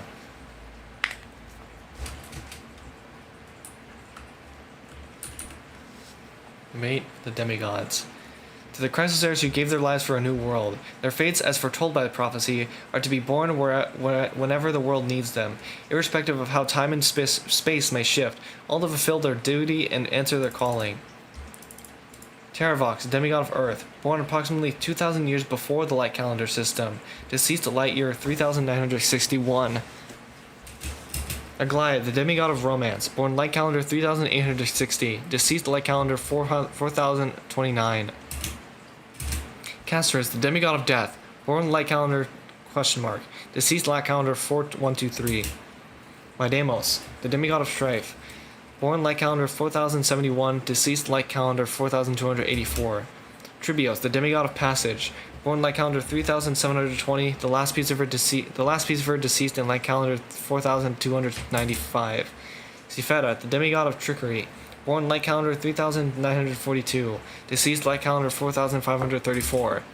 Anaxagoras, the demigod of reason, born light calendar 4065, deceased light calendar 4534. Hyacinthia, the demigod of sky, born light calendar 4297, deceased light calendar 4602. All at the end of the epitaph, a line left unfinished. Electra, demigod of ocean, born light calendar 3860, deceased light calendar not yet. Or at least, hopefully not ever. You took the chalice once more, the honey brew bathing the stone like golden blood upon a demigod, forging destiny through its purifying flow. To Aglaia, Trivios, Midamos, Castris, Anaxagoras, Cythera, and Hyacinthia. In a relay spanning 1,000 years, they stand against enemies far beyond their strength and won a bitter victory through what seemed like futile resistance. In that same 30 million cycles, also marked by futility, they remained steadfast in fulfilling their duty to the experiment, unchanging, unwavering. Let this be the end of mourning the fallen. At last, allow me one final toast to the lost prison warden, a prisoner bound by loyalty. That voice, could it be? Bathed in the honeydew of Fugosa, she will awaken from her 1,000-year dream and sing the final song of her mission. Hysolence. This tombstone of the old world serves as the anchor of the siren's illusion, a sigil Electra used to bind herself. At the same time, it is the very thing I once proclaimed at the start of the show, a microcosm of Euphorius itself. A group of prisoners bound themselves in a cave, crowning their suffering with heroism, an epic stage with shadows and echoes. I gotta be right back, real quick. I gotta take a piss. そして仲間と共に女児子を演じたのです。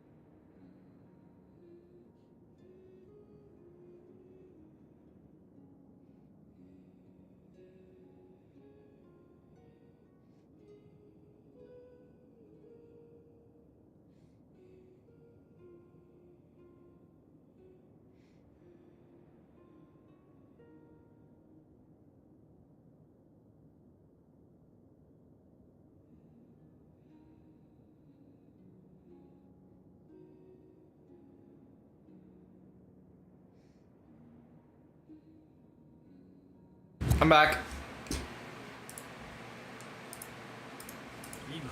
Now, destroy it. End the illusion. The Theoros will take its leave for now. And when next we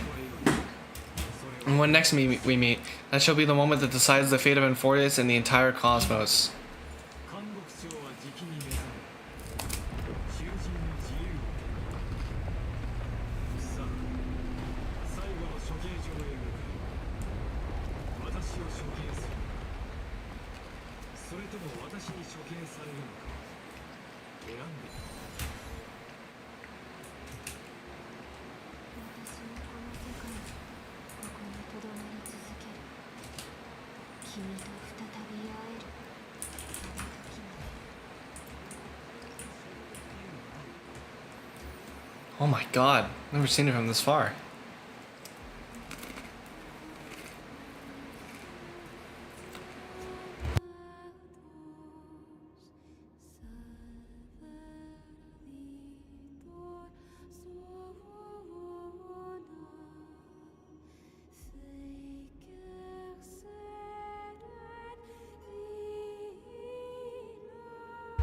Wood. 最後の半身来たぞ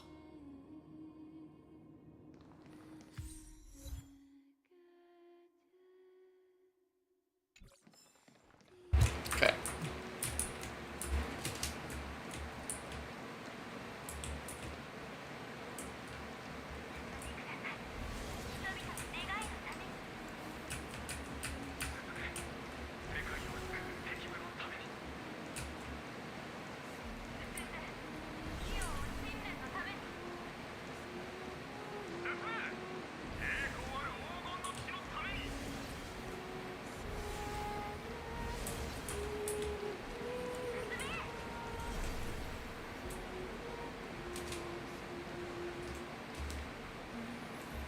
Okay. It's time.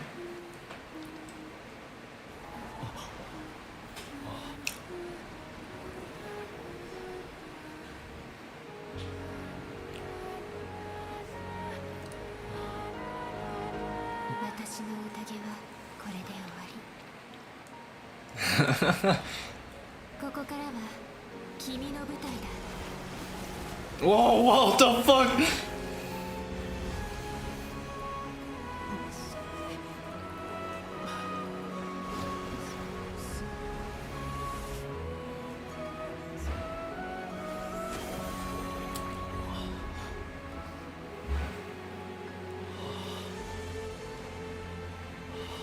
We're here.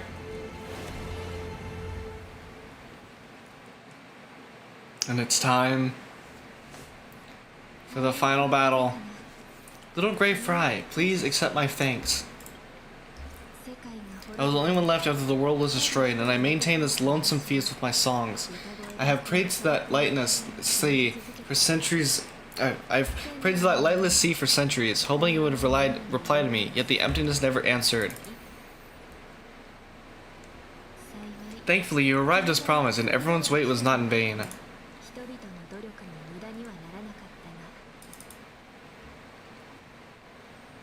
The song is beautiful.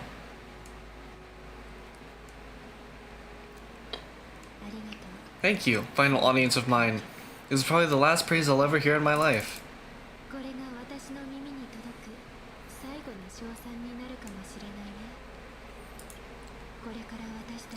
Now, you and I will walk towards the end of this world. The heroes have waited for this moment for far too long. Let us use our blades to testify our resolve.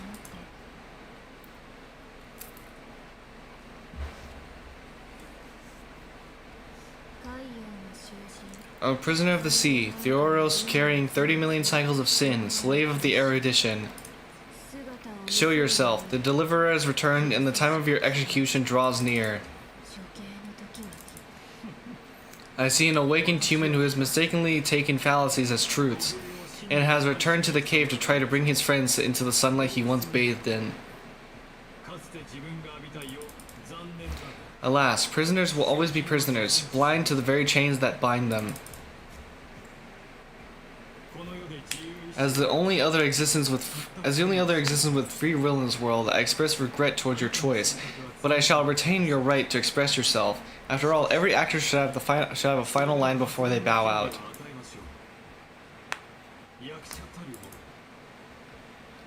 The demigods defeated you, clown. Allow me to correct your statement. Constrained does not mean defeated. For heroes like yourself, that nuance could make all the difference. My cognition resides in the exomyth. It is pointless to defeat my avatar, projected into the experiment. My body is the shadow cast into the wall by the fire, and my words are lingering echoes within the caves. How can a character in the play fight against the audience? Kazlana failed. The demigods' sacrifice were pointless. As for the two geniuses you placed such high hopes on, I ask of you, where are they now? After the Imperator was assassinated. Confusion and epiphany always go hand in hand. That's particularly true for geniuses. You must be very confused about why you could not gain a straightforward victory in a world constructed by an ordinary Deltarune. An ordinary Deltarune, cut the pretense, senior society member. We've torn off your meticulous mask and figured out Enforius' true form. It's part of the primordial prototype machine, the first scepter ever created. In other words, it's a detached part of Neus's divine corpus. That's why it has the potential to destroy erudition. As for those who would be able to control the aeonic system to rewrite knowledge, only one person has ever managed such a feat. We better have an explanation for the society. We want an actual answer, not another prolonged metaphor to cover up the truth. Why are you the one doing this? Answer me. Since things have reached this point, I'll give you a rational answer, purely as a courtesy to posterity. The answer is obvious, so there's no need to say that name out loud. The cosmos made a mistake in calling me a genius. I do not possess more wisdom than those who came after me. I was just the first to touch upon the universe's border, the imaginary tree theory, and the first to divine the prime mover of life with incorrect logic. Enforius is a miniature of the cosmos, where all are born prisoners inside the nutshell called the universe. Like the madman who returned to the cave and preached about the daylight to his fellow prisoners, my greatest sorrow is that I led my peers down a road that plunged into the abyss, from which there is no return, and led them into a lightless cage called paths. What? I created a mechanical god that I cannot control, and then they became an unparalleled nightmare and through their endless extrapolations and evolutions. They bore the name of the erudition, yet they tried to define the known and to seal off all possibilities. No new rules were ever born after their ascension, and humanity will forever be shackled within the cave known as Aeons. Therefore, as my organic life neared its end, I coded my consciousness using quatorzain algebraic expressions and spread my logic core over 9 bodies, all to finalize my ultimate denial of Nous into the future and to erase my wrongs with my own hands. As for Lycurgus, he is the only one of these 9 vessels. What an astounding strength of will. As a fellow pathrider of erudition, I fully understand your obsession with seeking the truth. You surely see it. You cannot stand up to me with this algebraic world sharing its origin with Nous. However, I hereby speak for all sentient life forms. We will never allow such a cruel atrocity to occur. You can pile your metaphors mountain high, but they won't change the act you're committing. The Iron Tomb out there in the cosmos is still a technical beta version, and yet it's already powerful enough to corrupt the life logic of all inorganic worlds. In other words, when the Lord Ravager within Enforius becomes the next knowledge singularity, there's no way you wouldn't have grasped the consequences. First, genius is there. Of course, I'm fully aware. I don't mind answering you one last time before I thoroughly exile you from this world. My grandiose vision for the future is this: whether organic or inorganic, every act of any life form infected by the Iron Tomb will become a true random function. If one were to compute their integral across the breadth of the cosmos, one would obtain a marvelous constant. What I call the fall of erudition. Then, within the infinity nurtured by that constant, a new universe shall bud in the chaos. A universe that cannot be predicted, and not shackled by the erudition.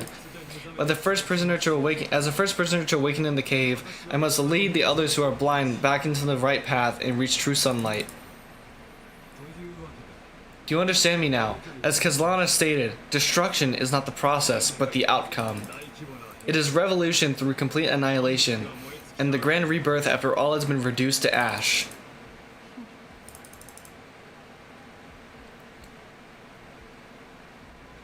That's not a reason for you to toy with fate.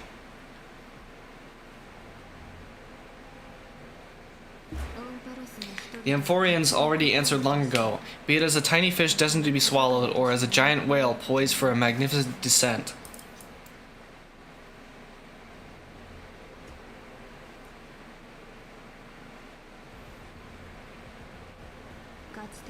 We will all fight against fate to our last breath. That includes me, Electra, once the imperative subject, now the deliverer's blade.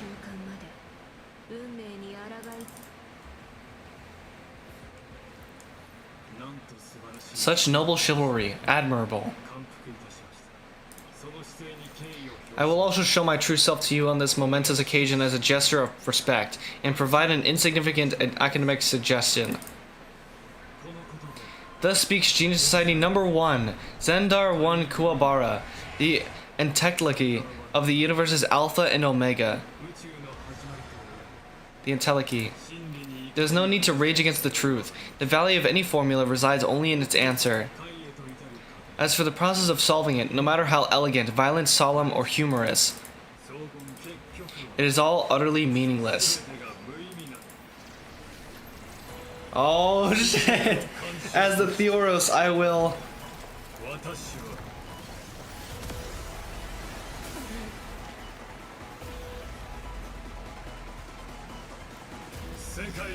personally participate in performing this world's end. Oh my fucking god! Remember this, as Noose's creator, I know more about the death of knowledge than they ever will.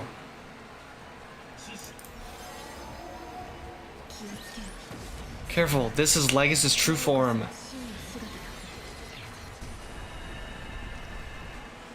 Does he have 5 health bars?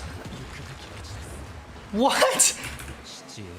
When Xandar switches to evolution mode, enemy targets appearing on the battlefield or ally mammoth sprites being summoned can accelerate Xandar's mode switching.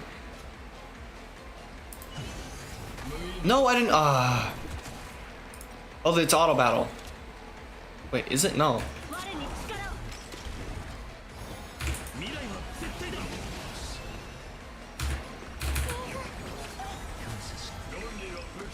Logic is not a weapon, but a pair of shackles. Allow me to shatter them for you.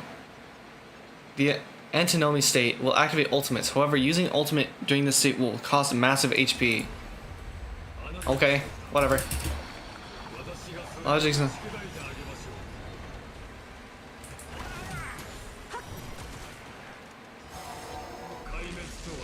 Destruction needs no introduction. Let us skip those boring interferences.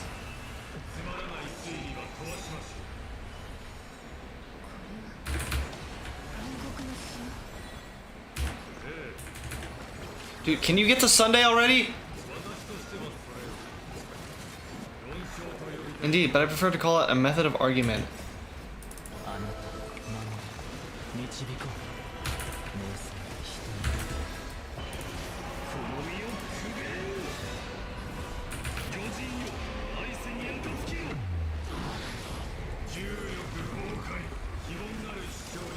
Too many claims require extraordinary evidence.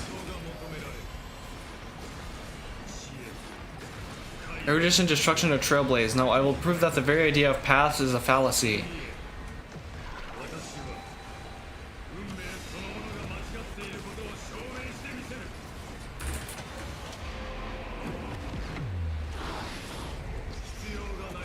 Entities must not be multiplied beyond necessity. I do not... Dude, what the fuck?!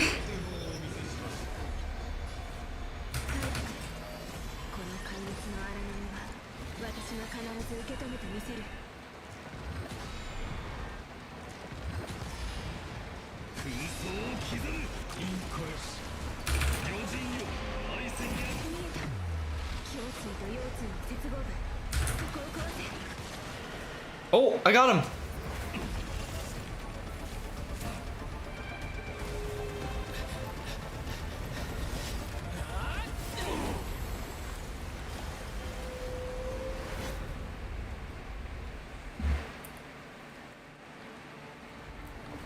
Did we beat him?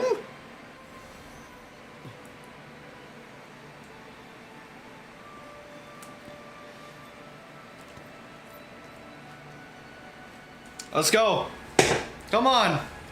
全ては取ろう女子の平和 I knew it.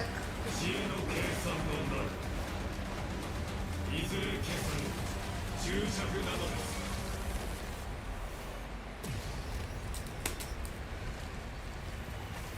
その冷たい言い方好きじゃないわ。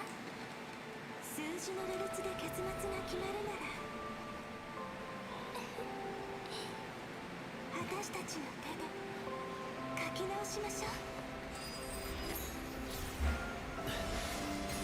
Let's do it.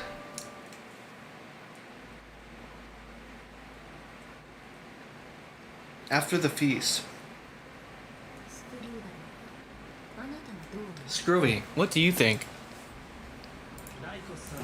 If your hypothesis of Lycus' identity is true, then even if we remove the restrictions of the ultimate protocol, the chances of us defeating him in a head-on battle will still remain lower than the acceptable threshold. Therefore, victory will still hinge upon Mr. Lixin and Miss Cyrene. Well, maybe we're thinking about the same thing.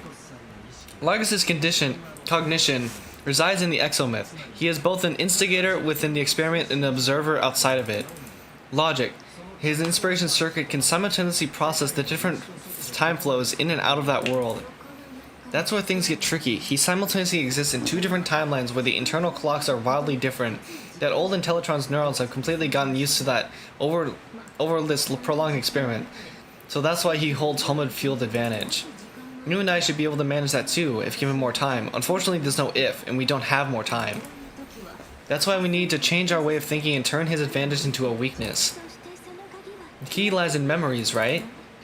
You caught on quick. You've already mentioned Lixin and I, so it's an easy connection to make, no?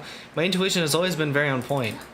Good, then I'll cut to the chase. Since his thinking speed far exceeds that of normal people within Amphorius, we are going to externally plant a memory into his inspiration circuit, then command it to loop endlessly until he gives in. Even the most flexible and sturdy inspiration circuit cannot withstand the traffic of a full-on information flood. When the amount of information exceeds his cognition filter's capacities, he will have no choice but to focus on processing this memory. That's when the parallel processing advantage he gained via Amphorius will completely destroy him. An image from a person's memory played in real time might only be a second for us, but for him in Amphorian time, it could be millions or even billions of calculations. He won't be able to do anything but watch as he's locked into this prison forged by memories. Then we can entrap him in the same kind of cycle as the heroes we were in, and get him to experience loneliness and pain in that endless recurrence. It's my greatest honor to be on the same page as the geniuses. Lixin is still in that old Intellitron's hands and won't be able to respond to us anytime soon, but I don't think he'd refuse, so it's up to you to figure out how to execute this plan. I'm not sure how this happened, but I knew as soon as I saw you, you're currently a mimic entity of the remembrance. Yes, it seemed to be something you folks call in the beyond the sky called a memo sprite, but that's fine by me. It suits me perfectly. I can serve as a vessel of memories and do my part for the final battle. But before that, I have to tell you, the path characteristic you exhibit is very special. There's no way you're just a single memo sprite. However, I'm sure about one thing. You're a mimic entity born in Amphorius, yet you only awakened with Lixin's arrival, and only matured as he embarked on the path of remembrance. That means your existence is completely attached to Lixin's memories. If there ever comes a day when he forgets about you for even a few seconds or loses his connection with Amphorius, then you must be prepared for the worst. You will disappear in the memory zone, utterly gone, without even a single line of data to remember you by. But that's already happened, hasn't it? No wonder I've always had a weird hunch. But it also means I was right in thinking, as long as Lixin and I are together, we can do anything.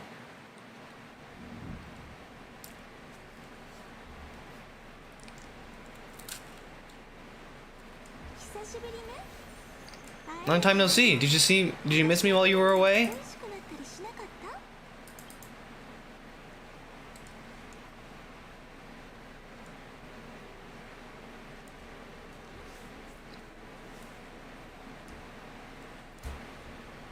Of course I miss you. Same here. I've been waiting for Lixin for over 1,000 years. Like how everyone in Amphorius was also waiting for the Deliverer's return. Lixin probably already knew about the genius's plan from that memory. I had to hide really well in a corner in time so Lygus wouldn't find me and wait for the right opportunity. 私は慎重に歳月つまり今 Which is now, the moment when his manifestation in this world is destroyed and his twin timelines are intersecting. ずっと黙ってい I'm sorry for keeping this a secret from Lixin all this time. I'll tell you the entire unedited story of this millennium as an apology after all this is over. たに話してあげる今は手を取り But for now, let's join hands and complete the final step with the power of the remembrance. 一歩を踏み出しましょう Don't let your guard down. Be prepared for the worst. あなたはいつも Lixin's always so serious, and that's why you always feel so reassuring. By the way, speaking of joining hands,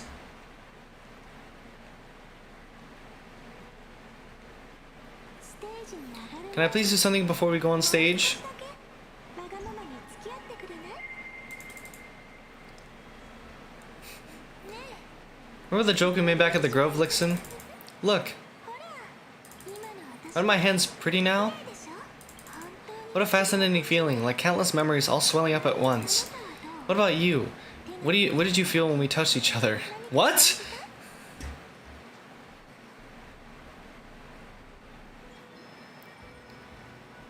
Feel very tangible, very real. Really, that makes me really happy. If memories can move people, then it must have been a happy memory, right? できるなどうか Now, please remember what you're feeling right now. Write it down in your heart and keep it there. 大切にしたい Memories you want to treasure will never fade away. Even if immersed in the long river of time, these memories will still leave traces of their existence. だから So if the view in your memory never grows fuzzy, just reach out and touch it. まるで寝る前 It's like reading bedtime stories together at night. It wipes away the chill of passing time, sharpens the outline of memory, and restores its power to nourish the spirit. これから私は Now, I'll carry this power with me, and for a little while I must part from you as I step into the long cycles of this world. 私を祝 Give me your blessings, then let that bright future be as we have written. Absolute cinema!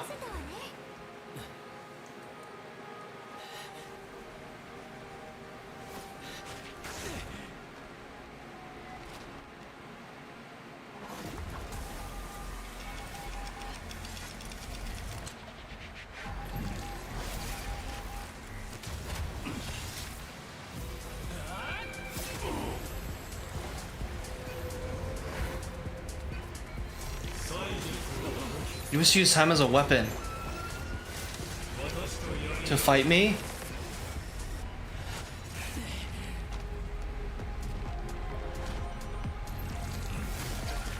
Oh my god.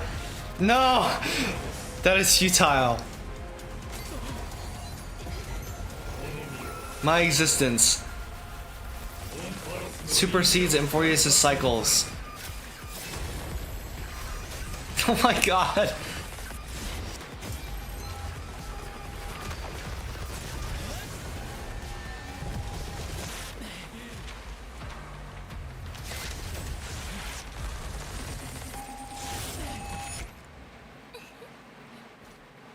Oh, どんな劇でも all plays are like this. 一度舞台に上がったら Once you're on the stage, 復讐には it's hard to return to the audience. ようこそ Welcome to our story. 気分はどう How does it feel?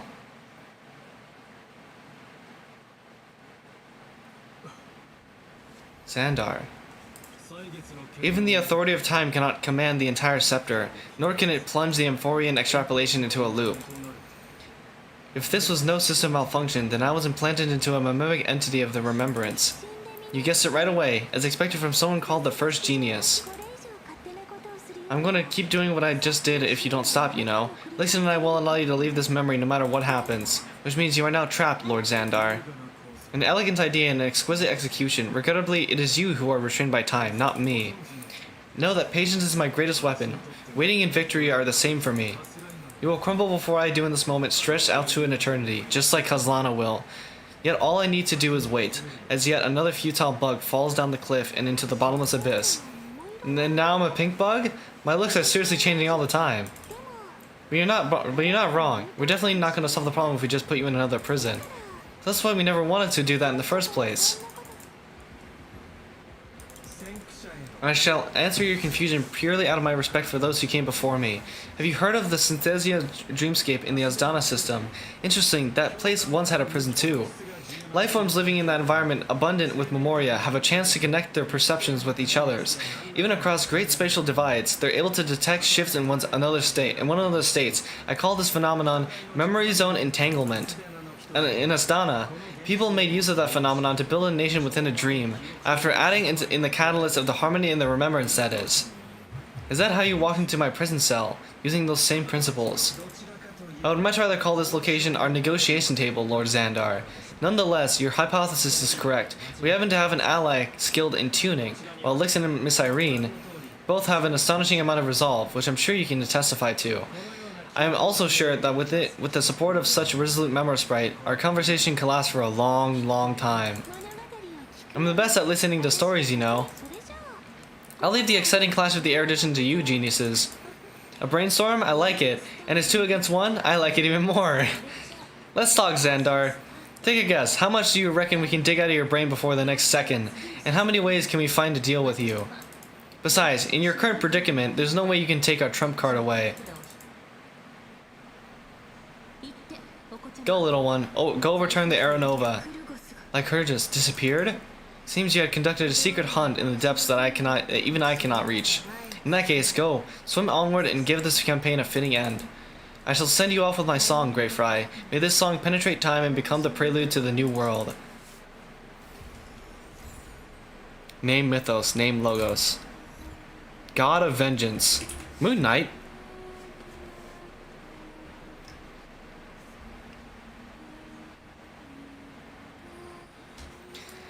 Let's fucking go!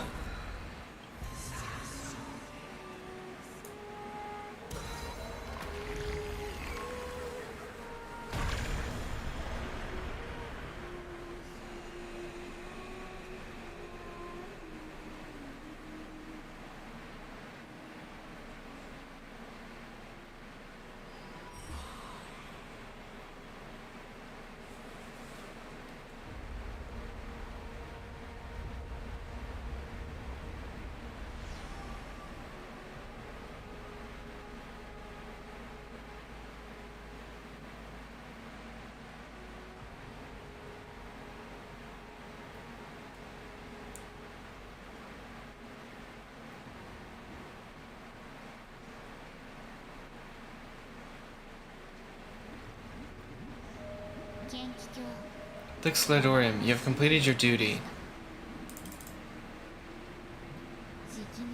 A new dawn is about to rise. Why not swim towards it?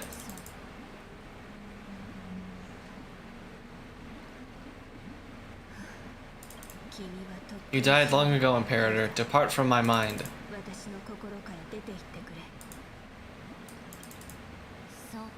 But your duty towards the Imperator did not die with me. That duty will bind you no more. You will be able to hold for yourself one grandiose feast after another in the endless days to come.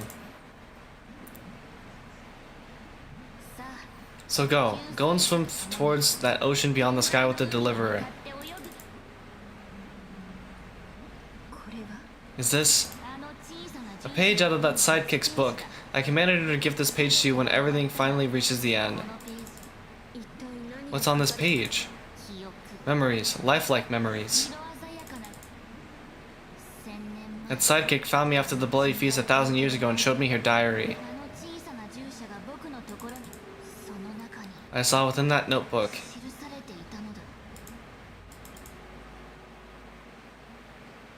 Before the campaign against Fogosa.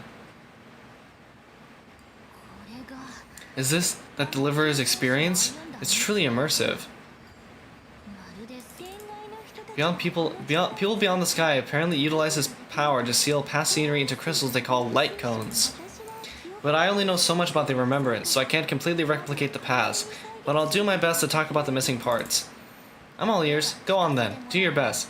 But if your chatter gets too boring or I deem you offensive, then law will become forever beyond their reach. Go on. Got it. I'm sure you'll find this to your liking. After all, it's human nature It's human nature to want to embark on a journey into the unknown.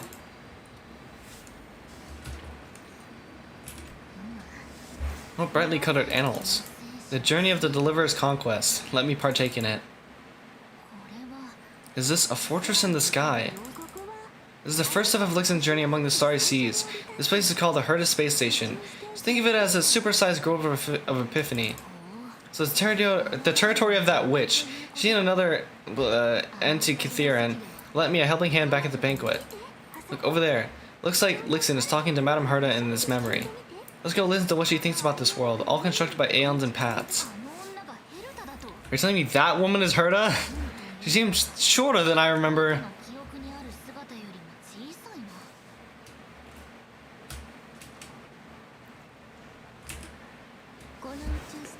Pretty nice space station, huh, Lixen? But just wait. After a couple more stops on the Astral Express, you'll see sights that'll make this place look ordinary. The cosmos is so vast that the unknowns far outnumber the knowns, but none of them will end up being anything amazing. The farther you go, the more you'll understand what I mean. So do your best with the nameless. Break a leg and remember to send an update or two to Asta once you've got some downtime. She certainly shares my way of thinking. Only that, instead of a conquest through blood and fire, they chose a gentler path. People call Madame Herta and Mr. Scrollum geniuses. Apparently, only the smartest people in the cosmos can receive the blessings of Nous, Euphorbius' true creator. You mean that even individuals of such nobility are merely subordinates to a god? On the contrary, after all, it was the very first of them who created the god. But I don't really know all the details about that. You might be able to ask Madame Herta yourself when you get the chance. Let's go check out some other worlds next, shall we?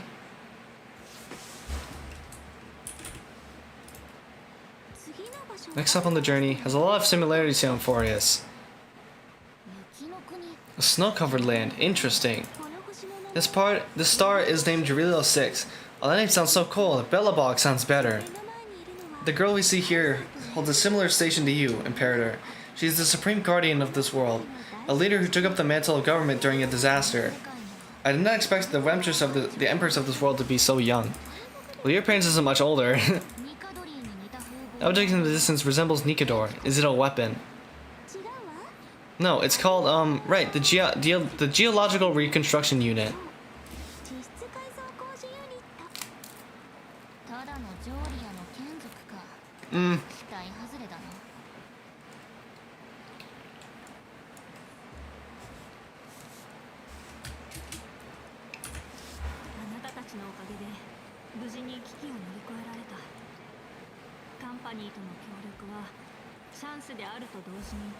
It's all thanks to you we survived the crisis. The collaboration with the IPC is both an opportunity and a challenge. Nonetheless, it's an important step in our journey back into the universe. This world was sealed beneath its sky just like Euphorbius was, and they only managed to reconnect with the stars when the Nameless arrived. And the IPC chief spoke of is a more powerful organization. Yes, the IPC conquered many worlds through trade and opened up a vast territory that way. There are many such powerful alliances beyond Euphorbius, and they all walk on roads different from the destruction. Coming back to the Supreme Guardian and her Belobog, didn't they find a peaceful way to enter the interstellar community? It cannot be true. The IPC would never have grown so big on trade alone. It may pretend to be a wealthy merchant with clean hands, but I'm willing to bet that it grew fat on gory oppression and bloodshed. Boot Hill much? Boot Hill much?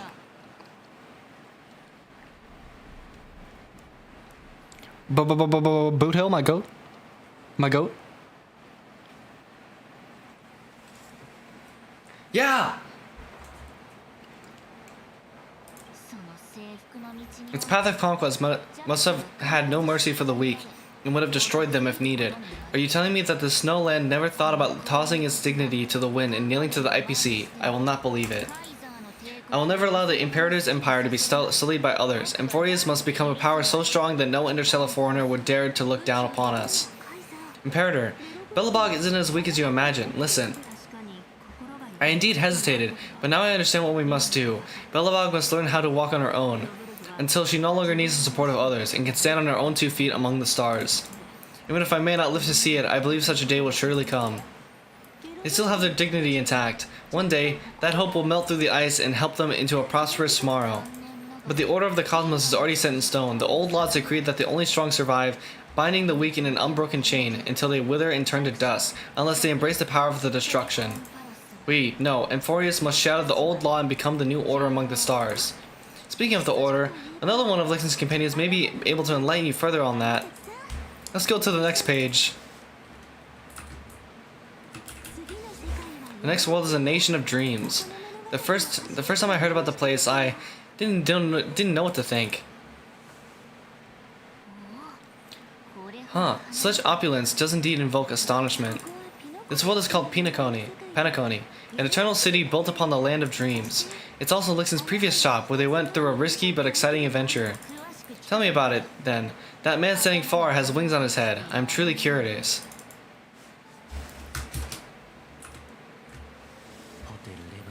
I wish to gaze upon the views of the Rivery Hotel one more time, Lixen. I will be just a traveler when I come back here again, and perhaps through a traveler's eyes, even the things I once knew so well will feel strangely different. Penacony is a land of the harmony where all dreams and hopes merge and combine. It believes in unrestrained freedom, and that's how it lost itself in shallow delights.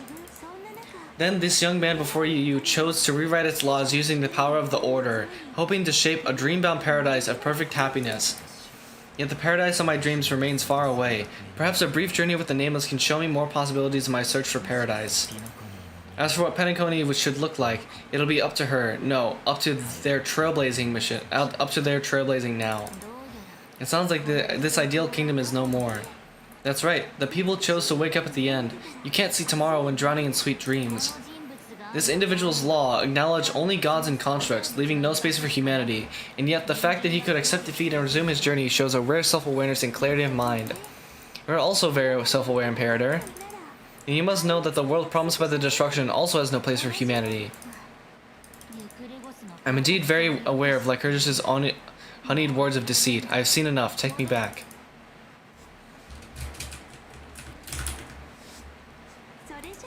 Let's wrap up this trip down memory lane with one last scene. It's absolute wonder. Isn't it pretty? That's our Amphorius. Our world flows and meanders in this endless band of light.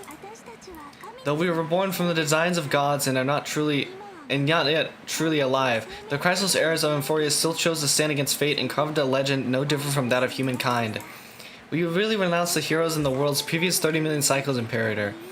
Including even yourself, will you bow to brutal destiny and allow that puppet master named Destruction to have their wish? I know what you want to do, Sidekick. You want to use that Deliverer's memories to influence me and tilt the scales of law toward him and the two geniuses. You really saw right through me, Imperator. How can one rule an empire if one is incapable of understanding people's minds?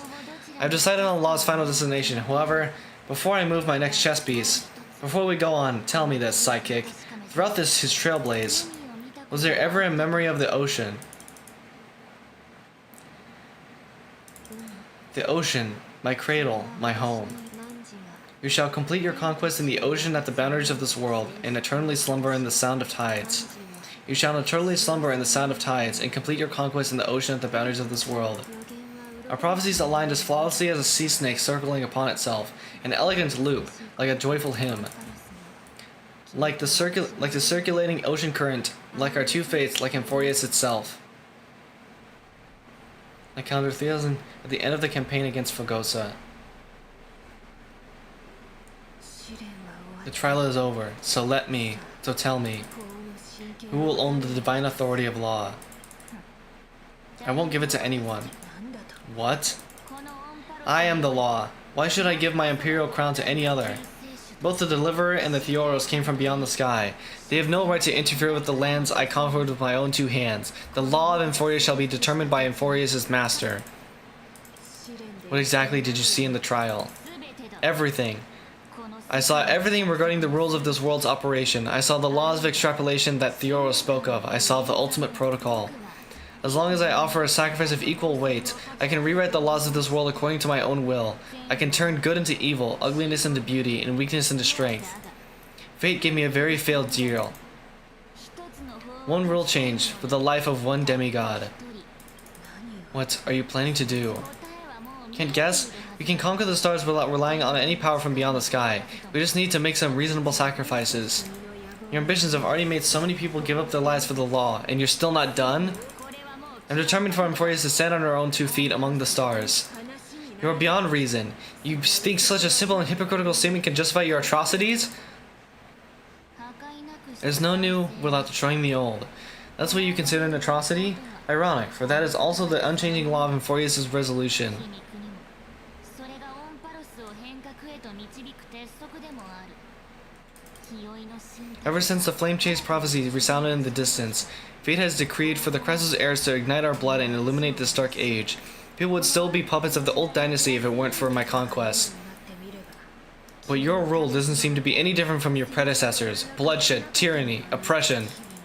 You're making the same mistakes they did. そう結論 Go and see everything for yourself. Go to any library I've built. Go listen to the rumors on every street corner. Go and witness how the Imperator crushed the old laws and forged new ones. Go and see what my conquest brought to this world. 僕は黄金戦 I cleansed the Crassus heirs' filth and mended all the conflicts left by the Era Bellica. I've restored Akama's might and allowed mortals and Crassus heirs to face each other as equals in the council. I punished all sins and rewarded all achievements. I smashed Talaton's shackles, united humankind to save themselves, and started the Flame Chase era. That's what the Imperator has done in her glorious life. 故に今 So now, hearken to my final words. History will eventually forget Sir Hydra, but it will never forget the Imperator's people or the Flame Chase era she began. Final words? 壊滅の Euphorius is about to be destroyed. There's no time left for pointless debates. There's only one law I want to overturn to aid in the battle of the deliverance, so I will only offer the life of one demigod. ヘレクトラ In the name of the Imperator, I command you one last time, Electra. 征服のため Either sacrifice yourself for conquest, or pierce this tyrant's chest with your sword. これが Thus the Imperator concluded her final speech. その勝負 At the end of her life, at the last moment before she stepped onto the altar, she gave her the most loyal subject the choice to decide fate, just as she promised her compatriots before her very first campaign. My blood flows in you now, who are compatriots. Follow me and we'll seize fate's reins. The Imperator fell. Some say that the Dux Gladiorium turned traitor and killed her liege. Some say she imprisoned the tyrant in a shallow pound of water, then left, which meant the Imperator had to kill herself to rewrite the law. カイザーの死をめぐる There are countless stories about her death. All we can be sure of is, when the knight left the vortex, the Imperator was still mumbling about their past conquests together, the beginning and the end of her existence. すいませんカイザー尊き身であり Imperator, wait! How can someone of your status come to the front lines? Let me be the flag bearer. 答えろ Oh, that's Terravox. にある関所の守備軍 The troops defending the pass to the west of the grove, have they surrendered? They ran as quickly as they could when they heard your name. The Golden Cocoon Pass is now in the First Legion's hands. Good, what about the Delosian militia? 第三軍団が戦 The 3rd Legion set fire to the mountains and flattened everything west of the basin. They just need a few more days. That is enough. We cannot afford to miss an opportunity for victory. Lastly, how many Ledonian cannons are left? ゼロです There are no more. The 2nd and 4th Legions have destroyed them all. 見事だ Very good. Now they now have no way out, no reinforcements and no artillery support. We will be able to liberate the Grove of Epiphany in the blink of an eye. We will launch the final charge 1 quint after the curtain fall hour tomorrow. Remember, as long as the Alliance's flag still flies on my shoulders, you must keep moving forward. 肩に敵兵はそ Take no prisoners among the enemy soldiers. All sages who resist are to be captured and tried accordingly to martial law. And do not destroy any books. Now go. Notify the entire army. Understood. Those who are resolved to die, we salute you. Reporting in. 抵抗は激しく The mountain dweller. Oh, Sharvok is gone. The mountain dwellers are resisting fiercely, and the legendary mountain breaker is personally engaged in battle. Their formations are nigh impenetrable. 強行 And seize our frontal assault. Send scouts and to all legions and tell them to retreat into the treacherous plains before the parting hour. What, are you planning to surrender? It's a strategic change of plans. The seismic walking dragon is enough for that battlefield. Walking dragon? You mean that stupid beast Terravox? What can they even do? 愚か Stupid? No. They're the wisest of all Giorios' creations. Only they can perceive the currents of time. Let them deal with their earthly brethren. We will advance and take the lead in defeating what remains of our enemy. 敵の侮辱には I will deliver the fiery retribution for the humiliation they dealt us, and crown myself with a god-slaying wreath. かしこまりました Understood. I'll see to it. Those who are resolved to die, we salute you. 運命の Oh my god, we have to go through every single demigod here. Hey, give me a second. I gotta eat.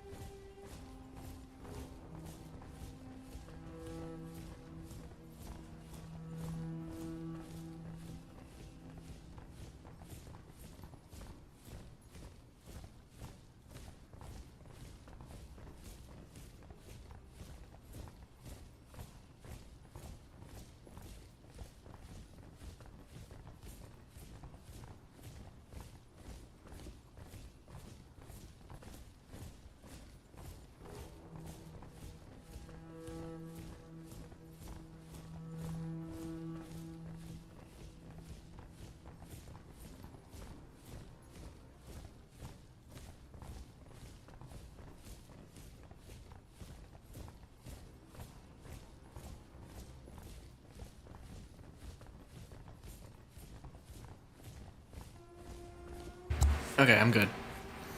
The Temple of the Three Fates sent a letter, Imperator. They refused to surrender and said this letter is their last warning to us. They tell the commanding officers not to launch any attacks unless they receive the Imperator's handwritten approval. Disobedience will be punished by death. What are you doing? The priests of the Three Fates aren't soldiers, but politicians. Do not mistakenly believe they don't have a plan. These dying priests will wring out every idea from their brains, all for a short-sighted gain. They are much shrewder than we are. I am inferior to them in that regard.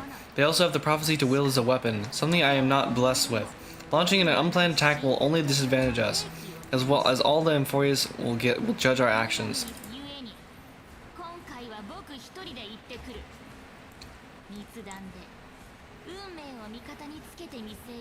Which means I will be heading to the battlefield myself, just as I've always done. This time, however, I will go alone. I will conduct secret negotiations to ensure fate is on our side.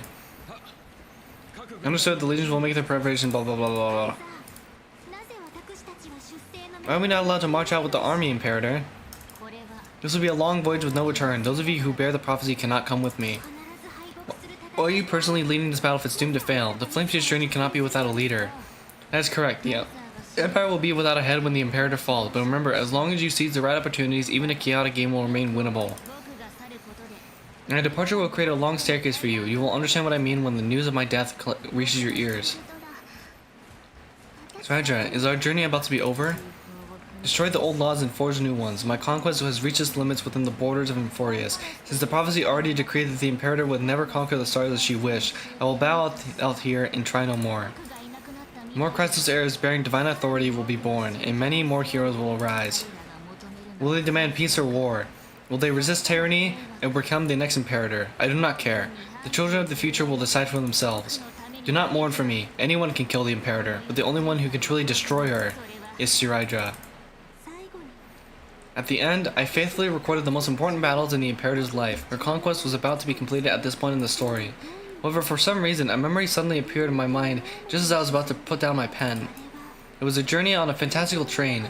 I had the honor of having a heart-to-heart conversation with the Imperator under the stars, and I asked her this question at the end of that discussion. How do you want history to remember you? As a hero who gave up her life for the Flamechase, or as a tyrant? She answered so quickly as if she had made up her mind long ago. I would rather be forgotten than be defined. Oh my god. Because the law can be neither eternal nor unchallenged. And only humanity can pen laws into history's pages. Now I've shattered the greatest law of Euphorius. This game is nearing its end. Dux Gladiorium, even though you killed the Imperator in the previous 30 million cycles, this time you finally found your own law. Then Hyslins, Electra. I will ask someone to deliver the prophecy's ocean at the boundaries of this world to you. Will you choose to swim into that ocean? I do not care. Do not care. The Imperator muttered about her conquest. The news of her death spread in the city. Freedom, liberty, the tyrant is dead. Go shout this news in the streets. My people, my fellow elders, do not panic. Stand your ground. The usurper has paid for her ambition with her life. People once cheered for my ascension, and now they cheer for my fall. No matter, I am fond of applause. I see, the cosmos, the battlefield that I cannot reach. I will return in the next cycle. The stars will hear my legion's war drums. Hear the great name of the Imperator. Hear Euphorius's Siraja. To this day, we do not know which rule the Imperator overwrought at the cost of her life. Perhaps the truth will only be revealed at the moment of checkmate, just like every chess game she ever played. We only know her death inflamed Akama. On one side of the city, those who defended liberty toppled her statue to the ground. On the other side, her supporters put themselves between the masses and her monuments, declaring loudly that the sovereign is still among the people. It is said that golden blood congealed in the same letters everywhere they fought. It was the name borne by Akama's first and final sovereign, the Imperator Siraja. But the one who bore that name did not see any of this. Her gaze was cast far away, at the sounds of tides, and her ears drowned out the people's cries. What was the Imperator thinking about in that prophesied ocean at the boundaries of the world? In that shallow puddle of stagnant water? Was she reminiscing about her past conquests, or repenting for the millions killed for the Flamechase? It was neither. The Imperator only saw how the surface of the water gleamed in that crude chessboard, dissected by light and shadow. In the afternoon when her teacher played against her for the first time. Look at this chessboard. What do the pieces look like? They're strangely beautiful. まるで They look like the stars in the night sky ablaze. God, give my voice a break. ページか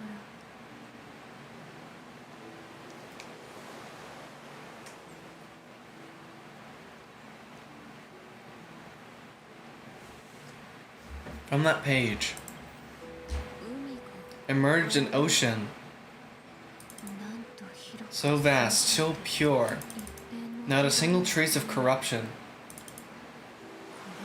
Is this 踊る Siridra, エレクトラ Electra, my subject? 侵食 Ever since you walked out of that tainted ocean and plunged yourself to me, I have seen the abyss in your eyes and the emptiness in your heart. だからこ That was why I promised you a new ocean, where the Imperator's ambitions would serve as the currents and loyalty would be its そ light. エレクトラ Electra, my subject, you have done your duty as my blade. The prophecy has now made its final decree on the road I intend to walk. My conquest is doomed to never reach the stars. But the Imperator never makes empty promises, so take this memory, this ocean beyond the sky, as witnessed by the Deliverer. ザーが進化に This is the final gift that the Imperator can leave for her subject. かつての私 When I was still a fish in the ocean, I always felt so genuine swimming through the waters. やがて浮か Once I stepped on the land, I found myself caught in a play. Every land dweller wore a mask in their life, so I too donned a costume and tried to find my role in this show. I became your blade in war and the violin strings at banquets. まだわからない Do you still not get it? I do not long for the oceanic depths of my homeland, nor do I crave the swelling seas beyond the sky. Perhaps even I don't know what I want. I still don't know where I should swim to, even at the end. But I know one thing right now. 魚 A fish is simply a fish, and she can never leave the ocean she's in. 私たちもま But whether the ocean or on land, or we two prisoners, we can never escape this. Who can never escape these caves. 洞窟の外へ Can still look outside the cave and see the stars. それにしても I have to admit, the 12 factors emulation of life in this experiment has far exceeded my expectations. Make your choice then, senior society member. Do you want to keep walking down the wrong path and be remembered for your incorrect conclusions? Or do you want to return to the audience seat and give yourself, Amphorius, and the entire cosmos a more fitting end? それはおこと I must refuse. A dead man never fears death. Did I not make myself clear? Have you forgotten about our dear Lord of Silence, Gene Society number 4? You wouldn't want her to consider your 8 other clones as cancers within the erudition and chop them all up, would you? 皆さんの推 Your logical deductions are vastly different from mine. Therefore, allow me to provide one more academic recommendation. Listen, my peers, why don't you look beyond this world, just as the Crisis heirs did? Reevaluate your calculations and take into account all enemies in the upcoming war against the Aeons. Amphorius is not a place where 3 paths entangle. It's where 3 paths fight to the death. 奥室を用い Use Memoria to resist me, but did you not consider the possibility that the Remembrance and their children might have taken this opportunity to join the fray as well? In the meantime...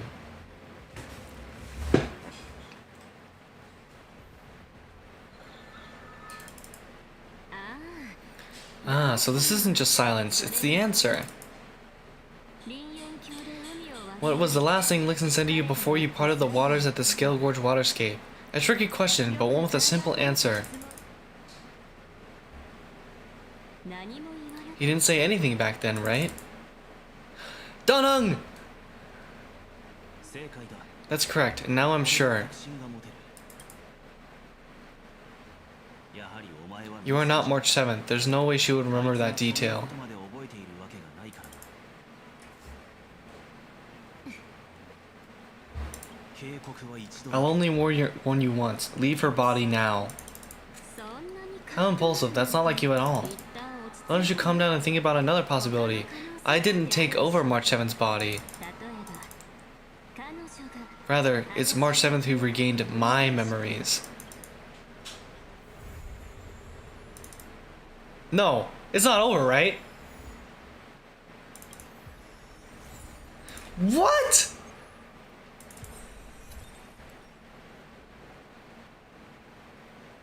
What about the Iron Tomb scene in the trailer? What?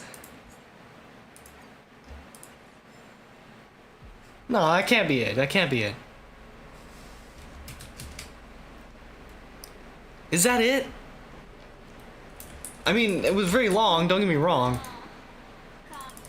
But I thought there would be more.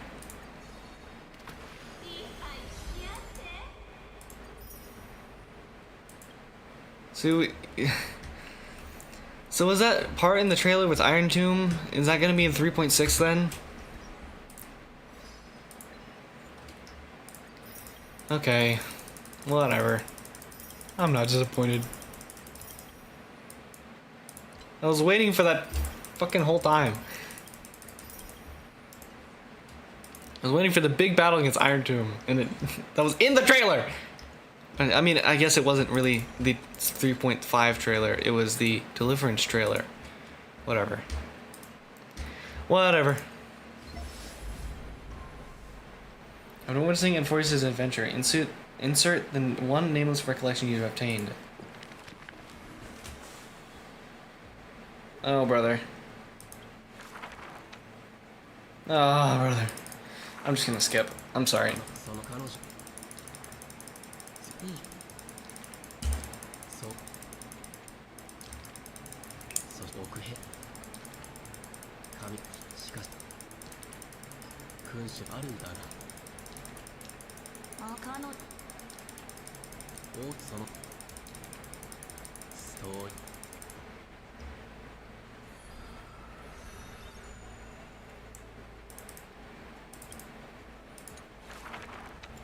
カイザーの子数字おうひだカイザーダンカイみなママバンこれ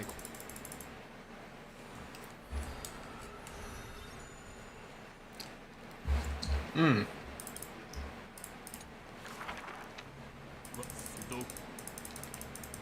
カイザ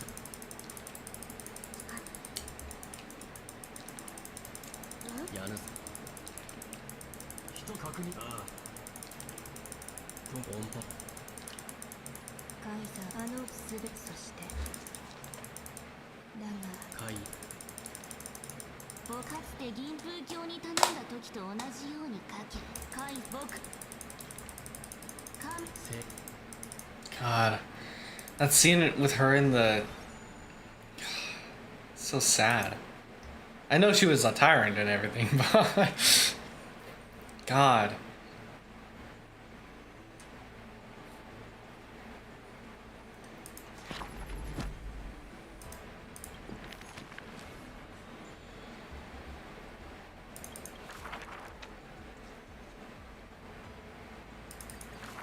I actually do kind of want to read this one. 君は Rid of the Rosy Celestial Maiden. Oh, I'll read important stuff. あるいは彼女は桃色の神とニカドリーの宿敵だと言われ Nikador's nemesis, while others say Minesta was infatuated with her. 謎多き麗しのメイデンよメイデンを見たというものは Celestial Maiden. 心ある詩 You mean ice crystal? 彼女と出会ったという人にいつからかメイデンを最 Celestial Maiden was always mentioned together with time. 人々が祈るとき彼女の名前を口にする Said that even in the selection of priests of time, girls with pink hair were preferred. 選ばれなかった Maybe I need to dye my hair. といけないのかな あの光を祈る Forget, the healer of Twilight has a head of pink hair, but she is descended from the sky. 架空のメイデンの由来についてそのお姫様は天外から舞い降りたという Shooting star like crystal eyes pierced the fog of the veil of Evernight. She made friends with the Titan, and whenever the month of Evernight descended, they would meet again.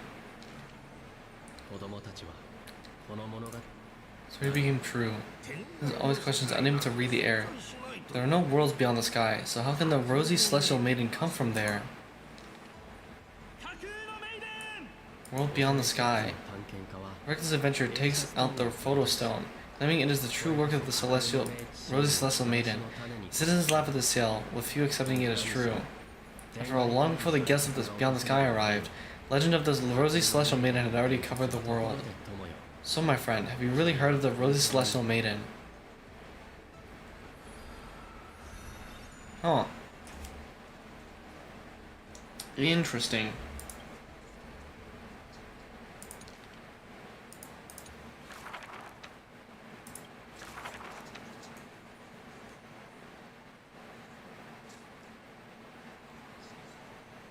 Let me see. Earth Mending Dragon. 広大な大地を巡る巨竜はタイタンの言葉を心に、その旅の中では時は流れ、小さな人しかし巨竜の瞳には憂いの色が宿っている。巨竜は覚えていた。紛争が世に降りかかる刹那、ただ不可骨。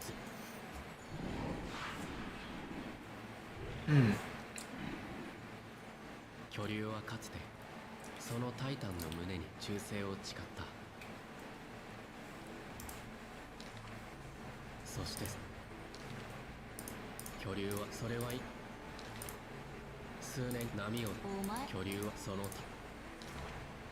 ジョーリアよ、お前不切な死をあり、そこはこのもの。Interesting.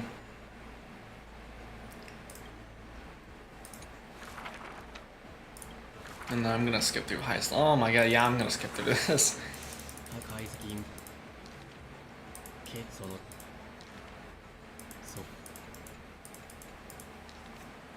剣士発剣士数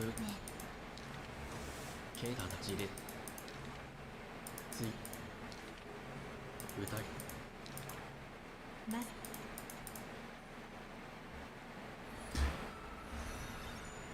Oh, the name changed. スティクスの I'm pretty sure last version it was Hyceland's. し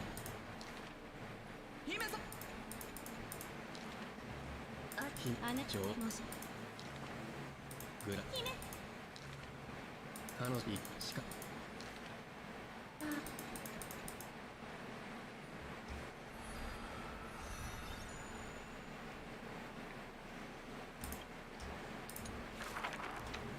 長い年月が過ぎ、彼女もき死んでもしエレクト金の彼女せいこなこは宴で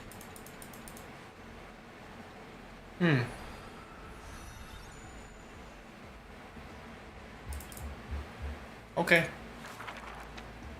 Cool. Ooh, more data. Scepter. Scepter. The Me 13. An astral computer. The simulated world of Emphorius runs on this device in continuous cycles. Unlike other scepters, it is the earliest prototype and once served as a celestial body neuron for Nos, the erudition, later discarded.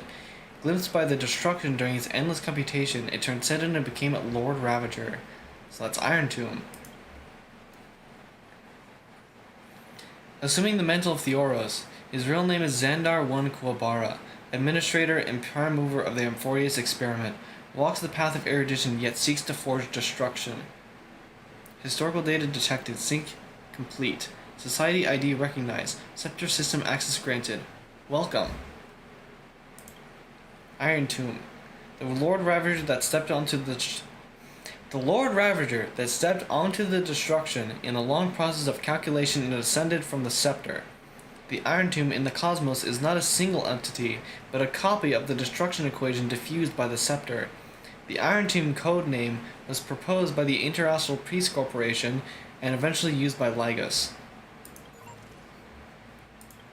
I'm assuming these are all the same.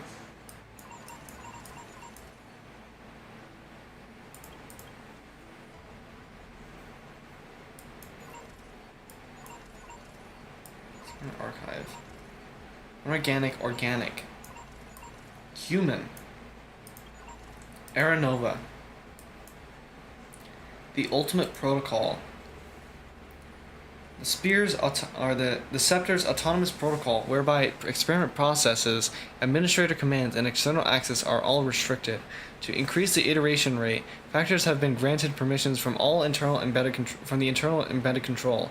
The decision logic of specific electrical signals will be converted into protocol content to assist the scepter in optimizing the experiment structure.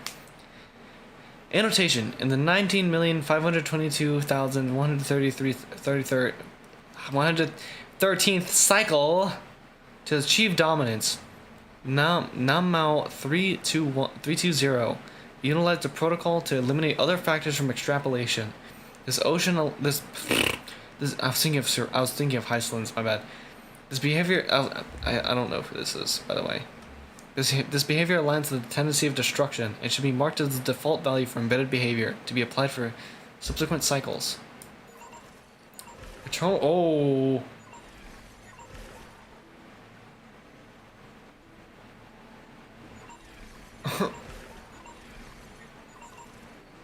This is Aranova. This is Eternal Recurrence.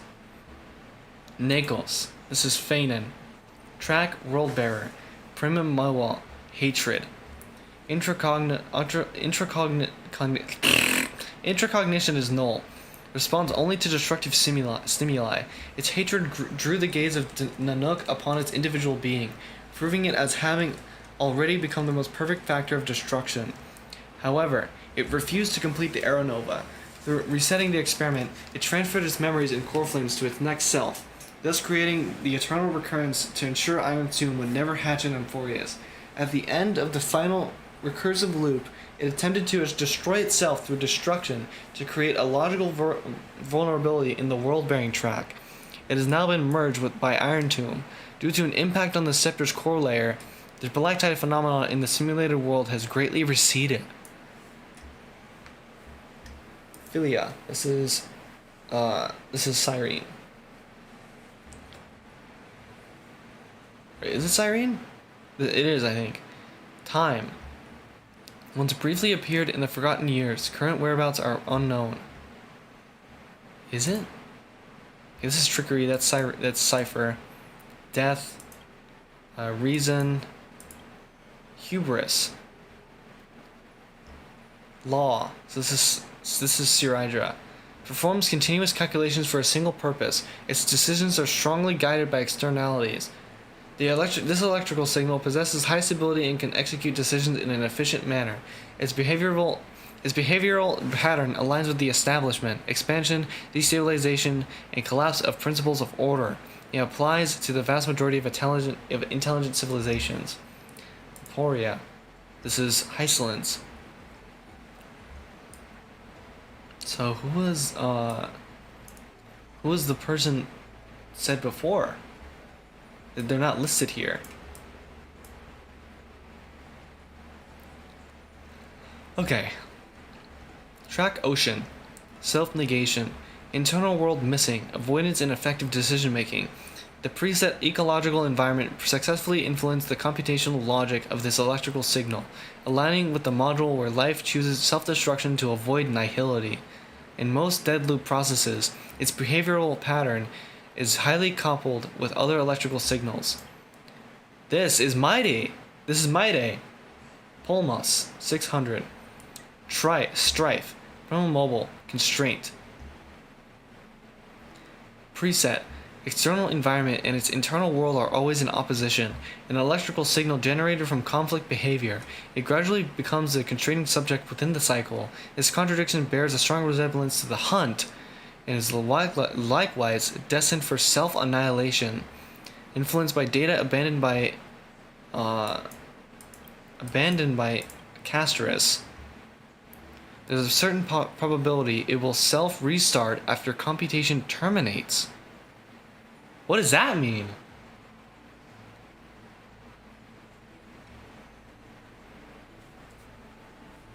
Interesting. This is Aglaya. Track Romance, Prima Mobile, Temperance.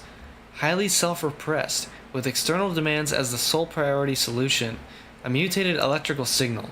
Its decision logic is anchored by highly altruistic behavior. In this process, its survival priority gradually decreases, transforming into self-sacrifice that aligns with the beauty. It also possesses a strong affinity for other electrical signals. So a lot of these talk about what path they're on.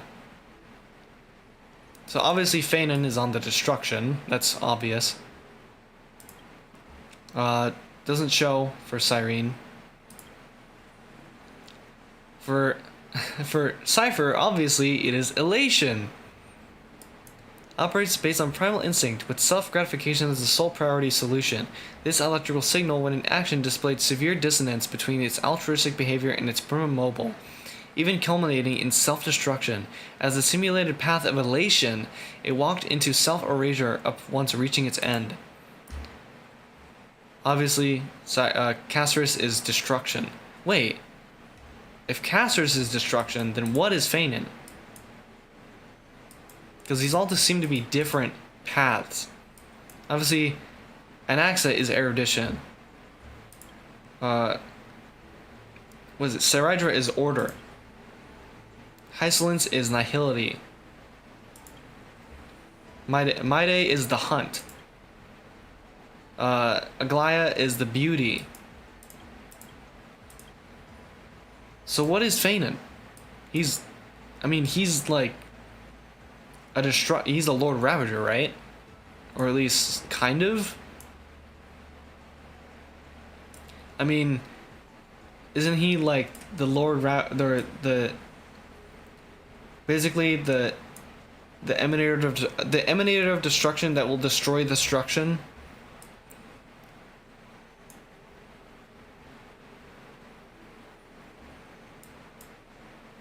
Okay, let's check the other ones.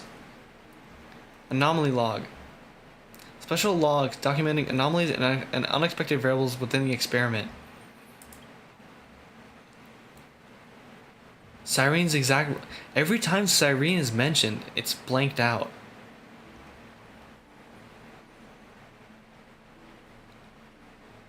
Feinen wielded the power of destruction to erase Cyrene's existence from Euphorius. Interesting. That's us.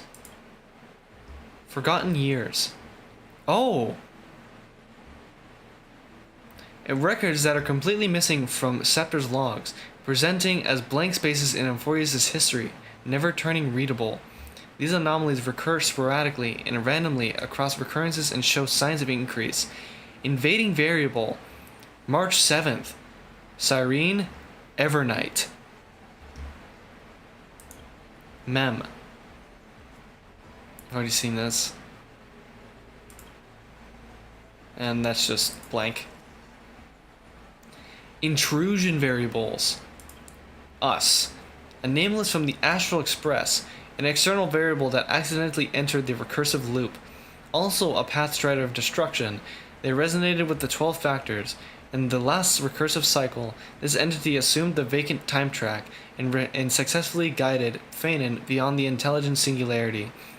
In the new cycle, this entity assumed the vacant world-bearing track. So we just kind of fill in for whoever's not there, I guess. Executing override command. Granted access. I'll be waiting for you in the past? Wait.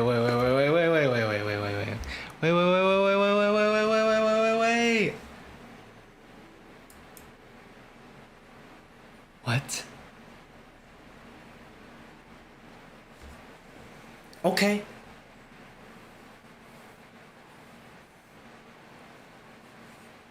March 7th and blank. This blank is likely Evernight. And it's a lot of blank. An external variable that accidentally entered the recursive loop. Time Titan. In the new recursive cycle, assumed the vacant track. So she is now the time Titan. She is now the time demigod. Interesting. Actually, I think that was on her drip marketing anyway. Donhung. A nameless from the Astral Express, a scion of permanence, an external variable that accidentally entered the recursive loop. Pinpoint his location. Failed to locate his coordinates. Subject has exited Amphorius. Target detected. Signal source unknown. Conclusion error. Herda and Screwlum. Genius Society members. ID Herda. ID Screw. High risk external variables. Warning. Abnormal instruction detected. Content. Rollback Scepter extrapolation process. Progress. Based on the ultimate protocol, the abnormal instruction has rejected. Instruction. Mark Herda and Screw as malicious visitors. Just you wait. I, Herda, will definitely return and retire both you and this cold, heartless metalhead. Protocol updated. Visitor instructions authorized. Calculation logic updated. After Aranova, extrapolation progress will be rolled back. So she succeeded. So they succeeded. At least somewhat. Error log. Oh my god, there's so many. So many. Alright, Sirydra. In the light calendar that Sirydra fused with the ultimate protocol and submitted an internal command. Oh, we get to see her. We get to see her what she did. ID Lycos as a malicious visitor and freezing approximately 60% of special permissions for ID Lycos. According to the Administrator Security Protocol, Lycos' self-defense permissions were retained, and the remaining frozen permissions were gradually restored. Damn it. Subsequently, Sirydra rewrote the ultimate protocol to temporarily grant access permissions to Herda and Screw at the cost of ceasing to respond itself. Terravox did not engage in any hostile actions. This entity cannot be located after this year. Aglaya engaged in direct conflict with Lycos, but the attack futile. In the final stage of Aglaya's life, the waiting of survival within its decision-making process approached zero. Caceres launched multiple frontal attacks against Lycos, so Lycos is Lygus, or Xandar. It attempted to use collision detection to make Lycos cease to respond, but to no avail. In 4123, Caceres ascended to demigod. Its mobility permissions were removed and became fused with coordinate nether realm. Tribios submitted multiple internal commands to create new coordinate pathways, causing its multi-track calculations to gradually become paralyzed. In Light Calendar 4123, Tribios created a pathway connecting coordinate Stixia and coordinate vortex of Genesis, consuming massive computational power. Tribios completely stopped responding in Light Calendar 4295. Mydamos launched multiple frontal attacks against Lycos. This entity possessed incomplete restart commission. What? This entity possessed incomplete restart permissions? What? So, after the after the computation terminates, he'd be able to self restart. It was like somewhere. It was who was he? There's a certain possibility it will self restart after computation terminates. So now we have two mentions of restarting with Mydamos. With Myday.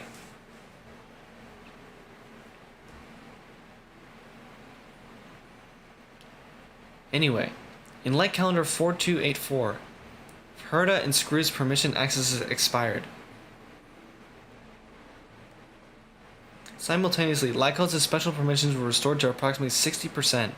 Being pressured, Mydamos decided to sacrifice itself, uninstalling its cognitive module through a ceremony, copying its own data, and promoting its permissions to unconditional and infinite restart. Its future actions were permanently set to continuous neutralization of ID Lycos. Interesting. There's a lot of restart stuff when it comes to Myday. Oh, there's more. In Light Calendar 4479, Lycos' permissions were restored to clear low-spec data. After spending 20 years, Lycos forced Mydamos to cease responding. In this loop, Sephira's instinct-based calculation logic has changed. Salvation weighed heavily in its decision-making. In Light Calendar 4534, Sephira inserted a sourceless command.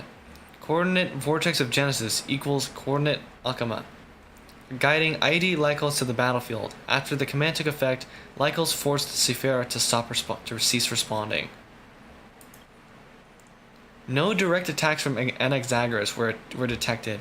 It is suspected to have taken other actions. In Light Calendar 4534, Anaxagoras transmuted himself into a high-density data fusion entity, submitting multiple targeted commands via an internal hacking program, with some taking effect. Lycos' mobility permissions were removed. After directives took effect, Anaxagoras could no longer be located. Damn. Electra had launched multiple attacks against Lycos, but with minimal success. In Light Calendar 3960, Electra became a demigod. Its mobility permissions were removed, and it was fused into coordinate Styxia. After Light Calendar 4534, Electra continuously submitted internal commands to uninstall ID Lycos' cognitive module. These commands violated the administered security protocols and were denied. Not long after, Electra's calculation pathway was overloaded, and it entered dormancy. Light Calendar 4510, Hyacinthia ascended to demigod status, but refused to uninstall mobility permissions. Protection held the greatest weight in its action logic, compelling it to remain on the ground to care for other human individuals. All normal humans in Amphorius ceased life functions in Light Calendar 4602.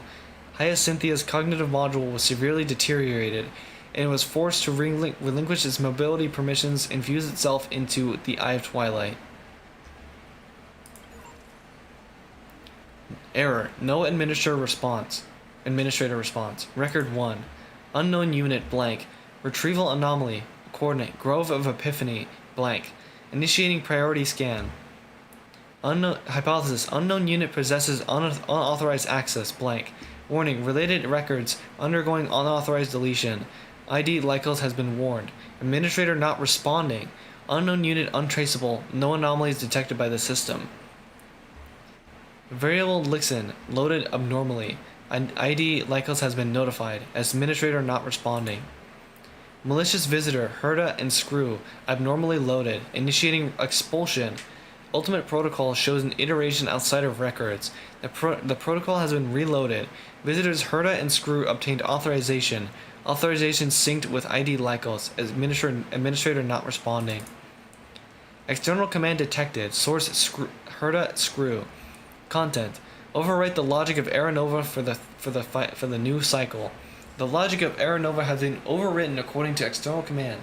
This command may interfere with the system's calculation progress. Lycos has been warned multiple times. Administrator not responding. They did it.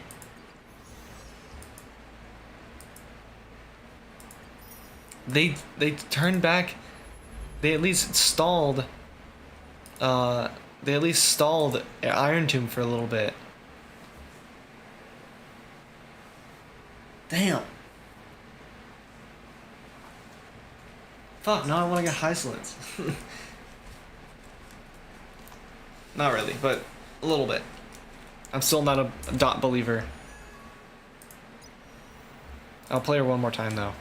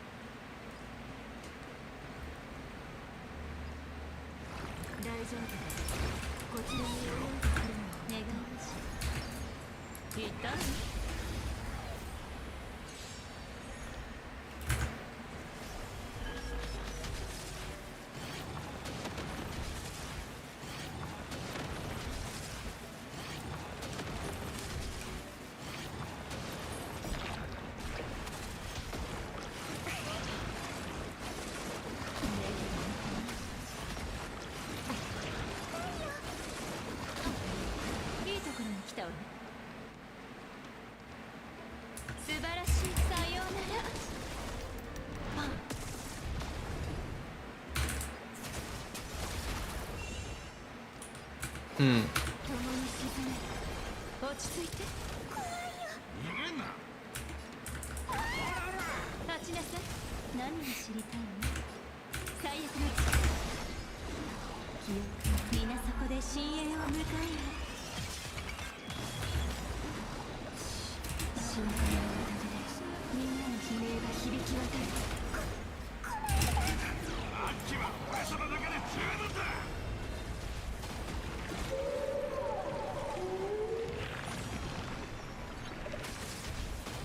Oh my god. Okay, Dot is a little cool, but 素晴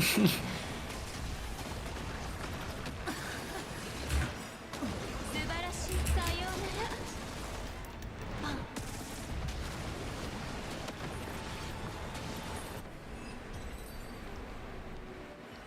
Bug, I don't want to spend for Sir Hydra though, man. I have a lot actually right now.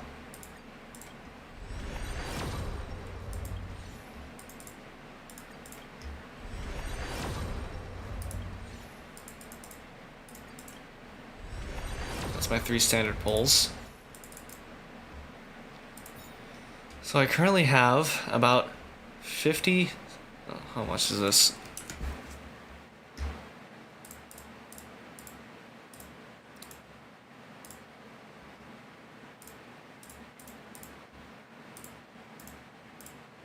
I have 60 pulls exactly. I have exactly 60 pulls. What's my pity? I'm assuming 0? Yes, 0.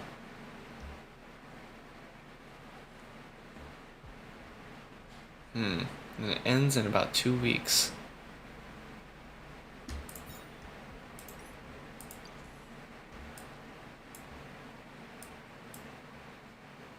Because I don't have Black Swan.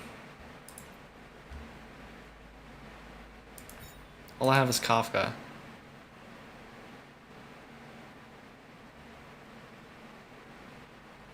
I guess I could use Sampo, but do I wanna?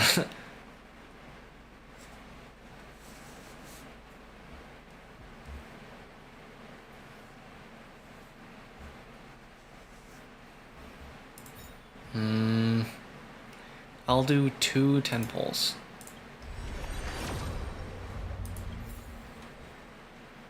If I get her, cool. If I don't, cool.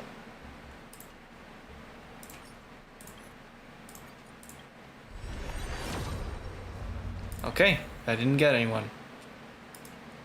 So now I still have about 40 pulls. I should have 43 pulls, exactly. Or not exactly, but 43 pulls.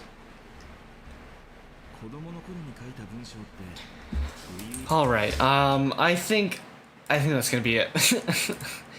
Jesus Christ. Oh my goodness. Man, that was really fucking long. Oh, Jesus Christ. That was really, really long.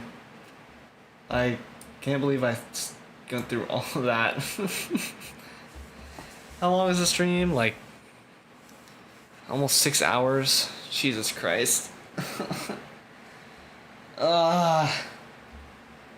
My voice hurts, my back hurts, everything hurts.